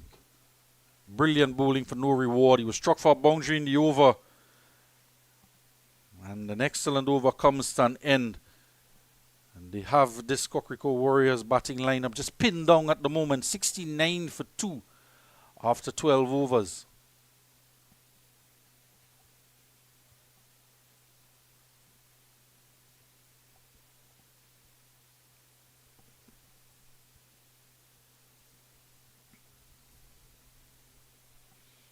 Drinks break signal by the umpire. Coming at the end of this 13th over. And we were just witness to 2 brilliant overs. Firstly, Calvin Lubon followed up. And you have to bowl in good partnerships as well. Partnering with him, Stefan McPherson bowled an absolutely brilliant over. Getting that pink ball to swing away under the night lights here at the Brian Lara Cricket Academy. And both batsmen struggling a bit to get the ball away. James got one boundary off the outside portion of the bat, taking a risk and getting the reward of a boundary. But for the most part, none for 16 from 3 from McPherson. It's been excellent bowling from him. Shows good control.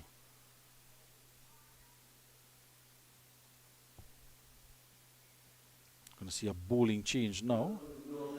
1 over before the drinks break. COVID Bispat. Spinner is going to come into the attack.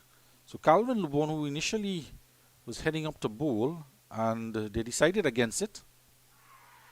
Loud appeal, and he's gone. Captain Justin Jagasa can do no wrong, bringing in a late bowling change. And young COVID Bispat might just be the youngest man on the field out there. Gets a wicket off of his first delivery.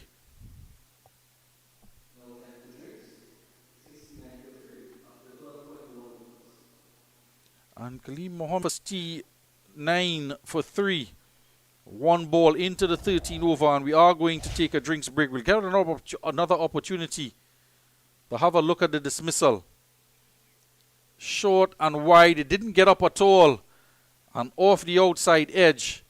And it's that man, Mateus Komal, doing the business behind the stumps, securing the catch and securing the 3rd wicket for his team. So the Cocrico Warriors at the drinks break are 69 for 3 after 12.1 overs.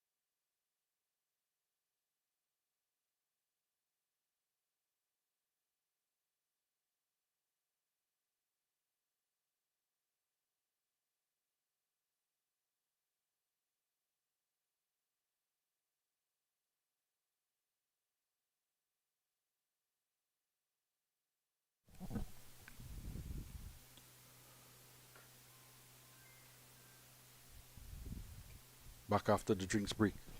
73 for 3. A wicket and a boundary. Another 236 runs required.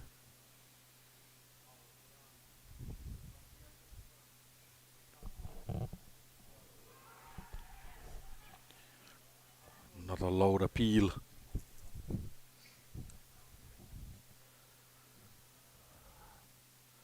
Riyad Mohammed at first slip, very vociferous.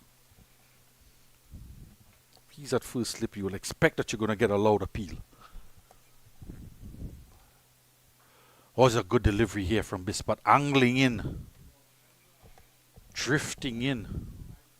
Wicket taking over.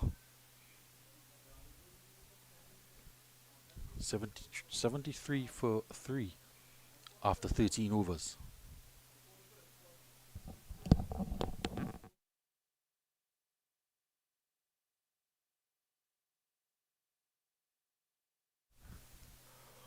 Gets off the mark with a boundary. First ball after the drinks break. Second ball of the over with the first ball taking the wicket of Kaleem. Kaleem Mohammed gone for 17.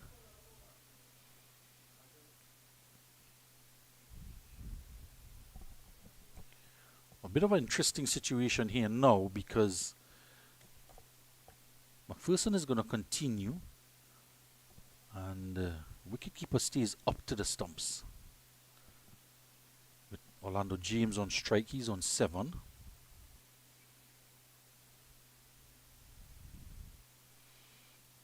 He's been doing quite well up to the stumps, but he initially came advanced to the bowler. So he came up to the stumps, even with the ball swinging around. Now that Mohammed has gone, he stayed up to the stumps, even when James came to bat. And he's remained up to the wicket. And he's done quite superbly.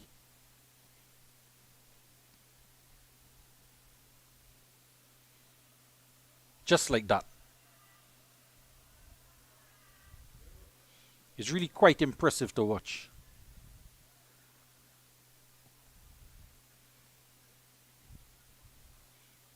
Particularly with the type of movement that McPherson has been getting, swinging away outside the off stump. And to not have a first slip in place.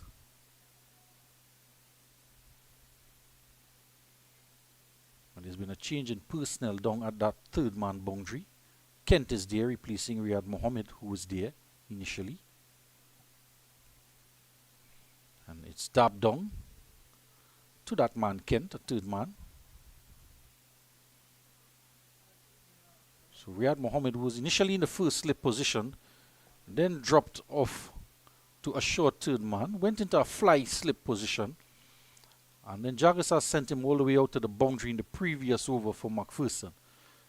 And now he's completely switched over with Kent in that position. And in fact, Riyad Mohammed has now gone again into that fly slip position for the new batsman, the captain Christian Rampasad.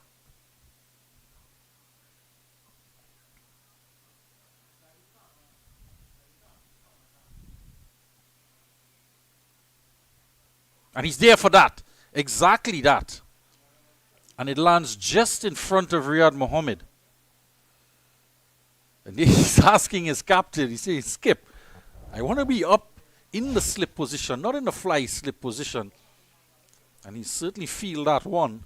Because have a look at where this landed, off the outside edge. Had he been in a traditional first slip position, he would have eaten that up. And it's the captain as well, Christian Rampasad, who gets the edge. And we've been speaking about this with Komal up to the stumps. When it does take the edge, it's going to take some catching in that first slip. Or even from the wicket keeper. Exaggerated movement again. So it's 6 of one, half a dozen of the other. And had it gone straight to Riyad Mohammed, we would have said the plan worked exactly as they planned, because the previous delivery they made the fielding change. Kent shifted across at third man on the boundary to allow Riyad Mohammed to go in that fly first slip position. And Calvin Lubon replaced Mohammed at backward point. And the catch went landing just in front of him. At the end of 14 overs, the Cocrico Warriors are 76 for 3. Jerichin gone for 34 and Kaleem Mohammed for 17. Telemark opening the batting went for 2. And Orlando James is not out on 8. And Christian Rampasad, the captain, is out there on 6. Got off the mark with a 4 off of the bowling of COVID Bispat, who is now on the ball again.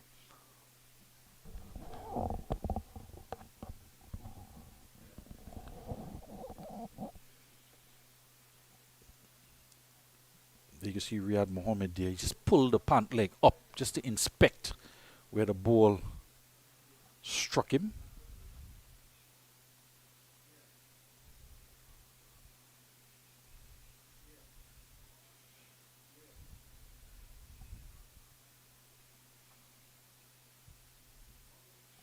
It's a good delivery here. Goes past Riyad Mohammed.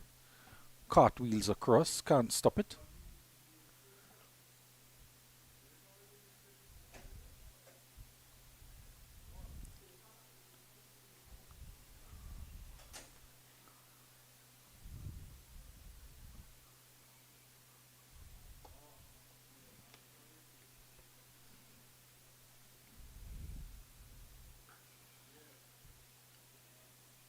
This young man has been around the circuit for quite a while. Started at a very young age. And usually he's been the youngest member in any group that he's played. He's been ahead of the level in terms of his age. And as the coaching manuals will tell you, you play according to your ability in terms of levels, not your age. And he is certainly a young man who showed tremendous talent and ability.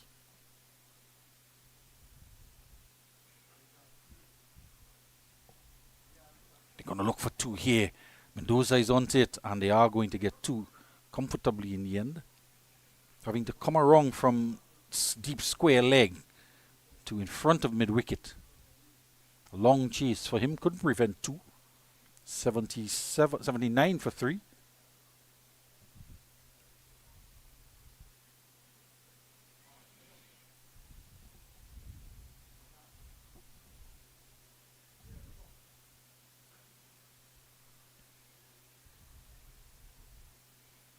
And a lot of work ahead for Christian Rampasad, trying to rebuild the innings. Run rate is still over 5.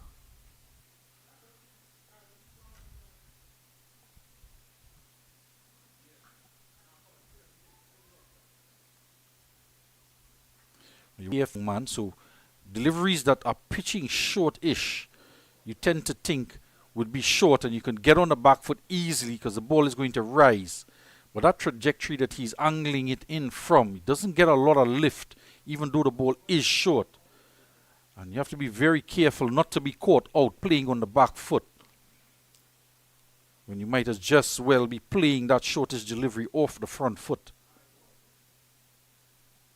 See a lot of batsmen going back to pitch up deliveries. And the time, even short of a length, but still pitched up, they onto the back foot, and then that bit of spin or drift, they land themselves in a world of problems. And this young man, Kadir Juman, is into the team.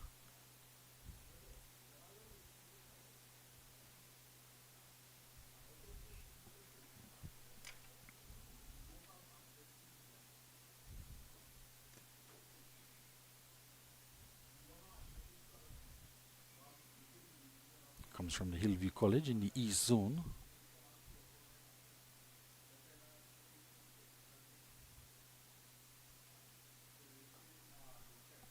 Good start here.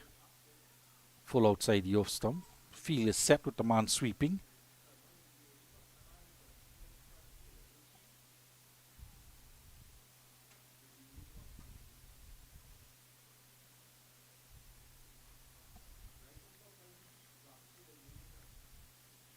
So 2 left-arm orthodox bowlers operating in tandem now for the Steelpan Titans.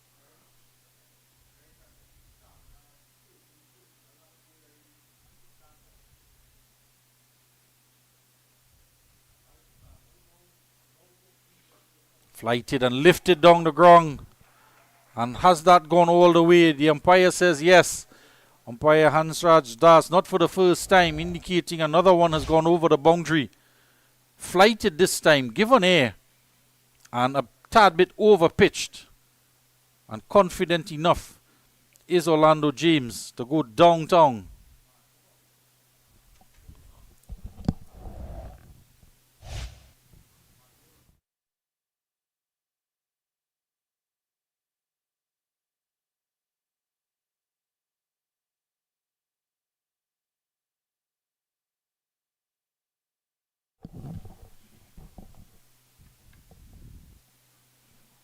A bit of flight, but drags the length back this time. Correcting the length.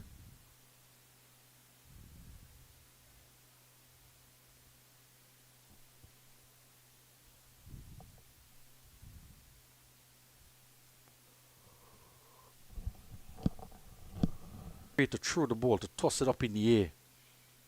Get it to drift in. And just enough spin off the surface. Trying to induce a fault shot. None so far. It's down the leg side this time.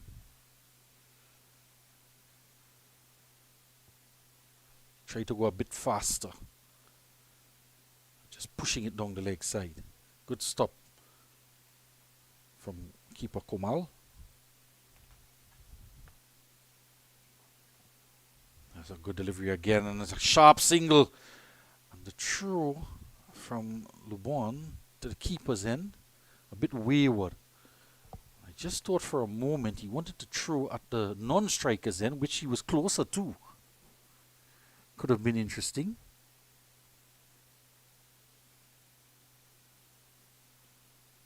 We've seen from Ramlal initially a couple times throws went to the keeper's end from mid-off, and on this occasion from Loban, again the throw is going to the keeper's end. Instead of trying to throw the stumps down at the non-striker's end, which would have been close at the end of the over. 90 for 3 after 16 overs.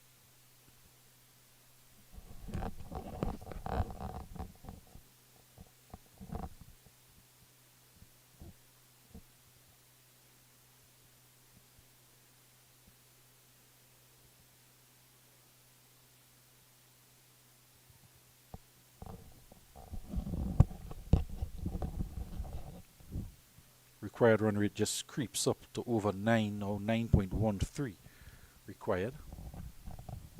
A bit spot to continue. 2 overs, 1 for 8. Struck on the pad, not out, says the umpire. And that's a close one.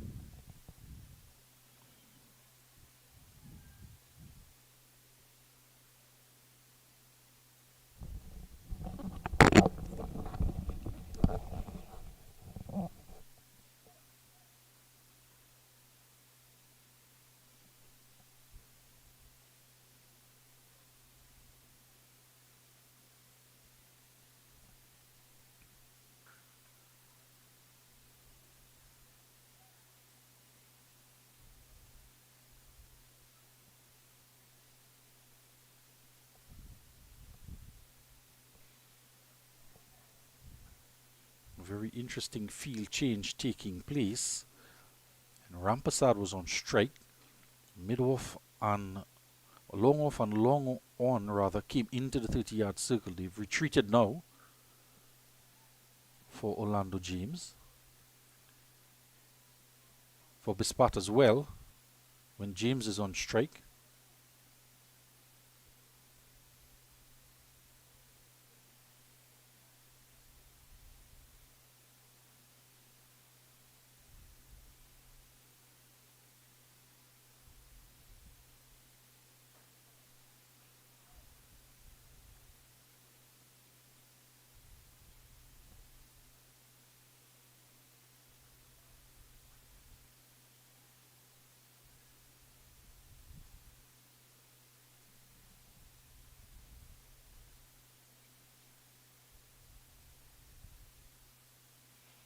It's another good delivery. Charging in off the boundary as usual is Mendoza. End of another Bispat over. And one of the things about this young man, he gets through his overs rather quickly. And in the blink of an eye, you would find yourself behind the run rate and that he's delivered 5 overs. He's bowled 3 so far, 1 for 10.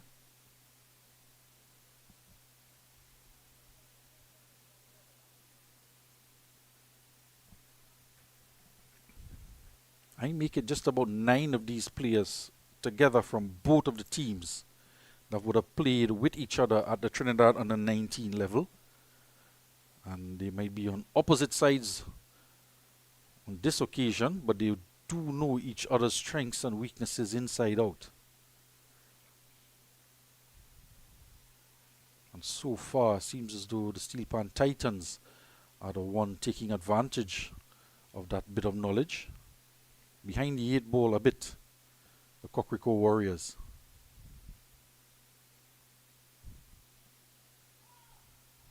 Interesting as well that 2 left-arm orthodox bowlers operating at the same time. A bit of a rarity.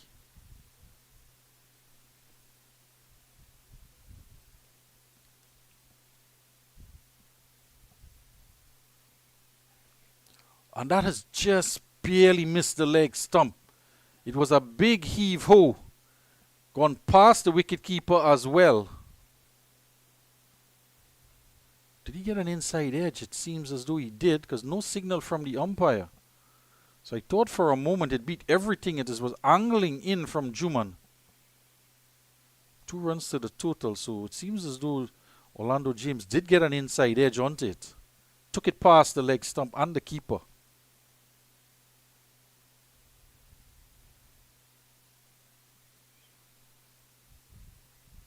So a bit of a half chance there. Fraction of an opportunity for Juman to get a bit of revenge against Orlando James, who hit him down the ground previous over. And this time he makes another good connection. A clean hit. Goes all the way for 6. Now I'm not quite sure where that one landed. Have a look at this one. We've seen some big 6s here today. And that was very high indeed. Good bounce on offer from the bowler. And using that bit of lift, James, he went high and far. 31-run partnership with 32 balls. That 6 brings up the 100 as well. 100 for 3. James now climbs to 25 off of 25 deliveries. His captain at the other end, 12 off 19.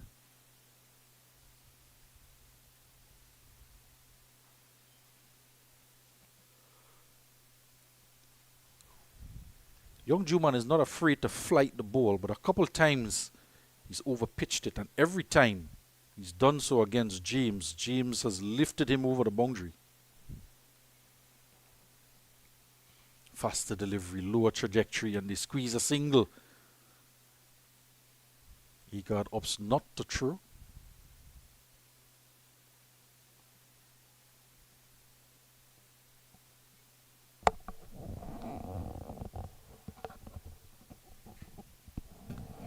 .208 needed off of 133 balls left.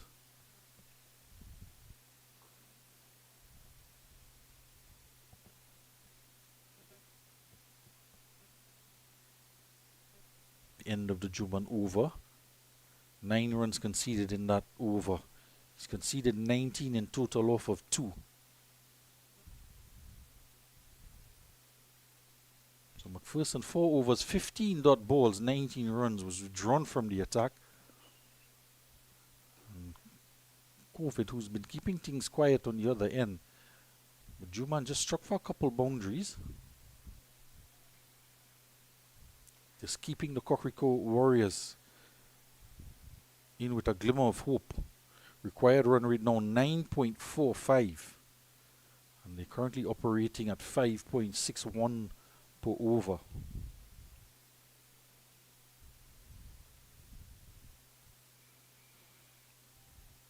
That's an example of what I've been speaking about. It's a ball that you should be forward to, and he's playing back.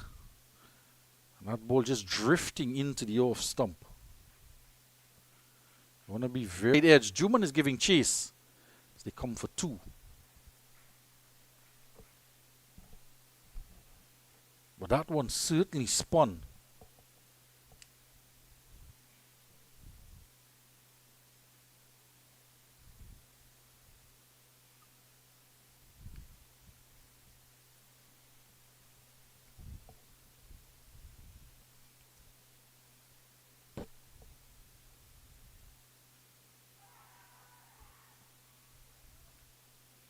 Fully forward this time, heading down the leg side. I want to see him doing that as well when the ball is pitched outside the off stump, getting onto that front foot, getting the pad outside the line of the off stump, in the line of the delivery.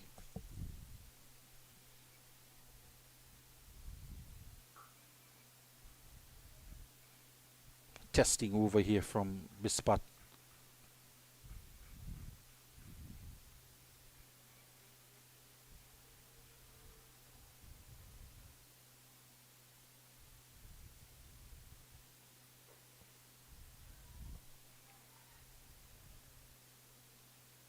Thinks about coming for a single, but it was never on.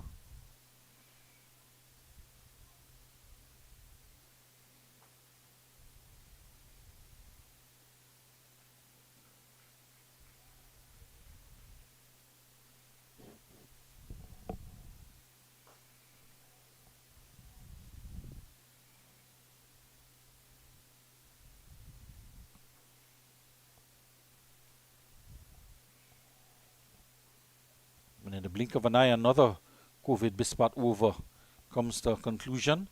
After 4 overs, he's conceded 13 and has taken a wicket. Couple of runs off the outside edge in that over. 104 for 3, the Cocrico Warriors, after 18 overs. After 19 overs, rather. Juman is going to get another opportunity here. And just a word from his captain. Some encouragement from him.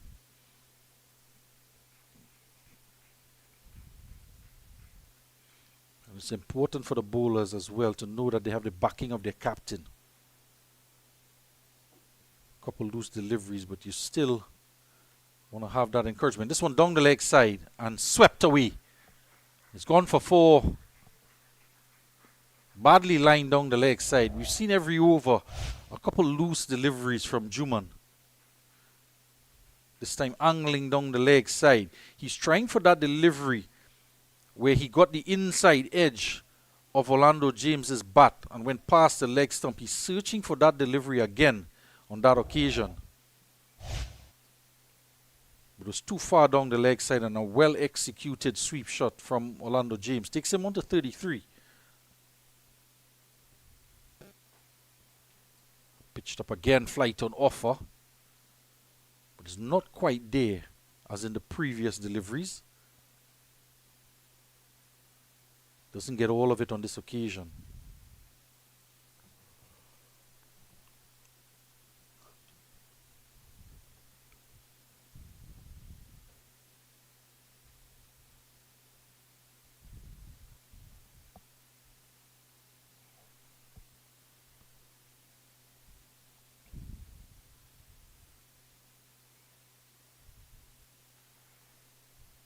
The other previous games by the Cocrico Warriors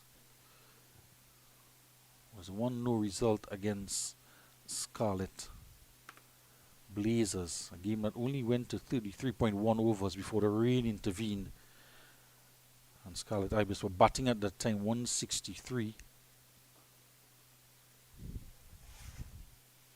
163 for 2 when the rains came.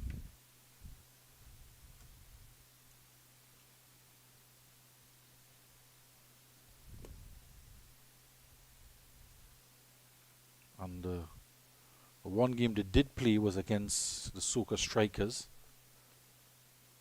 The other game against Steelpan Titans was abandoned because of rain. They do get the opportunity, but it's to meet them in the final. So they just had one completed game.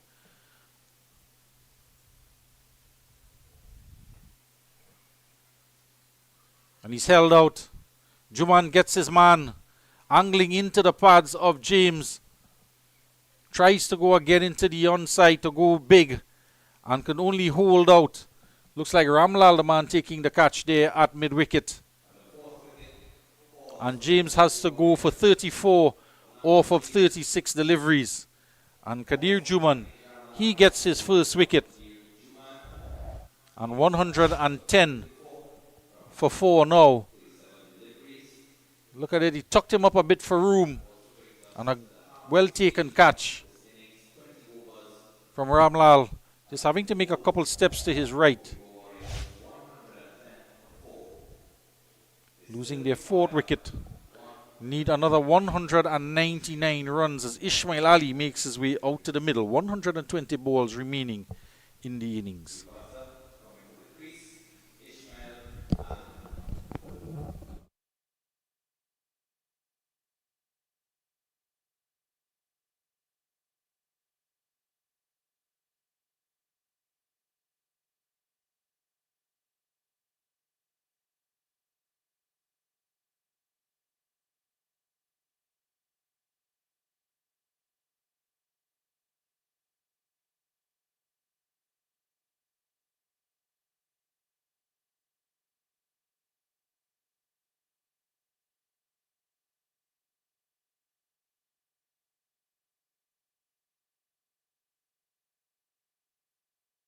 After 20 overs, 110 for 4, Cocrico Warriors in reply to 309 posted by the Steelpan Titans.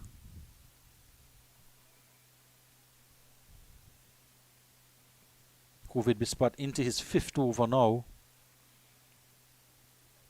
Juman taking the wicket of Orlando James, 1 for 25 off of his 3 overs. He was hit down the ground a few times by James. Got his man in the end. Heading down the leg side.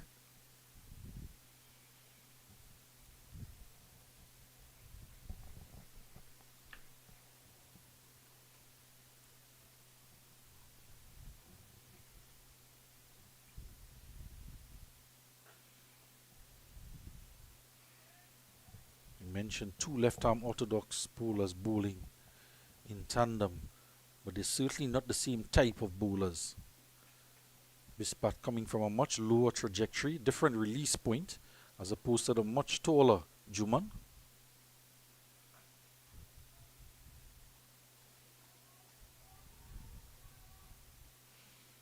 Sent back. Sending back his captain is Ismail Ali. His captain was interested in 2. I don't think it was on. So it was a right call from Ismail Ali to send him back. Ali, who's yet to face a ball, had he come down there, he could have been stranded at the non-striker's end without facing a ball. Certainly what you don't want at this stage in the run chase, to lose a wicket via the run-out route. The score on 111 for 4. Nelson is up.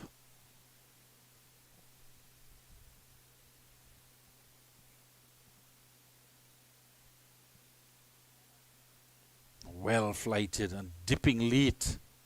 Beats the outside edge. Is a slip in place. He's bowled with a slip since his inception, has Covid Bispat.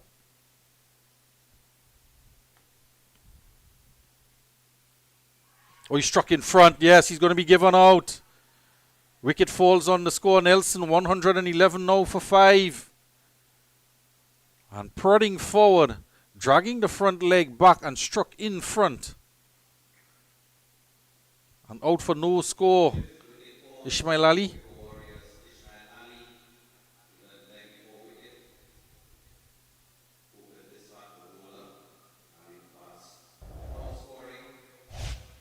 We have a look at it here again.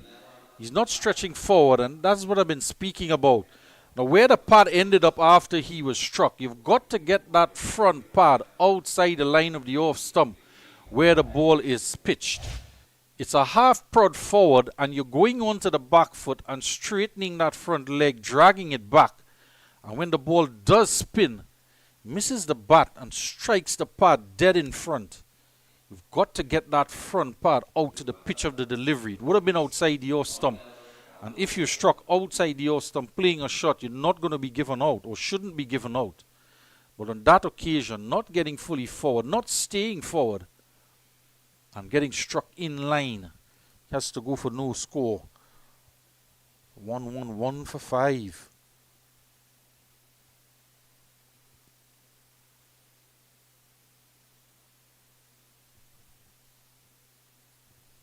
Djokovic Bispat has his second wicket. And in the blink of an eye, he's bowled 5 overs. 2 for 14.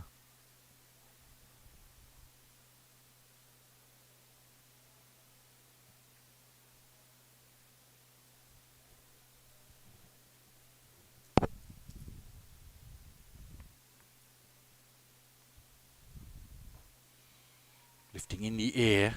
Mid-off is up in the circle. Ramlal gives chase. They're going to come for 2. And the throw just trying to take quick singles to mid-off. Throw going to the keeper's end on this occasion. Chasing back. Gets the throw in to the non-striker's end.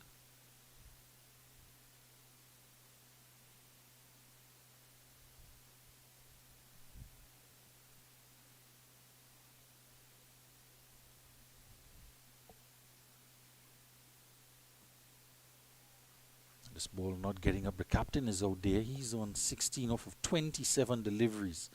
Rondell Ramlogan joining his captain out in the middle. The fall of that Ismail Ali wicket. On 13 for 5 now. Paddles it around the corner. He's going to go close to the boundary. Into the boundary for 4. Good looking shot. Again drifting into the pads is Juman. And nicely put away from Christian Rampasad. Getting into position quickly, seeing the line and working it away. And on that occasion as well, Juman went very wide of the stumps. Trying to get the ball to angle in, grip and spin away from the right-hander, but he went very wide of the stumps.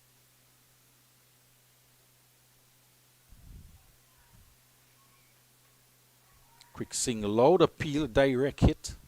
Not out, says umpire Arun.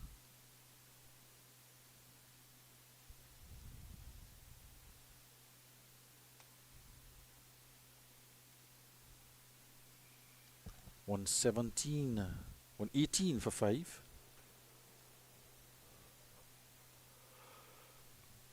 Rondell Ramlogan is going to come in to face his first delivery.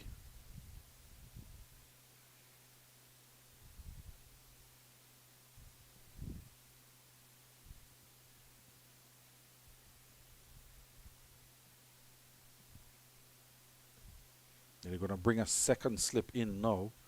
Kent is coming from that backward point into second slip now.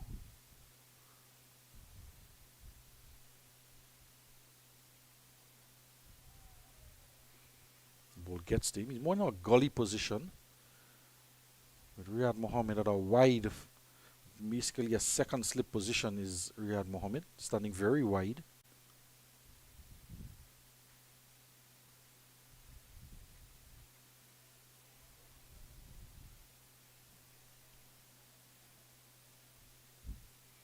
The end of the Juman over. 118 for 5 after 22.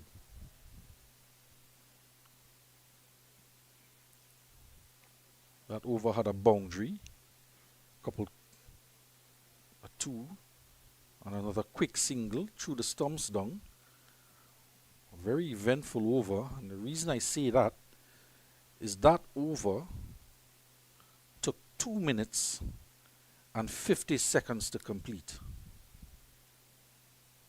With the 2 left-arm orthodox spinners operating in tandem, the overs are going to go quite quickly.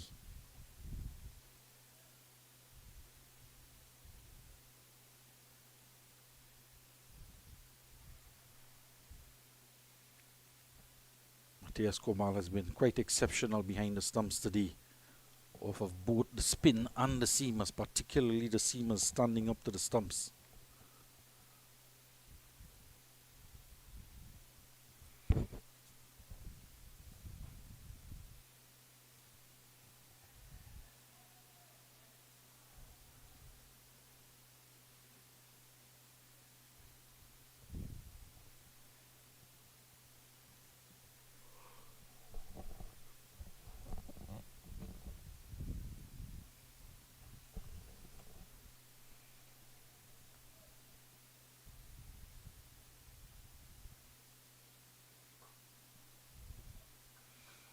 Gonna look for two here, and Agard is quickly onto it. Not gonna get two,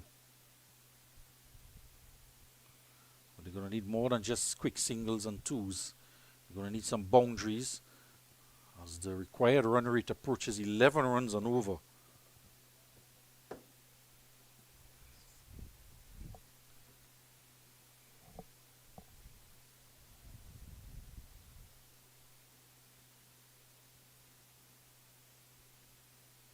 Going to be a change in personnel here now, and Juman is going to swap positions with Mendoza, who's going to go into that gully position. So attacking now.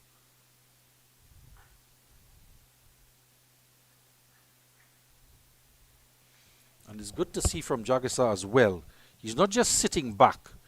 He recognizes that they are on top. 5 wickets are down. And he's still looking to take wickets because the team is under pressure, the Cocrico Warriors. So he's put an additional catcher in the slip cordon. So whilst there's a gap in the field, he's looking to attack. And there's the it's an opportunity there for a run out. It was pushed again. Diving across was Bispat. And Ramlal on this occasion was looking to pick up and throw. I've been pointing out that he's been at mid-off a few times, and they've taken singles to him. And he's opted to throw at the keeper's end, but on this occasion, couldn't quite pick it up. And it was unfortunate because that was almost halfway down the track, but now he just loses his wicket on the final delivery of the Bispat over. So he's completed. This is one delivery to come in the over. We'll just clarify that. But the captain is gone for 22. 6 wickets are down now with the score on 120. And in fact, it is the end of the over. So that wicket falling on the final ball of the Bispat over. Another over that took less than 3 minutes to bowl. He now has 3 for 16 off of 6 overs. And a very disappointed captain is heading back into the dugout.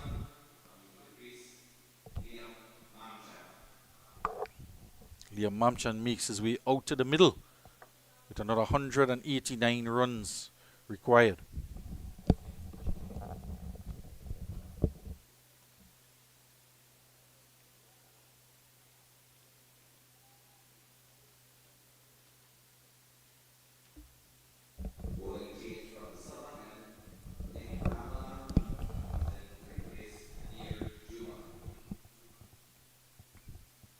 There's going to be a bowling change here. Juman is out of the attack.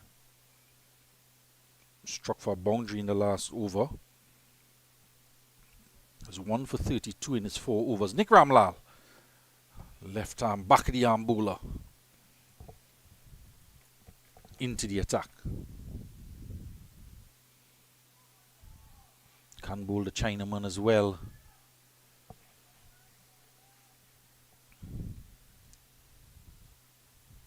He's been working on his bowling for the last few years as well, adding some flight, learning when to slow it up, when to bowl the faster one.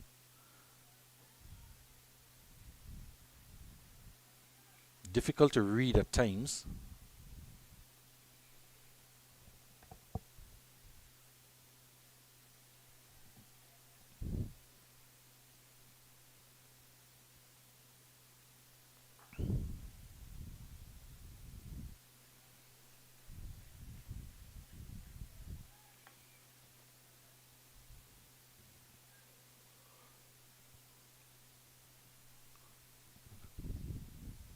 Liam Mamchan is going to come into strike now. Rondell Ramlogan moves on to 2.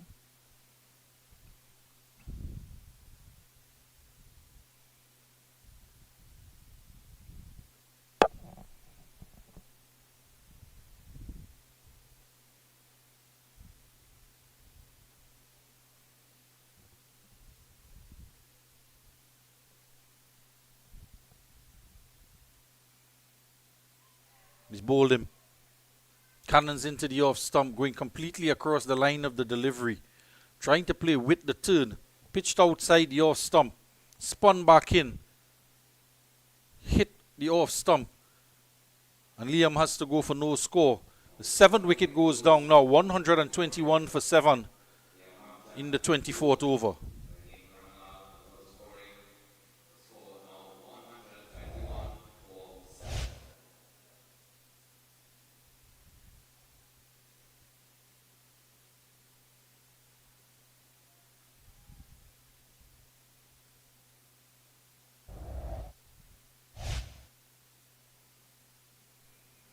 Joshua James is the new man.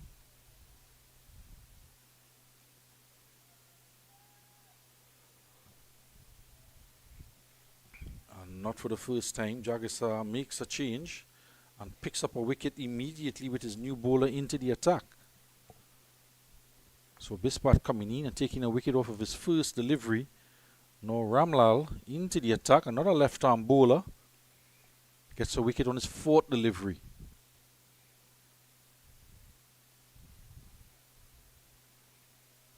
Interesting to see if he puts another attacking fielder in place. Riyad Mohammed is at first slip. Still 4 fielders out patrolling the boundary in the second power play. Appeal not out, says the umpire.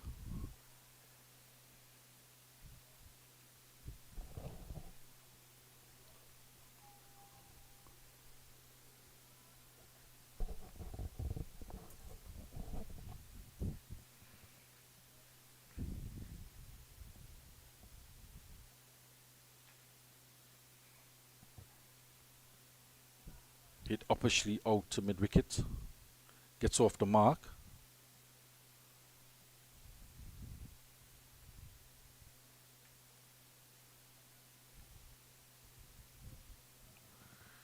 Have a quick look at the bowling card there. Maximum of 8 overs per bowler. Bispat bowling the most 6 overs of all the bowlers. And the way he has been bowling, we expect to see him bowl his full allotment. He has 2 overs left. There are 3 wickets to go.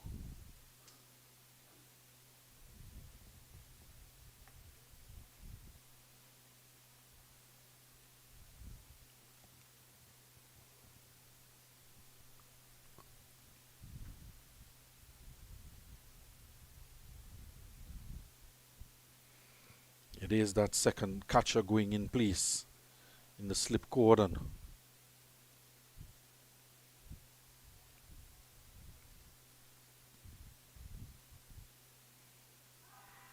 Playing back but heading down the leg side. The slips are liking it. Riyad Mohammed is just pointing at Joshua James. Not quite sure what that conversation would have been like. Again playing back and again missing the leg stump. It's angling in. Not getting a lot of turn. We did see him spin one quite a lot the last two overs ago, in fact.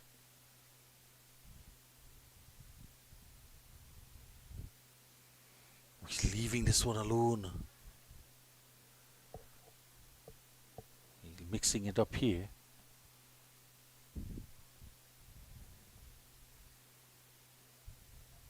Trying to set him up is Bispat.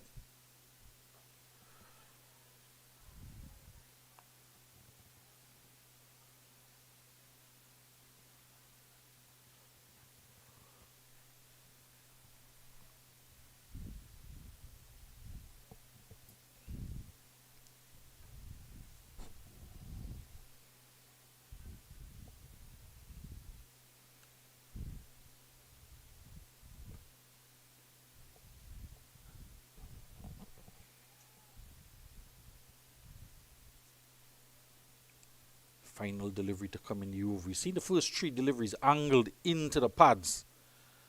And the last 2 just fractionally wide on that 4th stump line outside the off stump. Flighty. Sit down the ground. And Ramlal does the chase on the long off boundary. They get 2. 125 for 7 at the conclusion of the 7th over from Bipat. He has 3 for 19 and the score. The Cocrico Warriors are 125 for 7.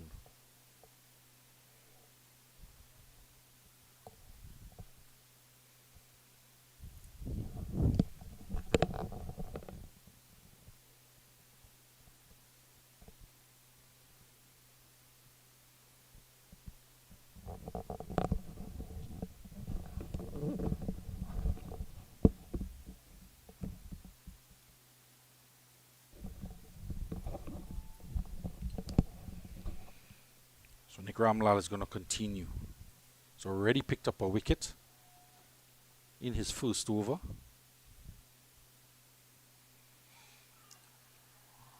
That's a beauty of a delivery. It's beaten everything.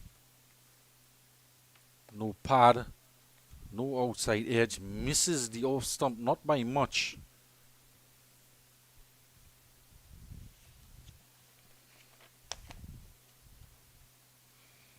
Off the outside edge. Heading down to the 3rd man boundary. It's going to be hauled back in.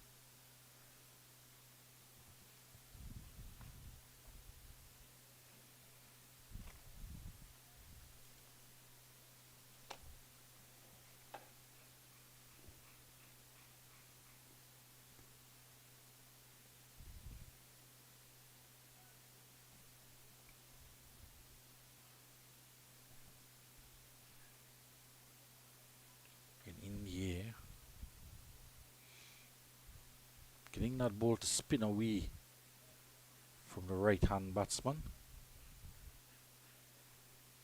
Just wonder, yeah, they are going to put that gully back in place now. Couple upper shots in that area. Looking to prize out this wicket. Hit in the air. And Bispat is out there. He just knocked it back in. Excellent bit of work from the young man patrolling the long on boundary. Working in partnership out there.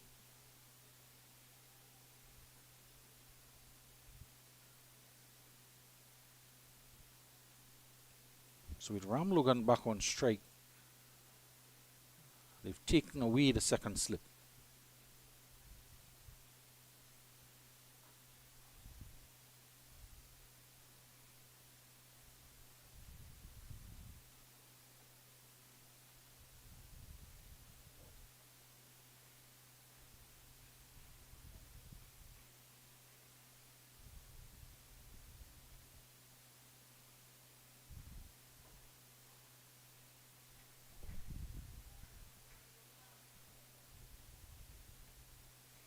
Single out to deep cover. It's the end of the second over from Ramlal. 1 for 8. 131 for 7 after 26 overs.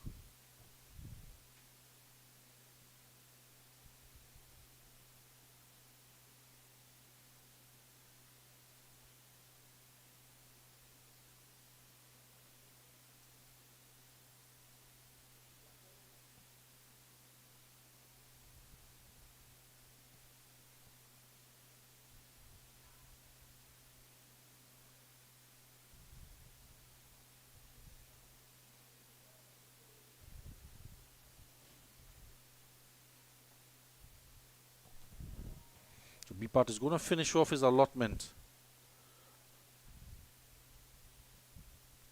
3 for 19 he has. This one hit down to long on.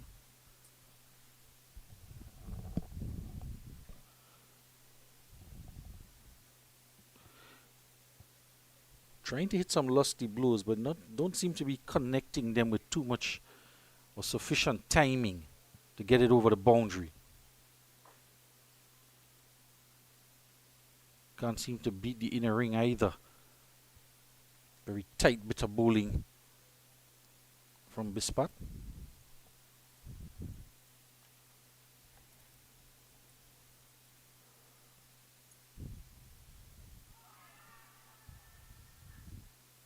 Has a loud appeal heading down the leg side. Required run rate now has just jumped over 13 runs. They're scoring less than 5 runs and over.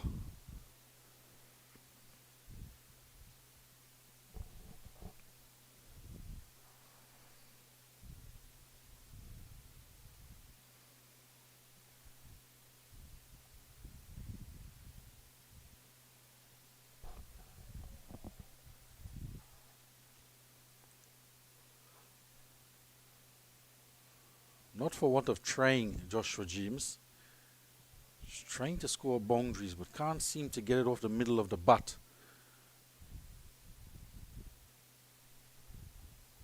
Moves on to 8. One delivery to come in what would be an outstanding spell of bowling from Covid Bispat. And he's gotten another final delivery of his 8-over spell. His entire allotment allowed to him in this 40-over encounter. Picks up his 4th wicket, 4 for 21. Rondell Ramlogan loses his wicket for 6 off of 11 deliveries.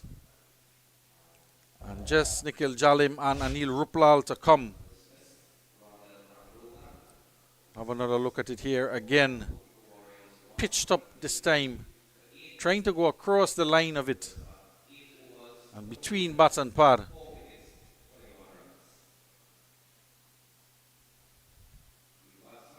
He kept his head down, Rondell Ramlogan, but the line of the delivery, it kept cramping him for room. Moving in toward that leg stump. And with the fall of that 8th wicket after 27 overs, as Nikhil Jalim makes his way out to the middle with the score, Cocrico Warriors on 133 for 8. And Joshua James not out on 8. Covid Bispat has 4 for 11. And a wicket apiece to Justin Jagisa, Calvin Lubon, Kadir Juman and Nick Ramlal. We're going to take a drinks break here. I'll be right back when the play resumes.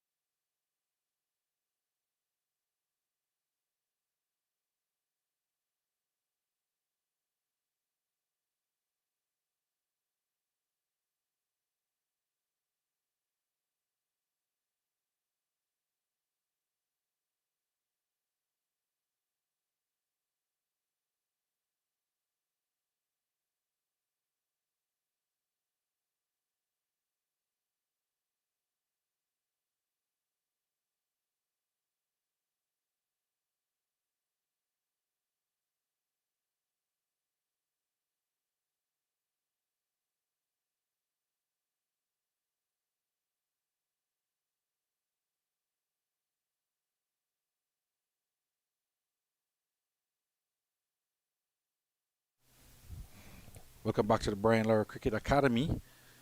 Trinidad and Tobago under 23 national 50 overs finals. Cocrico Warriors trying to chase down 309 set by the Steelpan Titans in a spot of bother. 133 for 8 as Jalim tries to get bat on ball. This one goes close to the boundary. Nick Ramlal beats the bat, beats the outside edge, beats the stumps as well, and through the wicket keeper, heading down to the boundary. Good chase down to hold it back. Riyad Mohammed and Joseph Mendoza. 135. Haven't seen Ramlal bring the ball back into the right-handers just yet. Everything so far has been going across them.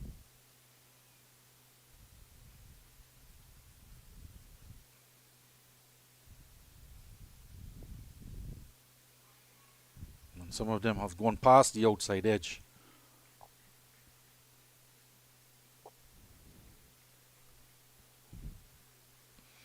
The new man is at the non-strikers end, Nikhil Jalim.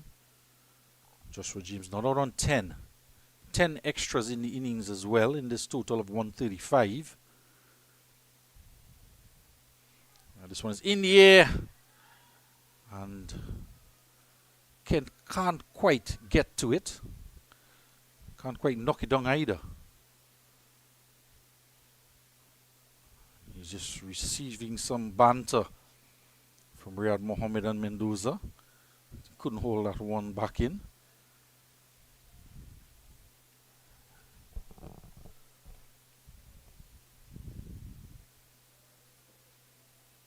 That one was an attempt from Ramlal to come back into the right-hander.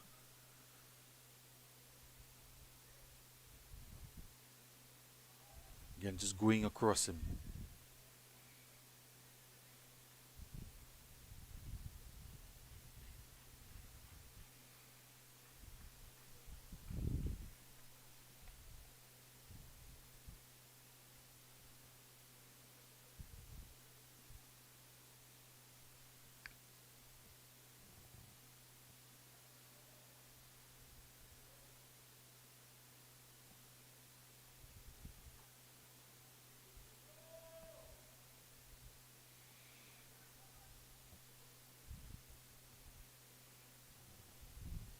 It's been really slow going from the Cocrico Warriors. Once they lost the early wickets, they haven't been able to recover. After 28 overs, 138 for 8. Mammoth total posted by the Titans of 309.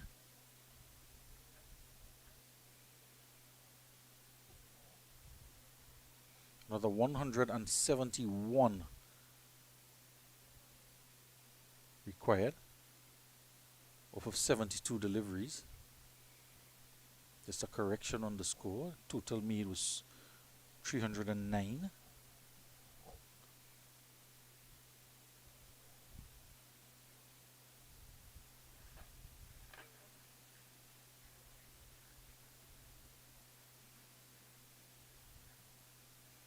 Bowling figures for the Titans. He got 3 overs, none for 21. Juan comes back into the attack now that Bispat has completed his allotment of 8 overs, picked up 4 for 21. Juan 1 for 32 off of his 4 overs.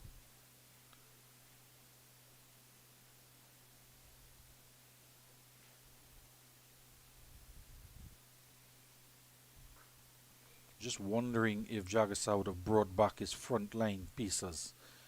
Egard, who's only bowled 3 overs. Calvin LeBon, 3 overs, 1 for 19. And Stefan McPherson, who deserved a wicket, he's bowled 4 overs for 19 runs. This one hit up in the air, out toward the boundary, and that is a fantastic catch by Jaden Kent on the boundary edge. Leapt in the air, took it with both hands right on the edge of the boundary and had the presence of mind to ensure that he landed inside the boundary and not release the ball. If he was going over, he would have had to release it. Recognizing that he would have landed inside, that's an outstanding effort from the young man. He was just being berated by a couple in the slip cordon for not knocking one down at backward point, but certainly goes above and beyond here shot in the air. Juman picks up his second wicket in the meanwhile. But have a look at this catch. Look at that grab. Outstanding effort.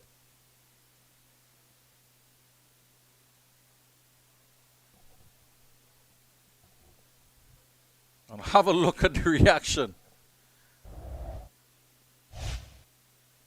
Joshua James couldn't believe it. And in the meantime, Kadir Juman picks up his second wicket. 2 for 34 he has now. Just when I was hinting or suggesting that the captain may be looking to bring back one of his pacers to try and mop up the innings, brings back one Juman, and not for the first time he makes a bowling change and picks up a wicket. In the first over, the captain, Jagesa, bringing back Juman in and picking up a wicket off of the third delivery. So some inspired captaincy, making 100 in the finals at the top of the order. And then opening the bowling, picking up a wicket. And almost every bowling change, if not every bowling change, beside McPherson that he's brought on, they've taken a wicket in the first over. And Stefan McPherson, who looked most likely to get a wicket, outstanding piece of bowling from the young man, has not gotten a wicket. Well, all of his other teammates have picked up a wicket in the first over that they bowled, beside Agard as well. McPherson and Agard.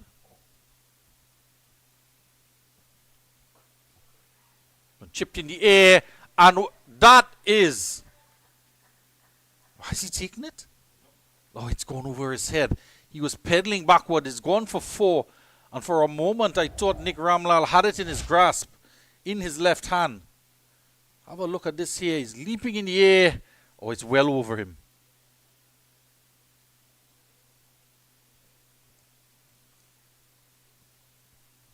That's gone for 4.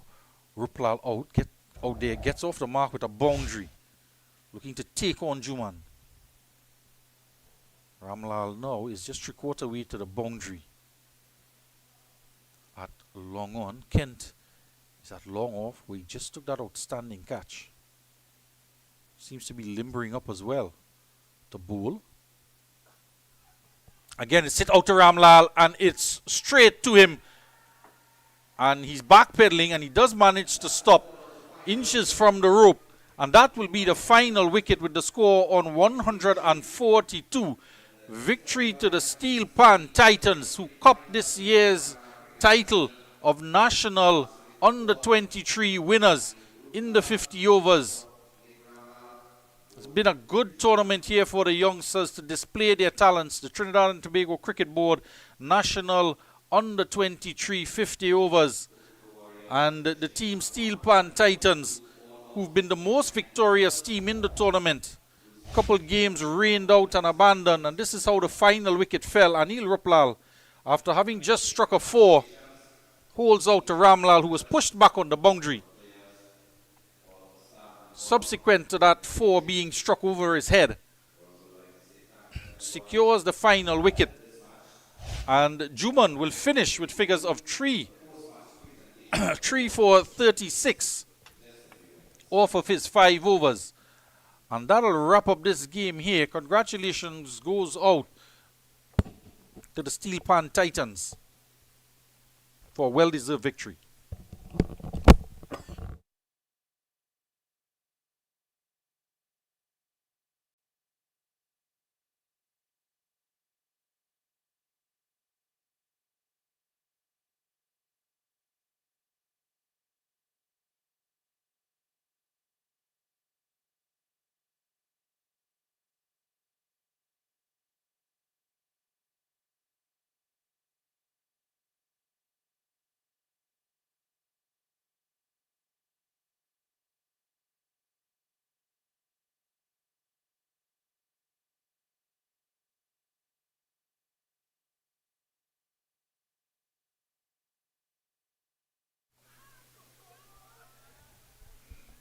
So the players just shaking hands as we prepare for the presentation. Just letting you know, Steelpan Titans posted 309 for 8 Justin Jagassar, a century to him, 112. Riyad Mohammed, 28.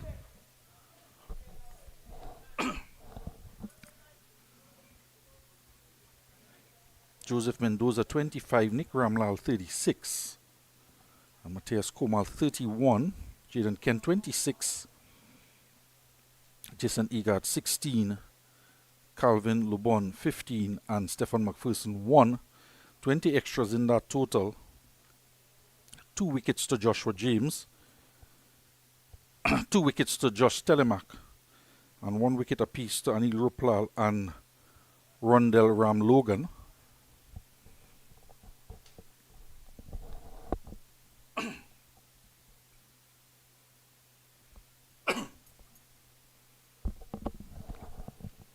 In replied 142 all out in 29 overs. Gerard Chin at the top of the order scored 34.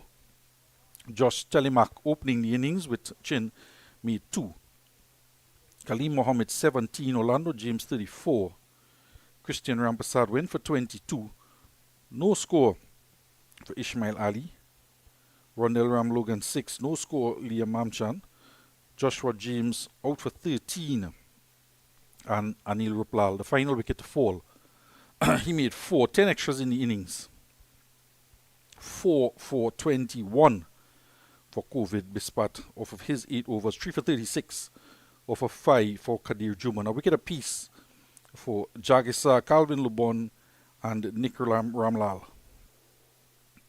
So wrapping up a victory here.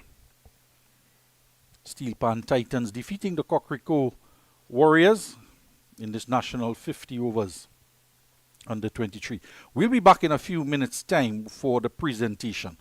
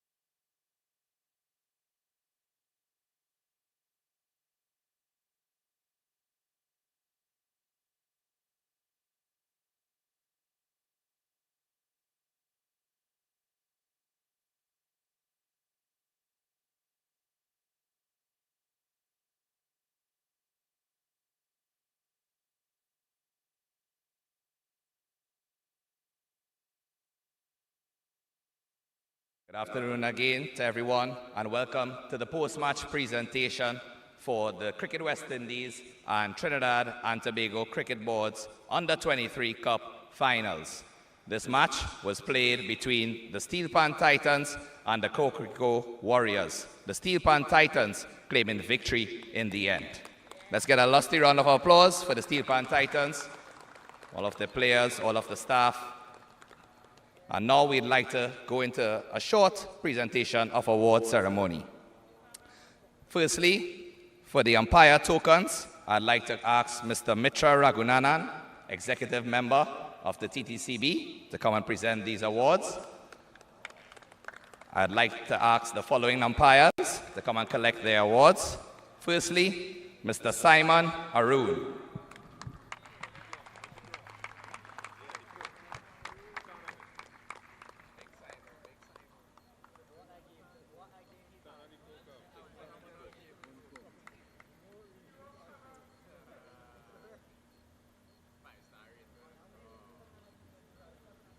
Next, Mr. Hansraj Das.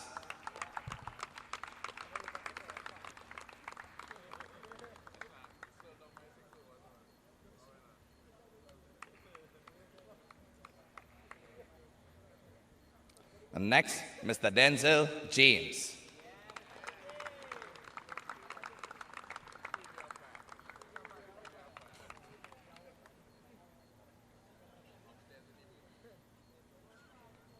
Thank you, Mr. Ragunanan, and thank you to all of the umpires for their service during the entirety of this tournament as well as in the finals. A round of applause for the umpires. Next, I'd like to ask Mr. Ravi Tilak, executive member of the Ttcb, to assist with the presentation. This award is the man of the match in the first round of this Under-23 Cup 2025. Scarlet Blazers versus the Soca Strikers. Mr. Salim Khan, 107 runs not out of 109 deliveries at a strike rate of 98.17. Mr. Ronaldo Fenilier will connect on behalf of Salim Khan.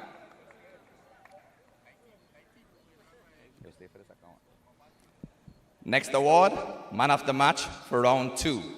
Soca Strikers under 19 versus the Steelpan Titans. This award goes to Nick Ramlal of the Steelpan Titans. 56 runs not out of 61 deliveries at a strike rate of 91.8. Thank you very much, Mr. Tilak. I'd like to call upon Mr. Amar Samaru, a member of the Supreme Appellate Committee of the Ttcb. Man of the match for round 3, Steelpan Titans against the Scarlet Blazers. This award goes to Joseph Mendoza of the Steelpan Titans. 78 runs of 79 deliveries at a strike rate of 98.73. Next award, man of the match, round 3. Soca Strikers under 19 against the Cocrico Warriors. This award goes to Brendan Boodoo for the Soca Strikers under 19. 112 runs of 101 deliveries at a strike rate of 110.89. Thank you, Mr. Samaru.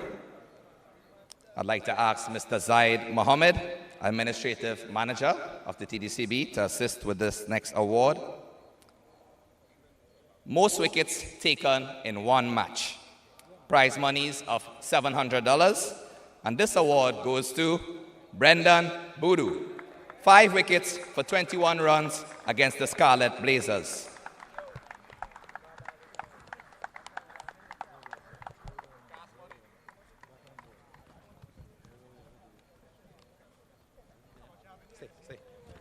Do one more. Do one more. Next award, the highest individual score in one match, prize monies of $700. This also goes to Brendan Boodoo, 112 versus the Cocrico Warriors, strike rate of 107. Notably, we had a tie for this award, and it was decided on the better strike rate, as Justin Jagassar also scored 112 in today's final. Thank you very much, Mr. Mohammed.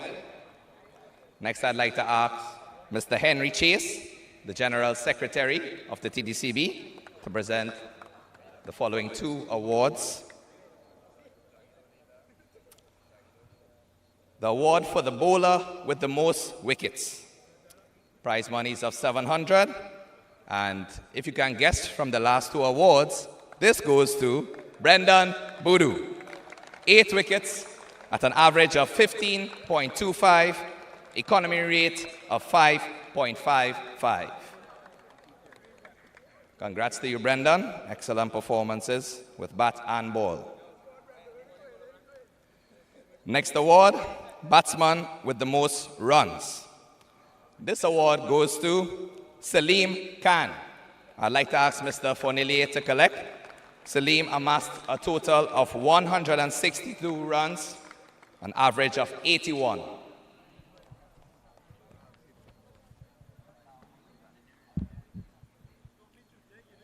Thank you very much, Mr. Chase. I'd like to ask Mr. Kerwin John to assist with the presentation of the next two awards. Mr. John is the second Vice President of the TTCB and joins us from the lovely island of Tobago. The man of the match in the final. Prize monies of $700. This award goes to Justin Jagassar. 112 of 107 deliveries, 13 fours, 2 sixes, and a strike rate of 104. Well played to you, Justin. The next award for the player of the tournament, prize monies of $1,300. And this award goes to Brendan Boodoo. 113 runs at an average of 65.5. Also taking 8 wickets.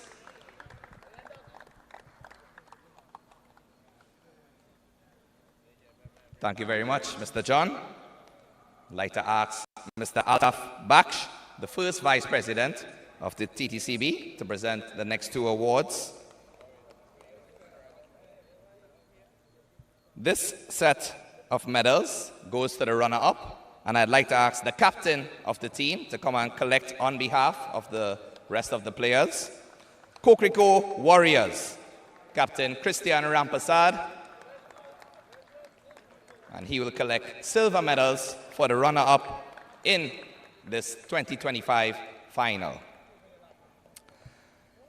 The next set of medals, and ultimately the challenge trophy, goes to the champions of the CWI and TTCB Under-23 Final 2025, the Steelpan Titans.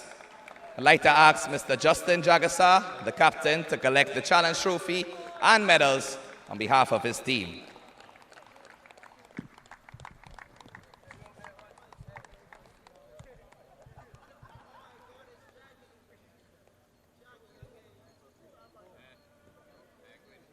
Thank you very much, Mr. Baksh. And that will conclude our post-match presentation of awards for the 2025 final. Now I will hand over to the photographer, who would just want to take some photos of the teams with their trophy and medals. And thanks to everyone who came out in attendance at the Brian Lara Cricket Academy. We do appreciate your support, and we'd like to thank Cricket West Indies and the Trinidad and Tobago Cricket Board for all of their efforts in arranging this tournament and ensuring that the talent is on display. So thanks to everyone, take care and reach home safely.